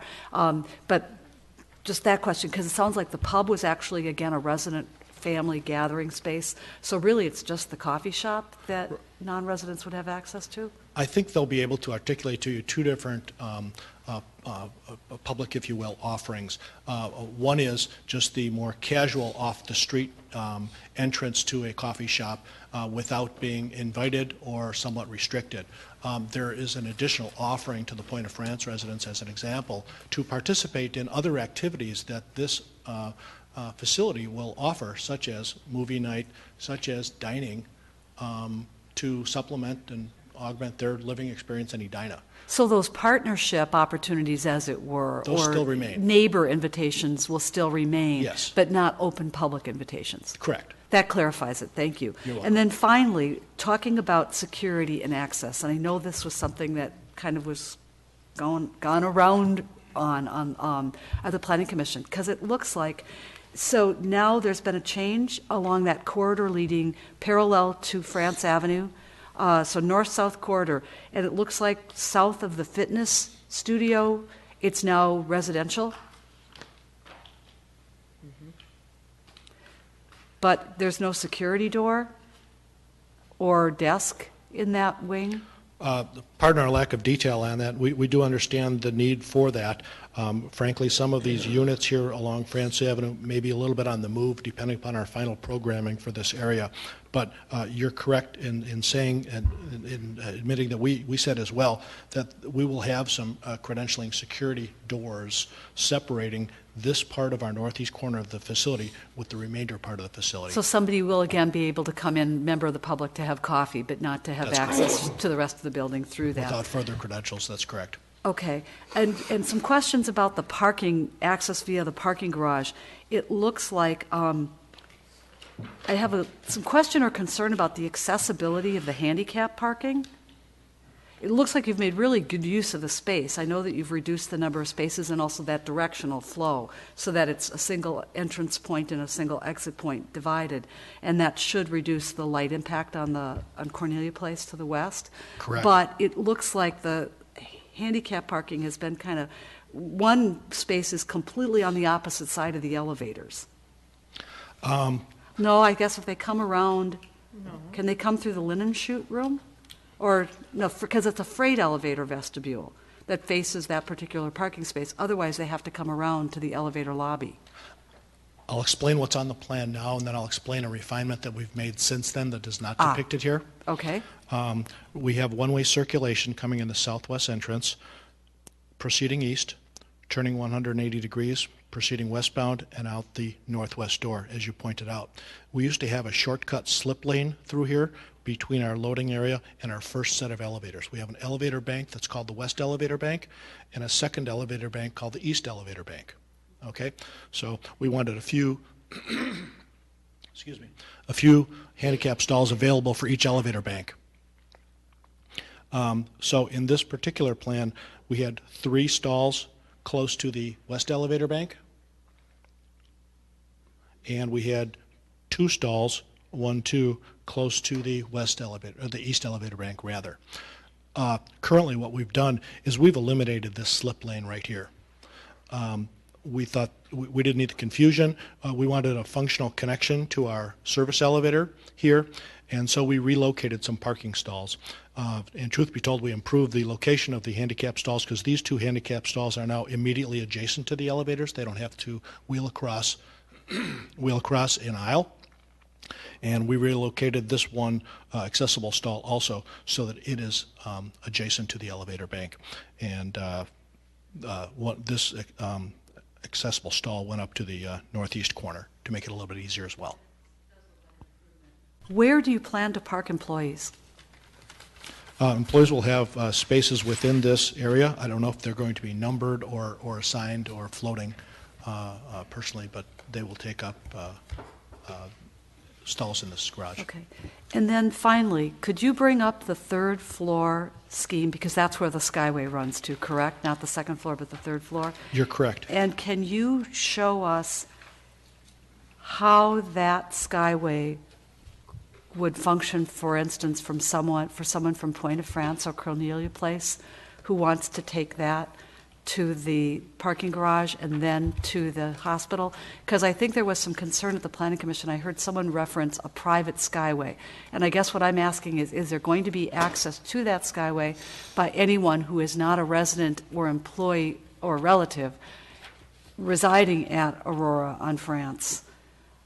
Any access to that by anybody else? And if so, how? For the purposes of going from our facility to the parking deck and to the hospital, you're suggesting that someone maybe would walk from Cornelia Place across a sidewalk, but then choose to enter our building for the purposes of going across 65th Street in the Skyway? See it almost more in reverse. Somebody's gone over either to make a visit or to for an appointment, Yes. and they're coming home, and Sure. it's easy to take that Skyway connection to the parking garage on the west side, the Fairview Southdale parking garage.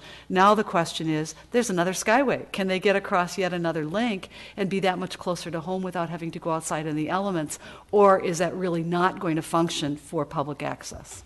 The answer is yes. They'll be able to come across the Skyway, walk down the staircase to first floor, exit the building, and proceed on the public way on the sidewalk. And so we'll have to have our point of security credentialing just south of that stairway. You're welcome. No. It's a public hearing. Yep. So, any other questions from council members at this point in time? I'm going to open this matter up for public testimony. Is there anyone in the audience who wishes to testify regarding this matter? Mr. Groats, you're active tonight. Place. I would like some clarification that Skyway that's being put up, that everybody's talking about, that there will be no Edina taxpayer dollars that will be used to construct that. Next observation I have concerns the Skyways and the parking ramp. It appears to me that the primary beneficiary of the Skyways is the parking ramp.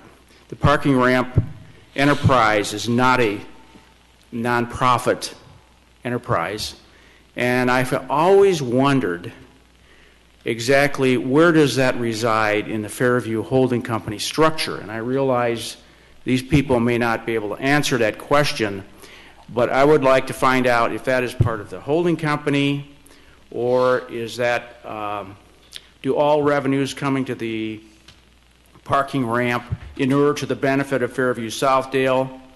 And somebody can get back to me on that through Carrie, who's holding this, and Carrie's got my contact information. But that's what I have on this. Thank you. Thank you. Anyone else?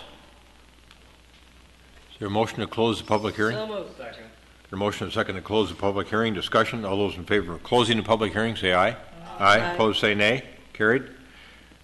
Two questions. Any Edina taxpayer dollars in the proposed Skyway? I think the answer is clearly no. No. I'll move this issue. Second. There's a typo in the resolution. Okay. You want to get rid of 1.01, first line, it says rezoning from to. Get rid of the word from. Okay. Okay. What's the number again?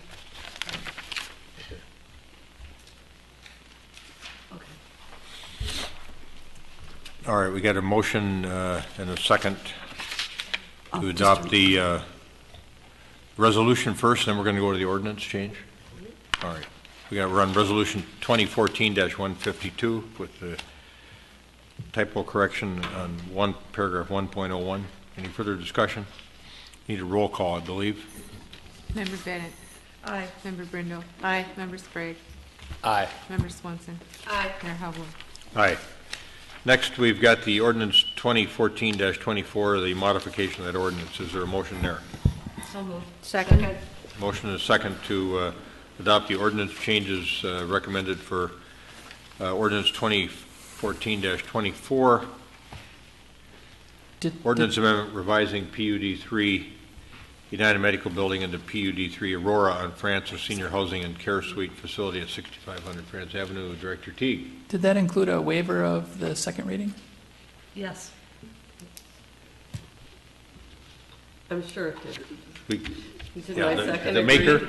Yes, the maker, yeah. Yeah. And the seconder? And the second, sure. All right.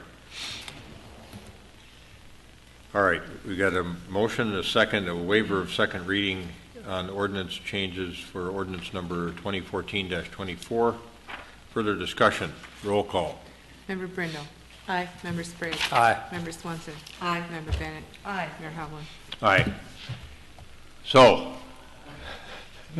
thanks for all your hard work, all of you. Mr. Bernardi, I understand you've taken a lot onto yourself here. And Ebenezer, where's Susan? Thank you. We're nice to have you in there as an operator, so we know what kind of good work you do. Mr. Farr, nice architectural work. Mr. Michael, thank you, everybody. It's going to be a great project for you and for our town as well, and everybody that lives here. So, thank you.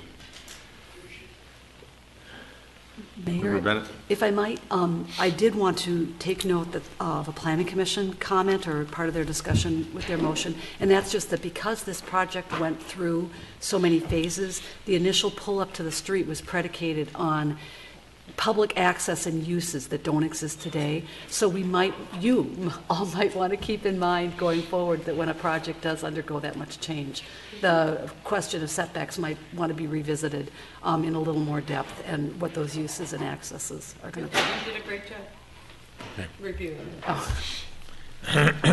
All right. That concludes the public hearing portion of the agenda.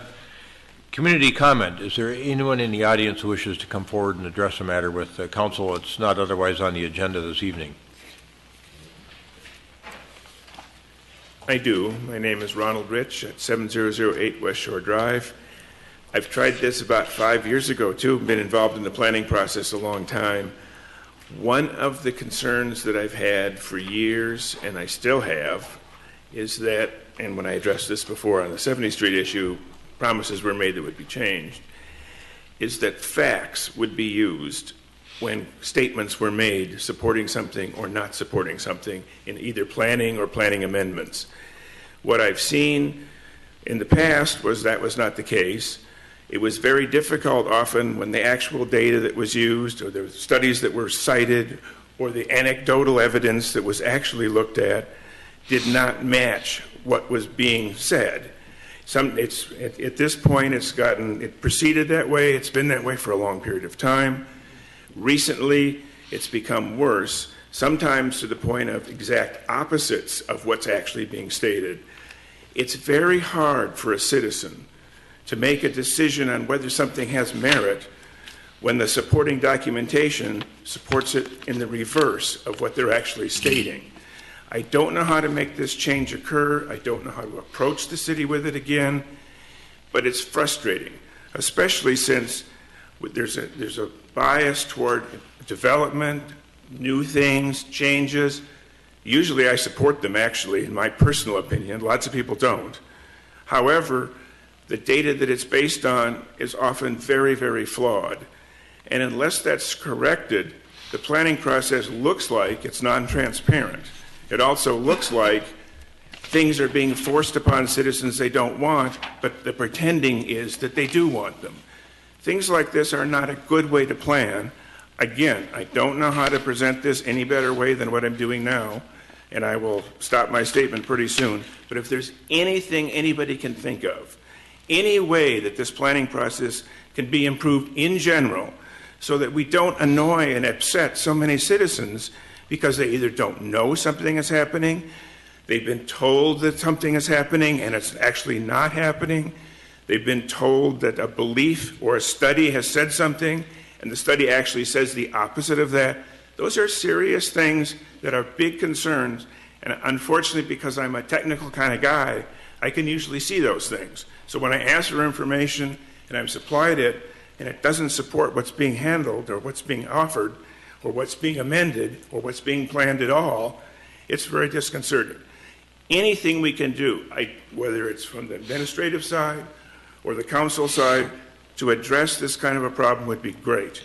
Because right now, it causes a lot more pain in the city than it's needless. And a lot of times there's good reasons for things that just don't come through.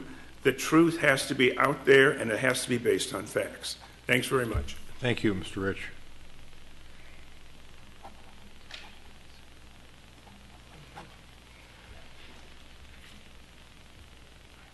Mr. Groats?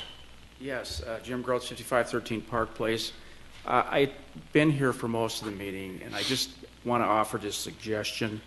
This concerns the traffic on France Avenue, and we've got the county that we're talking to, and I want to follow up from the walk with the mayor. I really think we've got to get serious with Hennepin County about the lights timed on France Avenue.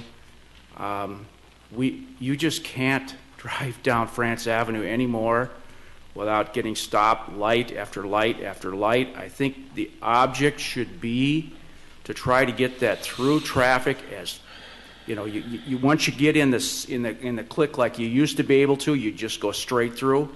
So if we're going to be talking to the county regarding these other things, my suggestion would be, can we get tough with them on timing the lights? As you know, Mr. Mayor, you were unhappy when we just talked about this. It's not a pleasant experience, and here we are bringing in all this development, and we haven't even conquered the basics. Thank you. Thank you.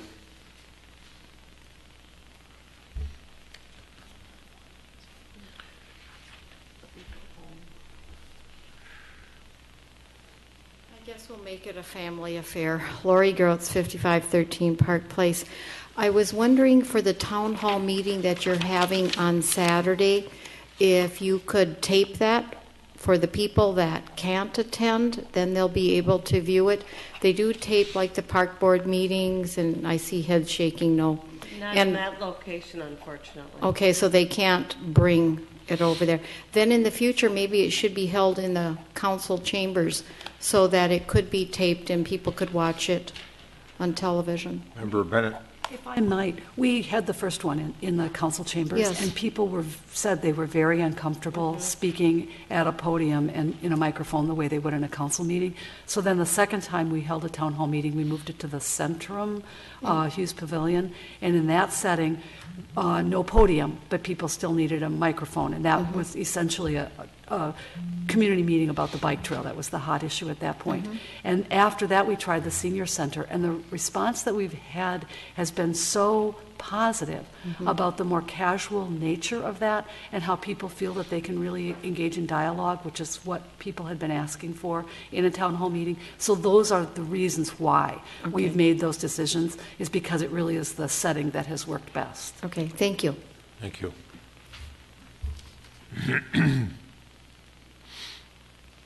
All right. Anyone else on community comment? We'll move on to the reports and recommendations portion of the agenda. The first thing on that portion of the agenda is the discussion about the proposed resolution 2014-153, which is potential adoption of the sidewalk facilities map. Actually, the amendment there too would be an appropriate way to say it. So, Mr. Nolan.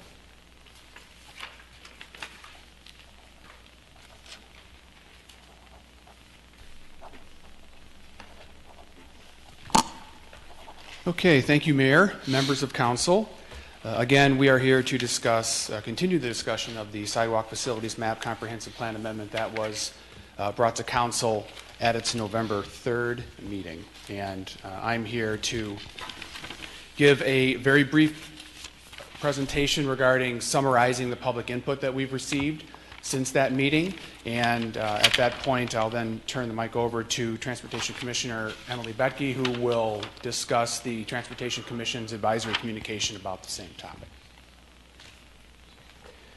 So once again, the proposed sidewalk facilities comprehensive plan amendment was presented to Council on November 3rd. A public hearing was held on that same evening, and a council motion was passed to not only close the public hearing, but also asking staff to facilitate 4 public meetings, 1 for each quadrant of the city, which staff did do, and I'll discuss in a little bit. And the vote for the amendment was postponed until this evening. So before I summarize briefly the public input we've received, I would like to touch base on some of the key points again regarding the amendments. I won't be touching base with all of the information that was presented last time, but I would like to say that the map staff feels is truly based on approved city policy. It is supported by and supports the goals in the comprehensive plan, the Living Streets policy, and the principles contained therein, and also the recommendations in the adopted active routes to school plan. The map supports a citywide pedestrian network that is data-driven, so we're not just looking at numbers and data here, but we're also looking at a network and how a pedestrian network can function both now and also in the future. And the map responds to residents' stated desire to increase pedestrian facilities, and we're not just talking about past surveys, both at the neighborhood level and also citywide level, but and especially all of the input that we've received over these past few weeks regarding the proposed amendment.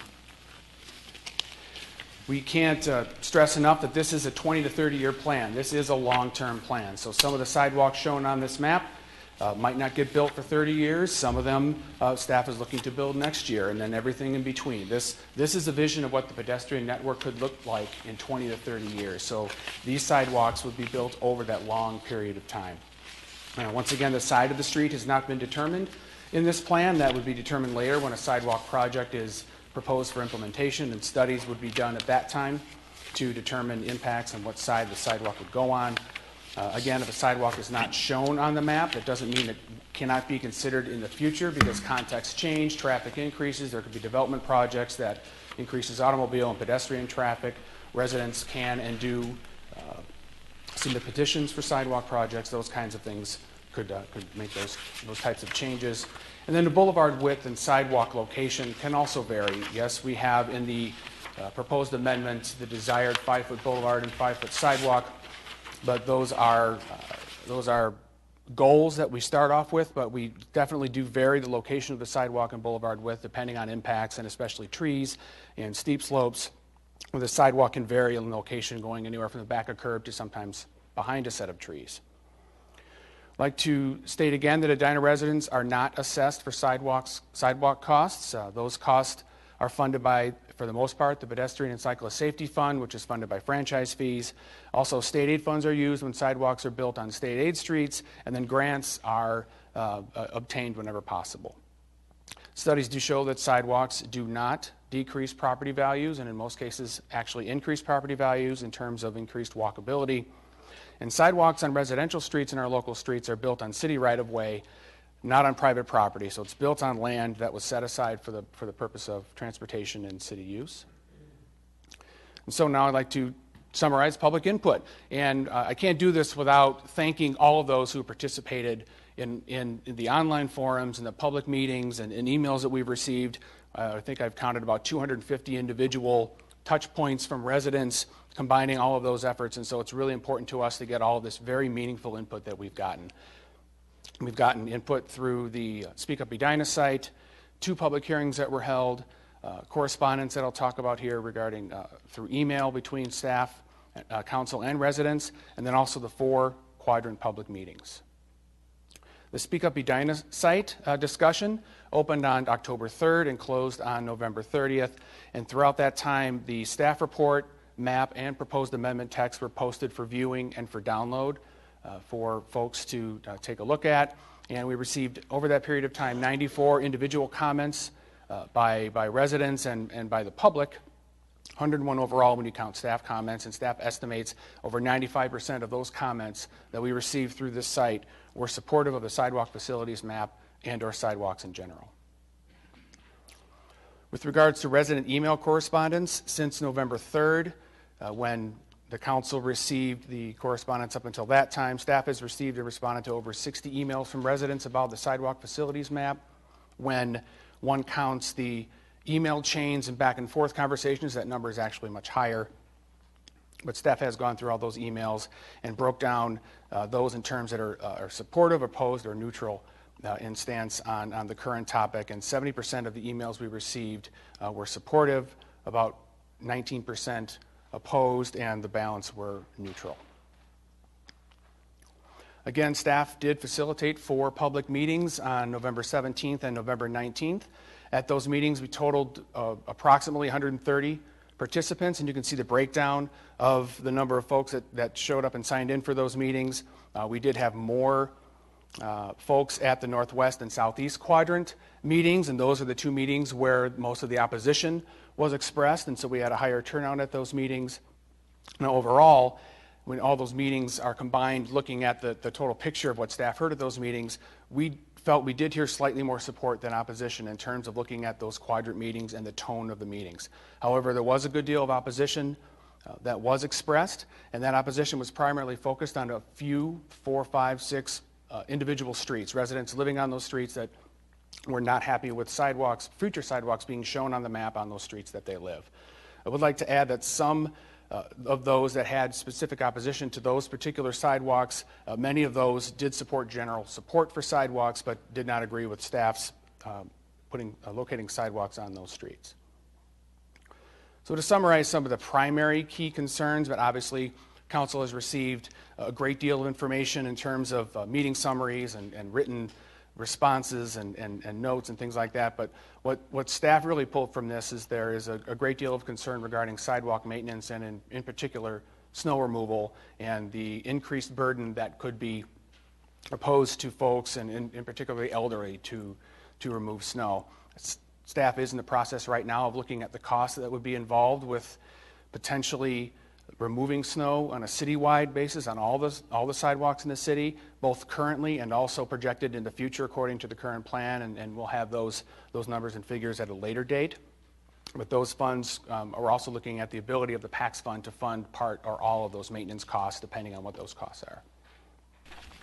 There is concern about physical impacts, and again, especially regarding the potential damage to or loss of trees. And I talked about this earlier, and staff's stated desire to obviously not remove trees. We've gone out of our way not to do so, and I've been here for 2 construction seasons, and I'm not aware of any mature trees that have come down for sidewalks, so that's something that we definitely work with residents to avoid.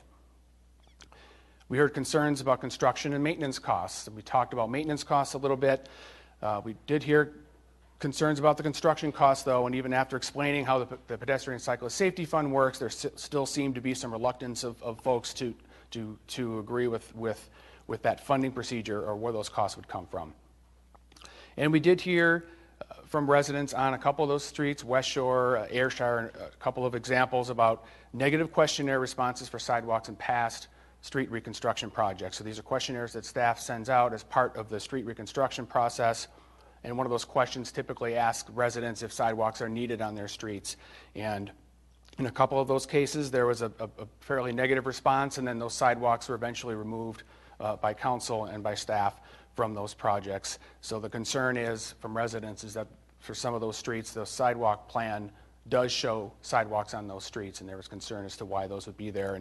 And staff feels that the data supports those sidewalks being on the plan, and then also really that in any particular time, if residents or if a project is removed, sidewalk is removed from a project in any given year, staff feels that it shouldn't preclude future residents in the next 30 years from being able to benefit from sidewalks on those streets. And so that's why they were kept on in those instances.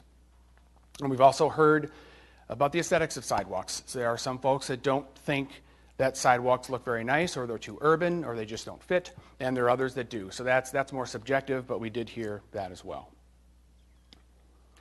And now I'd like to turn it over to Commissioner Betke, who will talk about the Transportation Commission's advisory communication. Thank you, Mr. Nolan. Welcome, Ms. Betke. Thank you, Mr. Mayor and members of council. As Planner Nolan said, I'm Emily Betke, and I'm a member of the Transportation Commission. At the November 3rd City Council meeting, Council requested an advisory communication regarding the sidewalk facilities map, and I'm here to present that recommendation tonight. But first, since this subject has gotten a lot of interest in the public, I'd like to give a little bit of background about the ETC and what we do. So let's see if I can get, oh, it was already up. How do I go back? Okay, got it. As you know, we're made up of 11 residents, 9 voting members, and 2 students. We are volunteers, and we are appointed by the City Council. The ETC's objective is to guide the City Council on the planning and implementation of a transportation system that is safe, efficient, and accessible to all. And that includes motorists, transit riders, bicyclists, and pedestrians, including pedestrians of all ages and abilities. Which brings me to the sidewalk facilities map. In keeping with the objective of the ETC, we strongly recommend the approval of the sidewalk facilities map. We support the approval of the sidewalk facilities map because it faithfully executes policy already embraced by the City Council in the Active Routes to School Plan and the Living Streets policy. The Living Streets policy states that the city will develop and adopt guidelines for sidewalks, and that these guidelines will provide well-designed pedestrian accommodation on streets that meet specific criteria, including streets classified as collectors and arterials, active routes to school, average daily traffic greater than 500 vehicles, speed, history of crashes involving pedestrians, transit stops, sidewalks that connect destinations, sight lines, roadway geometry, and insufficient lighting, and streets with width less than 27 feet. Establishing the Active Routes to School Plan and the Living Streets policy are efforts to improve the walking environment of our community. The sidewalk facilities map is the next step in the planning, design, and construction process. The criteria for sidewalks has been thoroughly researched and reasonably applied. This is a conservative plan that balances the needs of all users of the transportation system. It is an important step toward accommodating the needs of people who rely on walking as a means of enjoyment, exercise, and a mode of travel, while recognizing that this is not a plan for sidewalks on every street. We are mindful that this is a network, and the sidewalks selected complete that network. This network will help connect our 4 corners of our community in a way that promotes walking as safe, accessible, and fun. The network shown in the sidewalk facilities map will be built over the next 20 to 30 years. Therefore, removing sidewalks piece by piece has the potential to compromise the network as a whole. And we recommend that sidewalks not be removed unless they fail to meet the criteria. In short, we recommend that the sidewalk facilities map be approved in its entirety as presented. Thank you. Thanks, Ms. Becky.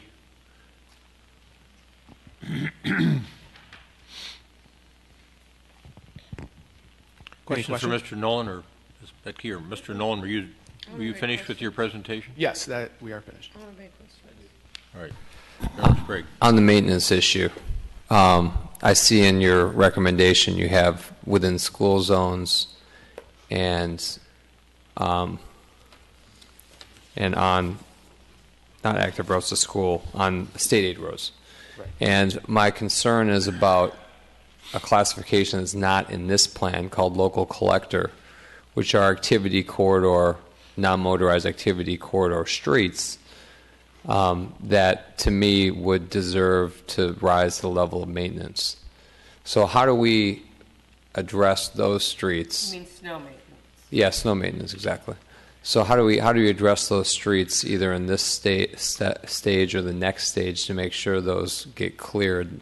It would fall under local collectors that are outside of the public school zones that we that fall under that category under living streets. Well, that's something that if the local collector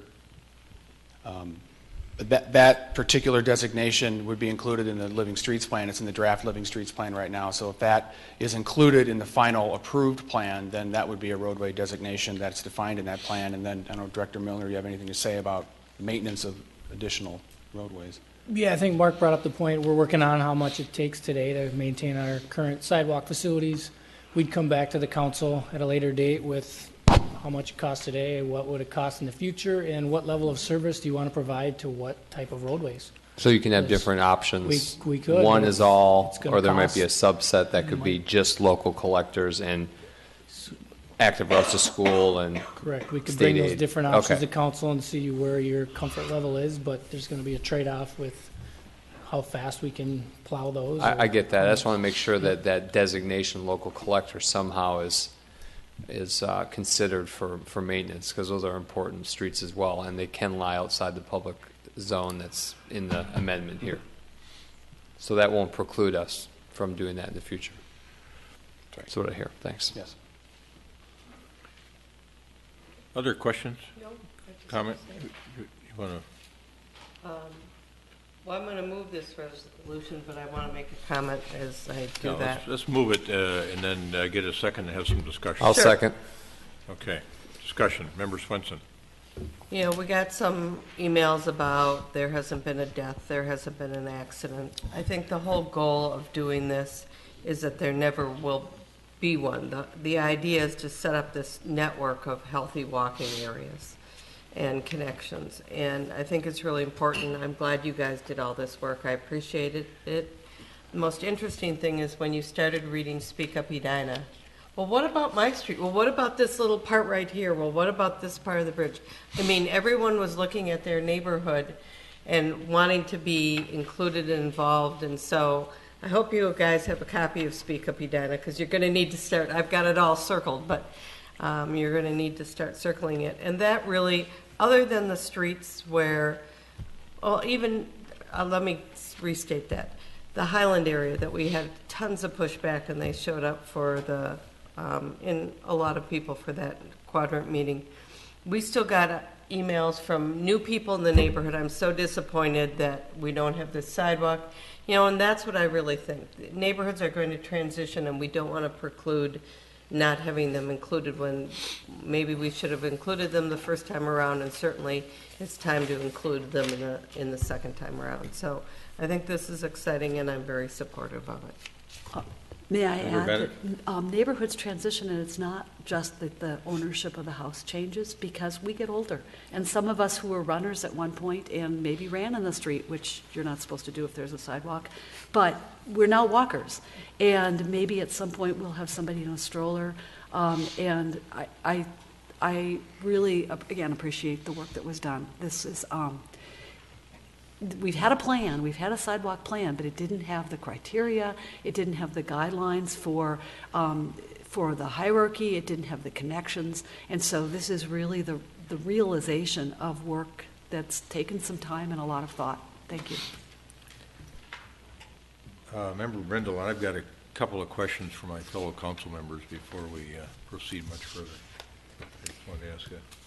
I'm not sure that I have questions per se. I feel like we've had an ongoing dialogue about this. I too want to thank staff particularly, and also the many residents who came out for the quadrant meetings. Appreciate all of the concern and care that people have for their street, for their neighborhood. In looking at the plan, and I appreciate what some residents have identified as there isn't a sidewalk on every street. The sidewalks are strategically placed to connect destinations, and that's really been a hot button for me, is making sure that a sidewalk is not just there to walk in a circle, but it actually allows for destinations that make a lot of sense. And in looking at the sidewalk map, we are a city that is divided into quadrants. But what I see here is that there are 9 east-west connections across Highway 100. and there are 7 north-south connections across town. And so what that means to me is that we're much less of a city that's divided into 4 quadrants, that someone from the southwest corner could find their way on a route, and hopefully some of that is going to be built before too long, but find their way to the northeast corner of Edina on sidewalks, bike lanes, etc., but certainly sidewalks. So, that speaks loudly to me. And another thing that I found online today when I was looking around, the state of Minnesota, as of August 2014, is formulating a pedestrian system plan. Currently undergoing the development of the first ever statewide pedestrian system plan, give the extensive gathering and review of data. It's divided into 2 phases. Phase 1 involves background research and internal information gathered as to the current state of the pedestrian environment across the state. Phase 2 consists of developing a statewide vision for pedestrians. So we may be right in step with what the state is doing, but I think it's going to be important for us to keep an eye on this pedestrian system plan. It is undergoing some development, and Mark Fenton is behind some of this activity. We heard from him with a variety of, it was over a year ago, and it was something Blue Cross was part of a conversation drawing people together to talk about non-motorized connections. But I thought that was interesting and worth noting that from a statewide perspective, that pedestrian movements are becoming more and more apparent and important. Thanks, Member Brindle. I had a couple of these quadrant meetings I was able to get to, and I wanted to bounce a couple of ideas off my fellow council members as we listen to some of these concerns. The first one I got to late because I was at an event over at the school district, and that was the northwest quadrant, and that was where I think Member Swenson maybe pointed out that people were upset about the proposed plan up Ayrshire. And then the folks over on Birchcrest B neighborhood, it's going to be reconstructed. They were worried that Valley View was on the plan, even though we had voted that we weren't going to put a sidewalk on Valley View. And then I went over, so I had that in the back of my head. Then I went over to the southeast quadrant meeting where Ms. Betke was, and heard some of the issues that came up. There were landscaping, retaining wall issues, sidewalk maintenance, irrigation systems, insurance for sidewalks, pet retention areas, and I thought Director Milner did a great job of answering all these questions and running that meeting. So it did cause me to think, and Mr. Rich has done a lot of work on this safety issue and done some comprehensive research, spent many hours looking at this. And one of the comments you made at our meeting a month ago was that even though this was a plan, it was a 30-year plan, and that if your streets were replaced, relatively recently, we probably wouldn't be back for a while. So that got me thinking about that issue too, because one of the pockets of resistance, I'll call it, to a sidewalk was over on West Shore, which is designated as an active route to school.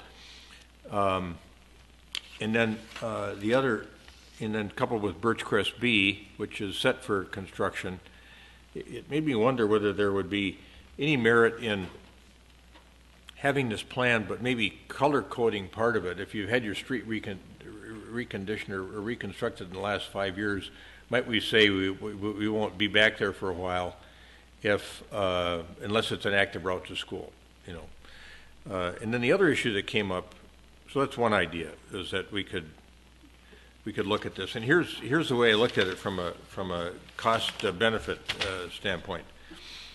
Even though there's resistance for down in the southeast for West Shore, when I looked at the Edina Active Routes to School Comprehensive Plan, which we got back in February, which I thought was really a great piece of work by all of you who worked on that. And that does have a lot of factual basis to it, and it's not just based on safety. It deals with this whole active routes to school issue. When you get down into the Cornelia neighborhood and you think about the school district walkshed area, which is about 7/10 of a mile, 30% of the kids down there are within the walk boundary. So they could be walking to school. In that circumstance, I thought, well, even though they've had their streets reconstructed recently, because so many kids could walk to school if the system was set up, we shouldn't probably put any limitation on something like that as to when we'd go back there to reconstruct. And then I got in a conversation at the end of the evening, Ms. Betke was part of it, and so were some other folks down there, where we started thinking about how do kids get to school. Well, if they're like a lot of us were when we were young and walked to school, we take the shortest route we can. And that led me to think about this issue of the southeast quadrant. Let's say we decide we're going to go back there and put in sidewalks. And now we look at the map, and not on the map are places like Wooddale, south of 70th, which runs at an angle southwest to northeast, almost up into the park where the school is, or along Hibiscus to get over to Cornelia and up. Or how about Dunbarry connecting to between West Shore and Cornelia? That's not on the map. Do we anticipate that when we go to construct sidewalks pursuant to this plan, that we might want to expand the plan? And if so, we ought to have a public hearing, because that was one of the other concerns somebody had, was they thought once we passed this plan, it was a fait accompli. We could just come back in then and do what we wanted to do.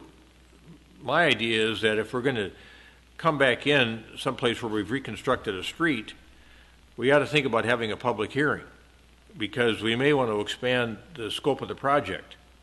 And I think it would be fair to people in those areas to be able to have a voice with respect to an expanded project, or even one that had been defined in the plan before. Now, that's not an issue when you have a street reconstruction project, because you take up the sidewalk issue as part of the street reconstruction project. So, I don't know. Those are just a few things that kind of roiled around in my head that I wanted to bounce off the council to see whether we ought to at least make certain that people understand that just because it's on the map doesn't mean you won't be entitled to another public hearing when we decide to put the sidewalk in.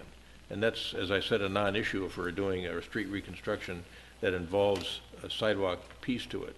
I think once we What are your pass thoughts the plan, on that? that is our public hearing. I think we've had our public hearing on this plan. Now, I might not argue that if you're adding a different pathway, that you deal with it differently, but I don't want to have a public hearing every time we're going to put a sidewalk in. So the plan's the plan. So you would say that if we use West Shore, for example, the southeast quadrant, if we adopted the plan that included West Shore as a potential place for an active route to school Our sidewalk, conversation on West Shore is done. If we want to add Dunbarry to it, or add Wooddale, then we'd have a public hearing. Or we should at least give public notice and let them have an opportunity to be able to communicate. Seems to me the right thing to do would be to, if we But decide to expand. I don't want to plan. reopen every street on this plan all over again every time we do a sidewalk. Is that a common thought? Yes. Common feeling? Okay. And also, I would think that depending on the availability of funding, which is going to be a huge consideration, and the timing of street reconstruction projects, something can come forward. You do have public hearings held for those. So it wouldn't be a special public hearing for this. It could be held in conjunction with the street project if that's when something is going to be done. I wouldn't bind the hands of future councils either about the timing of these things. If a need comes up that arises before the 30 years is up, so be it. Director Milner? Well, as we do with many of our standalone projects the last few years, we still go out to the neighborhood before, once we know the project. We get input from them. Yes. We just don't have a hearing. I didn't expect any less Get from all you that on input and come back to the council with that input at the award date. So it's not like we totally cut off the public from Okay. comment.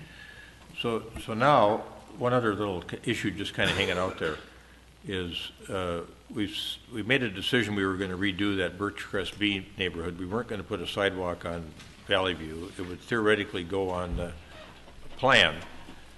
If we're not going to redo the sidewalk on Valley View, at least in the near future, does it make sense to still have Maddox Lane on the plan, or to do Maddox Lane, even though we don't do Valley View?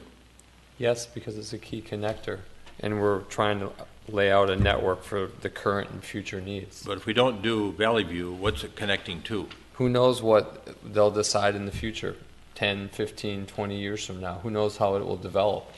It could develop organically in a totally different direction, and that street is part of a key connection through that area. If you don't have that route, Mayor, you don't have equity. You don't have a system. You have a gap in your system that would stretch all the way from Highway 100 to Hanson Boulevard. Well, we already have that gap because we didn't. Well, we have it now, Yes, but I mean, in Valley your plan, you have the gap, and it's not effective from a public transportation standpoint. It's not fair in terms of a distribution of resources around the city. It's not fair to the residents in that area from whom you heard in correspondence. So I think to take that important set of links out would be destructive. Okay. The other thing that got me thinking about the plan was when you get into, and this is maybe caused by the folks over in the Highlands neighborhood who didn't want a sidewalk on Ayrshire. When I looked at the walk shed data over there, there's only 12% of the kids going to Highlands that are within the walk boundary. And it made me wonder about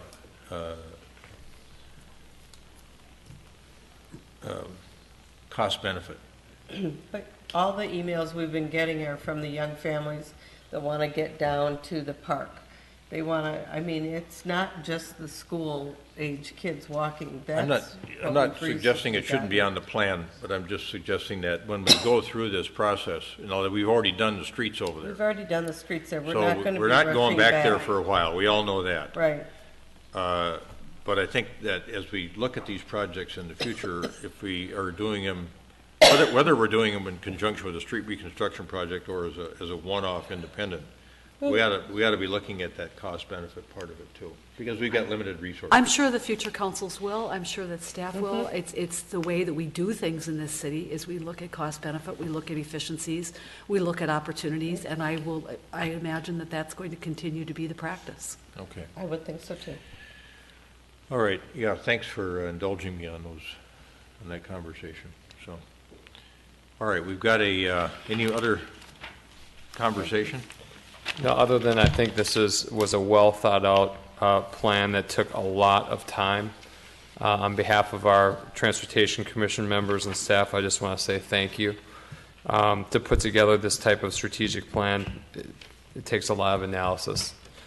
And this is a good step forward because as a person with school-age children in a family, I've had to live through some of these missed opportunities. West Shore is a great example for me because I live around the corner, and I cannot send my kids up 3 blocks up to that park on that street with that neck down and a free reign of cars coming down the hill after you get past the little bump out. I wouldn't do it until they were older. If there was a sidewalk there, not only could they go up there on feet, they could go up there on a bike.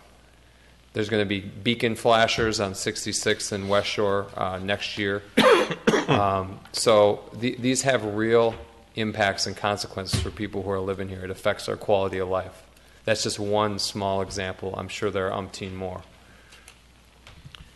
All right. And then in terms of thanking folks, again, when I went back to look at all the resource materials and thought about all the work that had been done on this over the years, I can't really get past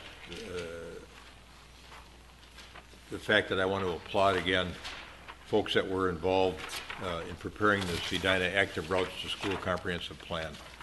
And it was Catherine Bass who's in the audience tonight, Jennifer Janovy, working with the public schools, the Bloomington Public Health, and our consultant, Kimley Horn, really did a fine piece of work here to kind of set the stage for what followed in terms of preparing the plan itself. So a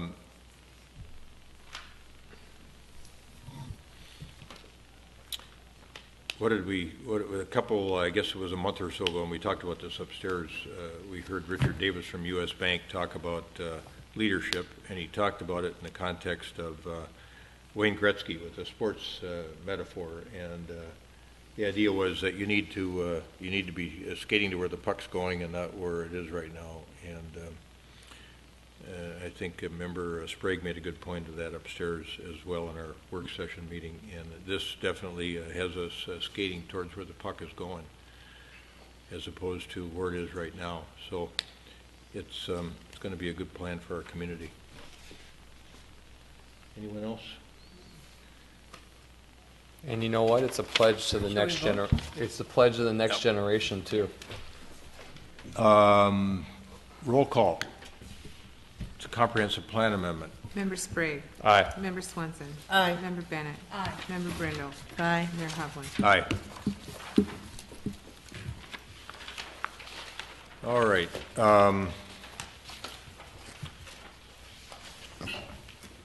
Sidewalks at 12:20. Moving on. Yeah. And next we are on reports and recommendations portion, select date for city council annual meeting. The date that's shown, I think, was 27th? March 23rd. 23rd. That didn't work for me. Backup was March 9th. 30th would work. How about everybody else? Well, do we have a location? We have to know there's... It's got to be one of those two. If not, we got to take it back and do some more analysis. Right. So you're bad for the 9th and you're bad for the 23rd. Is that what I'm hearing, Mayor? The 9th of March is an option that works for me. The 23rd doesn't work.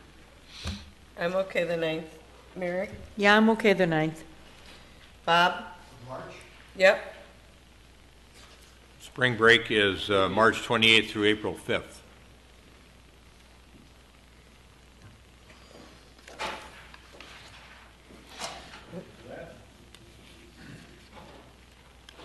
So let Kevin Staunton know, will you? Yep. All right. Monday, March 9th? Yep. That should work for me. Okay. All right. Is there a motion? So moved. A motion and a second to set the date for the 2015 annual meeting with boards and commissions for the evening of Monday, March 9th. I'm sorry, who made the second? Well, we both made the motion, so you can. I Take can your be the pick. You second. can pick either one. Any further discussion? All those in favor say aye. Aye. Aye. Opposed say nay. Carried. Next item was the selection of the date for the annual volunteer recognition reception. Yep. I prefer Wednesday, April 29th.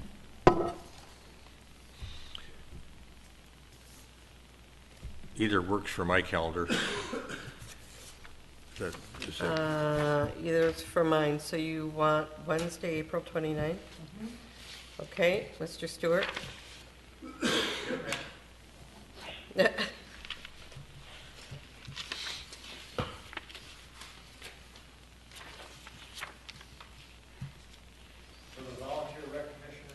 Mm-hmm. Okay. all right? So, which missed it? 29. You got a motion to that effect? Second. Got a motion and a second to set Wednesday, April 29th, 2015 as the date for the annual volunteer recognition reception. That's a late afternoon, early evening event. Any further discussion? All those in favor say aye. Aye. Aye. Opposed say nay. Carried. And then, resolution accepting various grants and donations. So moved. Second. Motion is second to adopt Resolution 2014-155. Discussion. All those in favor say aye. Aye. Aye. Opposed say nay. Carried. Edina Park Department, Edina Challenge Grant and Aid from the Edina Community Foundation, or via the Community Foundation, $8,000. Nice donation there. That's the only one. It'll be posted on the website. And then we have Ordinance 2014-22, which is an ordinance proposing the modification of our alcohol, beverage, and conduct in the park, streets, sidewalks, and publicly owned property policy. And Ms. Mangan, Clerk Mangan, you want to take this matter? Yes, thank you. The reason we're doing this is it's basically some housekeeping items to allow Tin Fish to apply for their liquor licenses at the Braemar Golf Course, as well as to allow an entity such as the 50th in France Association to hire a state licensed alcohol caterer to serve on a public property. During the art fair, they want to do this. The way our ordinance is written right now, they would have to get an temporary intoxicating permit, and they would incur that expense. The big expense for them in that situation would be that they'd have to get liquor liability insurance, which can amount to about $2,500. If you use an alcohol caterer, they can use their liability insurance that's already in place on their entity. So moved. Second. A motion and a second. Is there any further discussion? Yes. Member Brindle? In point 14 on page 6, point 14A1,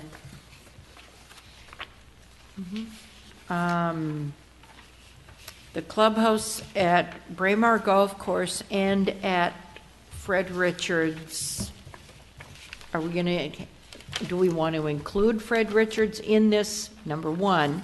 And number two, if we do, is it Fred Richards Park? Because it's not just Fred Richards. Could be his house. No, I don't think it's his house. We did have that discussion. We do wish to have it on. We'd like to, it should be renamed Fred Richards Park. Okay. Although we haven't officially asked you to do that as a city council yet. Well, But- I'd like to include the word park in there so that it's not just Fred Richards. Okay. Accept that amendment. Yep, I'll accept that. Ditto. All right. Any further discussion? All those in favor say aye. Aye. Aye. Opposed say nay. Carried. Excuse me, Your Honor, that's a roll call Roll because call. it's waiver of seconds. So, Member Swenson? Aye. Member Bennett? Aye. Sorry. Member Brindle? Aye. Member Sprague? Aye. Mayor Hovland? Aye. And then, the fire chief had a matter. That's me. I'm the That's fire you. chief at 12:25 a.m. This is perhaps the simplest ordinance change you'll ever run into. It simply removes the word fire from the language false fire alarm. We've been challenged on a false alarm response because the word fire, and it was a medical emergency. So we'd like to have the council take the word fire out of that ordinance section so that it's clear that we have the ability to track and fine for false alarms, false responses. I'll move this with waiver of second reading. Second. Okay, we got a motion and a second with waiver of second reading. Discussion. Roll call. Member Bennett? Aye. Member Brindle? Aye. Member Sprague? Aye. Member Swenson? Aye. Mayor Hovland? Aye. And correspondence, petitions, jump past that. Aviation noise update, anything from Member Bennett or Manager Neal or Member Swenson? Well, Manager Neal, you have a link to the monitoring report on your blog, is that correct? I do. Okay, so the monitoring was completed. We had planned that a presentation would be made first to our community. That was not done. It was presented to the Noise Oversight Committee first. Manager Neal, Member Swenson, and I were all able to be in attendance, as were several residents, including Ms. Groats. And the presentation follows the format that MAC staff uses for what they call their monthly operations reports. It tracks density, et cetera. It's an abbreviated version of it, just the 3 monitors. But what I would encourage people to look for when they read it is go into a monthly operations report and look at those 10 loudest events for the 39 permanent monitors. Right, because they use average. They used average and they minimized the impact. Remembering that the monitoring was only done over a 2-week period, that there were no overflights over one of the monitors on 3 of those days, and no overflights over a second monitor on 2 of the days. So you have to figure that when you're comparing and contrasting that with the monthly operations reports, it was for a much more abbreviated amount of time. However, I was really struck by the fact that with all 3 monitors, the third being in St. Louis Park at their rec center, all 3 of those monitors for just the days that they were monitoring recorded 10 events solidly over 80 decibels. And there are permanent noise monitors that are not recording in 30 plus days noise events over in the 80s, right. And one of the events, the noisiest event of all, was over 90 decibels. That took place over St. Louis Park. But there were definitely noisier events than a person might anticipate at the distance from the airport that people are living. So I do encourage people to take a look at that for themselves. The other thing is January 27th at 7 p.m. is the public input meeting for the NOC, and it will take place in the Richfield City Hall at 6700 Portland. And I'll announce that the next couple meetings. The only thing I would add is that one of our key strategies as a city has been to improve our diplomatic relationships with our neighbors as it goes to this particular issue. And I think we saw some of the fruit of that at this meeting, where our NOC representative who was supposed to represent us wasn't able to attend the meeting. And but for the assistance of the Minneapolis rep, our questions would have gone really probably undiscussed. And it was felt really comforting to have at least somebody on the board. And our Minneapolis rep was the sit-in rep for John Quincy, not John. So that was good. She did a great job. And we'll continue to work on that relationship. I do want to thank the co-chairs of the NOC, Jeff Hart and Councilmember Petchel from Mendota Heights, for allowing me to speak during the public comment, because one is normally supposed to be sponsored by one's rep on the NOC if one is not at the table. And I do but since your rep isn't there, you can't get sponsored. Right. And I do finally, though, want to say that I think the biggest takeaway for me of the monitoring is, and also some correspondence that Mayor Hovland had this summer with MAC staff, is that it's not just a perception issue. In transportation planning, we always talk about what's perception and what can be proven by what's objective. And in this instance, we now have an objective measurement that we didn't used to have before. Plus, we know from some of the counts, the increase of flights this summer, people really are perceiving a difference, and that difference is borne out by numbers. Good. Anything else on that issue? All right. Mayor, council comments. Member Sprague. 2 pieces of trivia for my colleagues here. What's the average walk score in Edina on a 0 to 100 continuum? Anyone want to guess? 47. 22? 47, 22? 37. 34. Walkscore.com. There's a fact we can use. What's the average PCI score for an Edina street for pavement? Average pavement condition in Edina. 46? B minus. 51. With 25 to 45 requiring total reconstruction. So you see those numbers may work together someday. A lot of streets need reconstruction. We need sidewalks. Boom. Member Swenson. Manager Neal and I have a Comcast meeting tomorrow afternoon, and then with Member Bennett, we will be meeting with St. Louis Park about the Weber Park option for purchase, so we'll have more to report to you next meeting. That's it. Yeah, good. Member Bennett? Nothing to add, thank you. Member Brindle? I got a couple things. With Mark Nolan, I will be meeting with Melissa Madison and Kate Meredith and Lisa Firth this Friday afternoon to talk about open streets, to see if we can come up with an open streets event. We've done this before unsuccessfully, but I think we've got a better idea, and we may end up ultimately working with Richfield and pulling Richfield in on the conversation. So, because they've done now at least two very successful open streets events along Penn Avenue. Act on Alzheimer's is a group, community-wide group, and recently there were surveys filled out. Thank you to city staff who filled out the surveys from a governmental perspective of what kinds of things we have in place to be prepared and ready to interact and serve people with dementia, and so that is something that's moving forward. We're going to kind of study the survey data and see where the gaps are and come up with some strategies for those gaps. And then number 3, I alluded to this a bit earlier. The I-494 Commission is a commission of 5 cities along 494 and putting together the priority list of legislative priorities to encourage the legislature to consider and act on this year.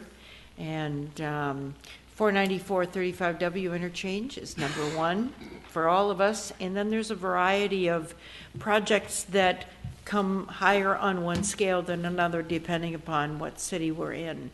But that's moving along. And then just some statistics about commuter services. I alluded to this earlier when we were talking about teleworking in the 7200 France proposal. Commuter Services is a transportation management office, and it's basically managed by the 494 Commission. And they work with businesses along 494 and that basically affect traffic along 494. And in the last year or so, they've converted 6,213 drive-alone commuters to alternate modes. That's a reduction, believe it or not, of 37 million vehicle miles on 494. So basically 6,000 miles for each of it's a reduction of 6,000 miles for each of those drivers. And also part of their job is to suggest and secure some alternate transportation methods with the goal of reducing the number of cars on 494. So they have established 2,816 carpoolers, 2,067 transit riders, 809 teleworkers, 457 bicycle commuters, and 64 van poolers. And that's along a stretch of 494. So they are having an enormous effect. And so we're going to keep at it. But I thought I would just update everybody on the fact that group is here and does great work in a staff of about 3 people. Thank you. Last Saturday night we had the tree lighting at 50th and France. Gathered all the kids up and had them help me with the countdown. They really got a kick out of it, and then asked them what they're thankful for, because it's so close to Thanksgiving, and they've got some great comments, a wide variety of comments, of course, starting with grateful for their families. And then Monday morning, Manager Neal and I attended the Explore Edina board meeting, and that seems to be gaining traction. We've got a new person hired to help run the organization. I think she'll be terrific. And we're close to getting this visitor and convention bureau off the ground. We just need more than 2 hotels. It is On the what way. it is. It's We're on the doing way. okay. Yeah. Tomorrow, well, actually today. Later today. Later today. Later this morning, Southwest LRT meeting. We haven't had a quarter management committee meeting for quite a while, so I'll be interested in attending that to see what the current status of things might be, especially with regard to the Minneapolis Park Board and their concerns about the Channel Bridge. And then we've got an MLC board meeting tomorrow noon in Bloomington, and we'll look at our new website for that. And then we've got our, as Ms. Groats mentioned, our town hall meeting at the Senior Center, 10 o'clock on Saturday morning. We'll be there for 2 hours and having a good conversation with our residents. So that's it for me. Thank you. Yeah.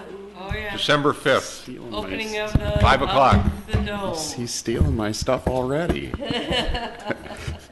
Just a reminder, Braemar Field opening, grand opening, and the backyard, 6:30. Ribbon cutting at 7. We got brand new scissors, big scissors, not the cardboard kind either. These are real scissors I can cut. They've been working, staff and contractors and consultants have been working really hard this week to try to get that area to have a much better appearance than maybe it has the last few weeks. But that time-lapse photography video is cool it on is the website. cool. And the ice opened. Ice opened on Monday night, and so people have been skating on it already, and rave reviews to be able to play outside on that refrigerated ice. So that's great. That's all I've got. All right.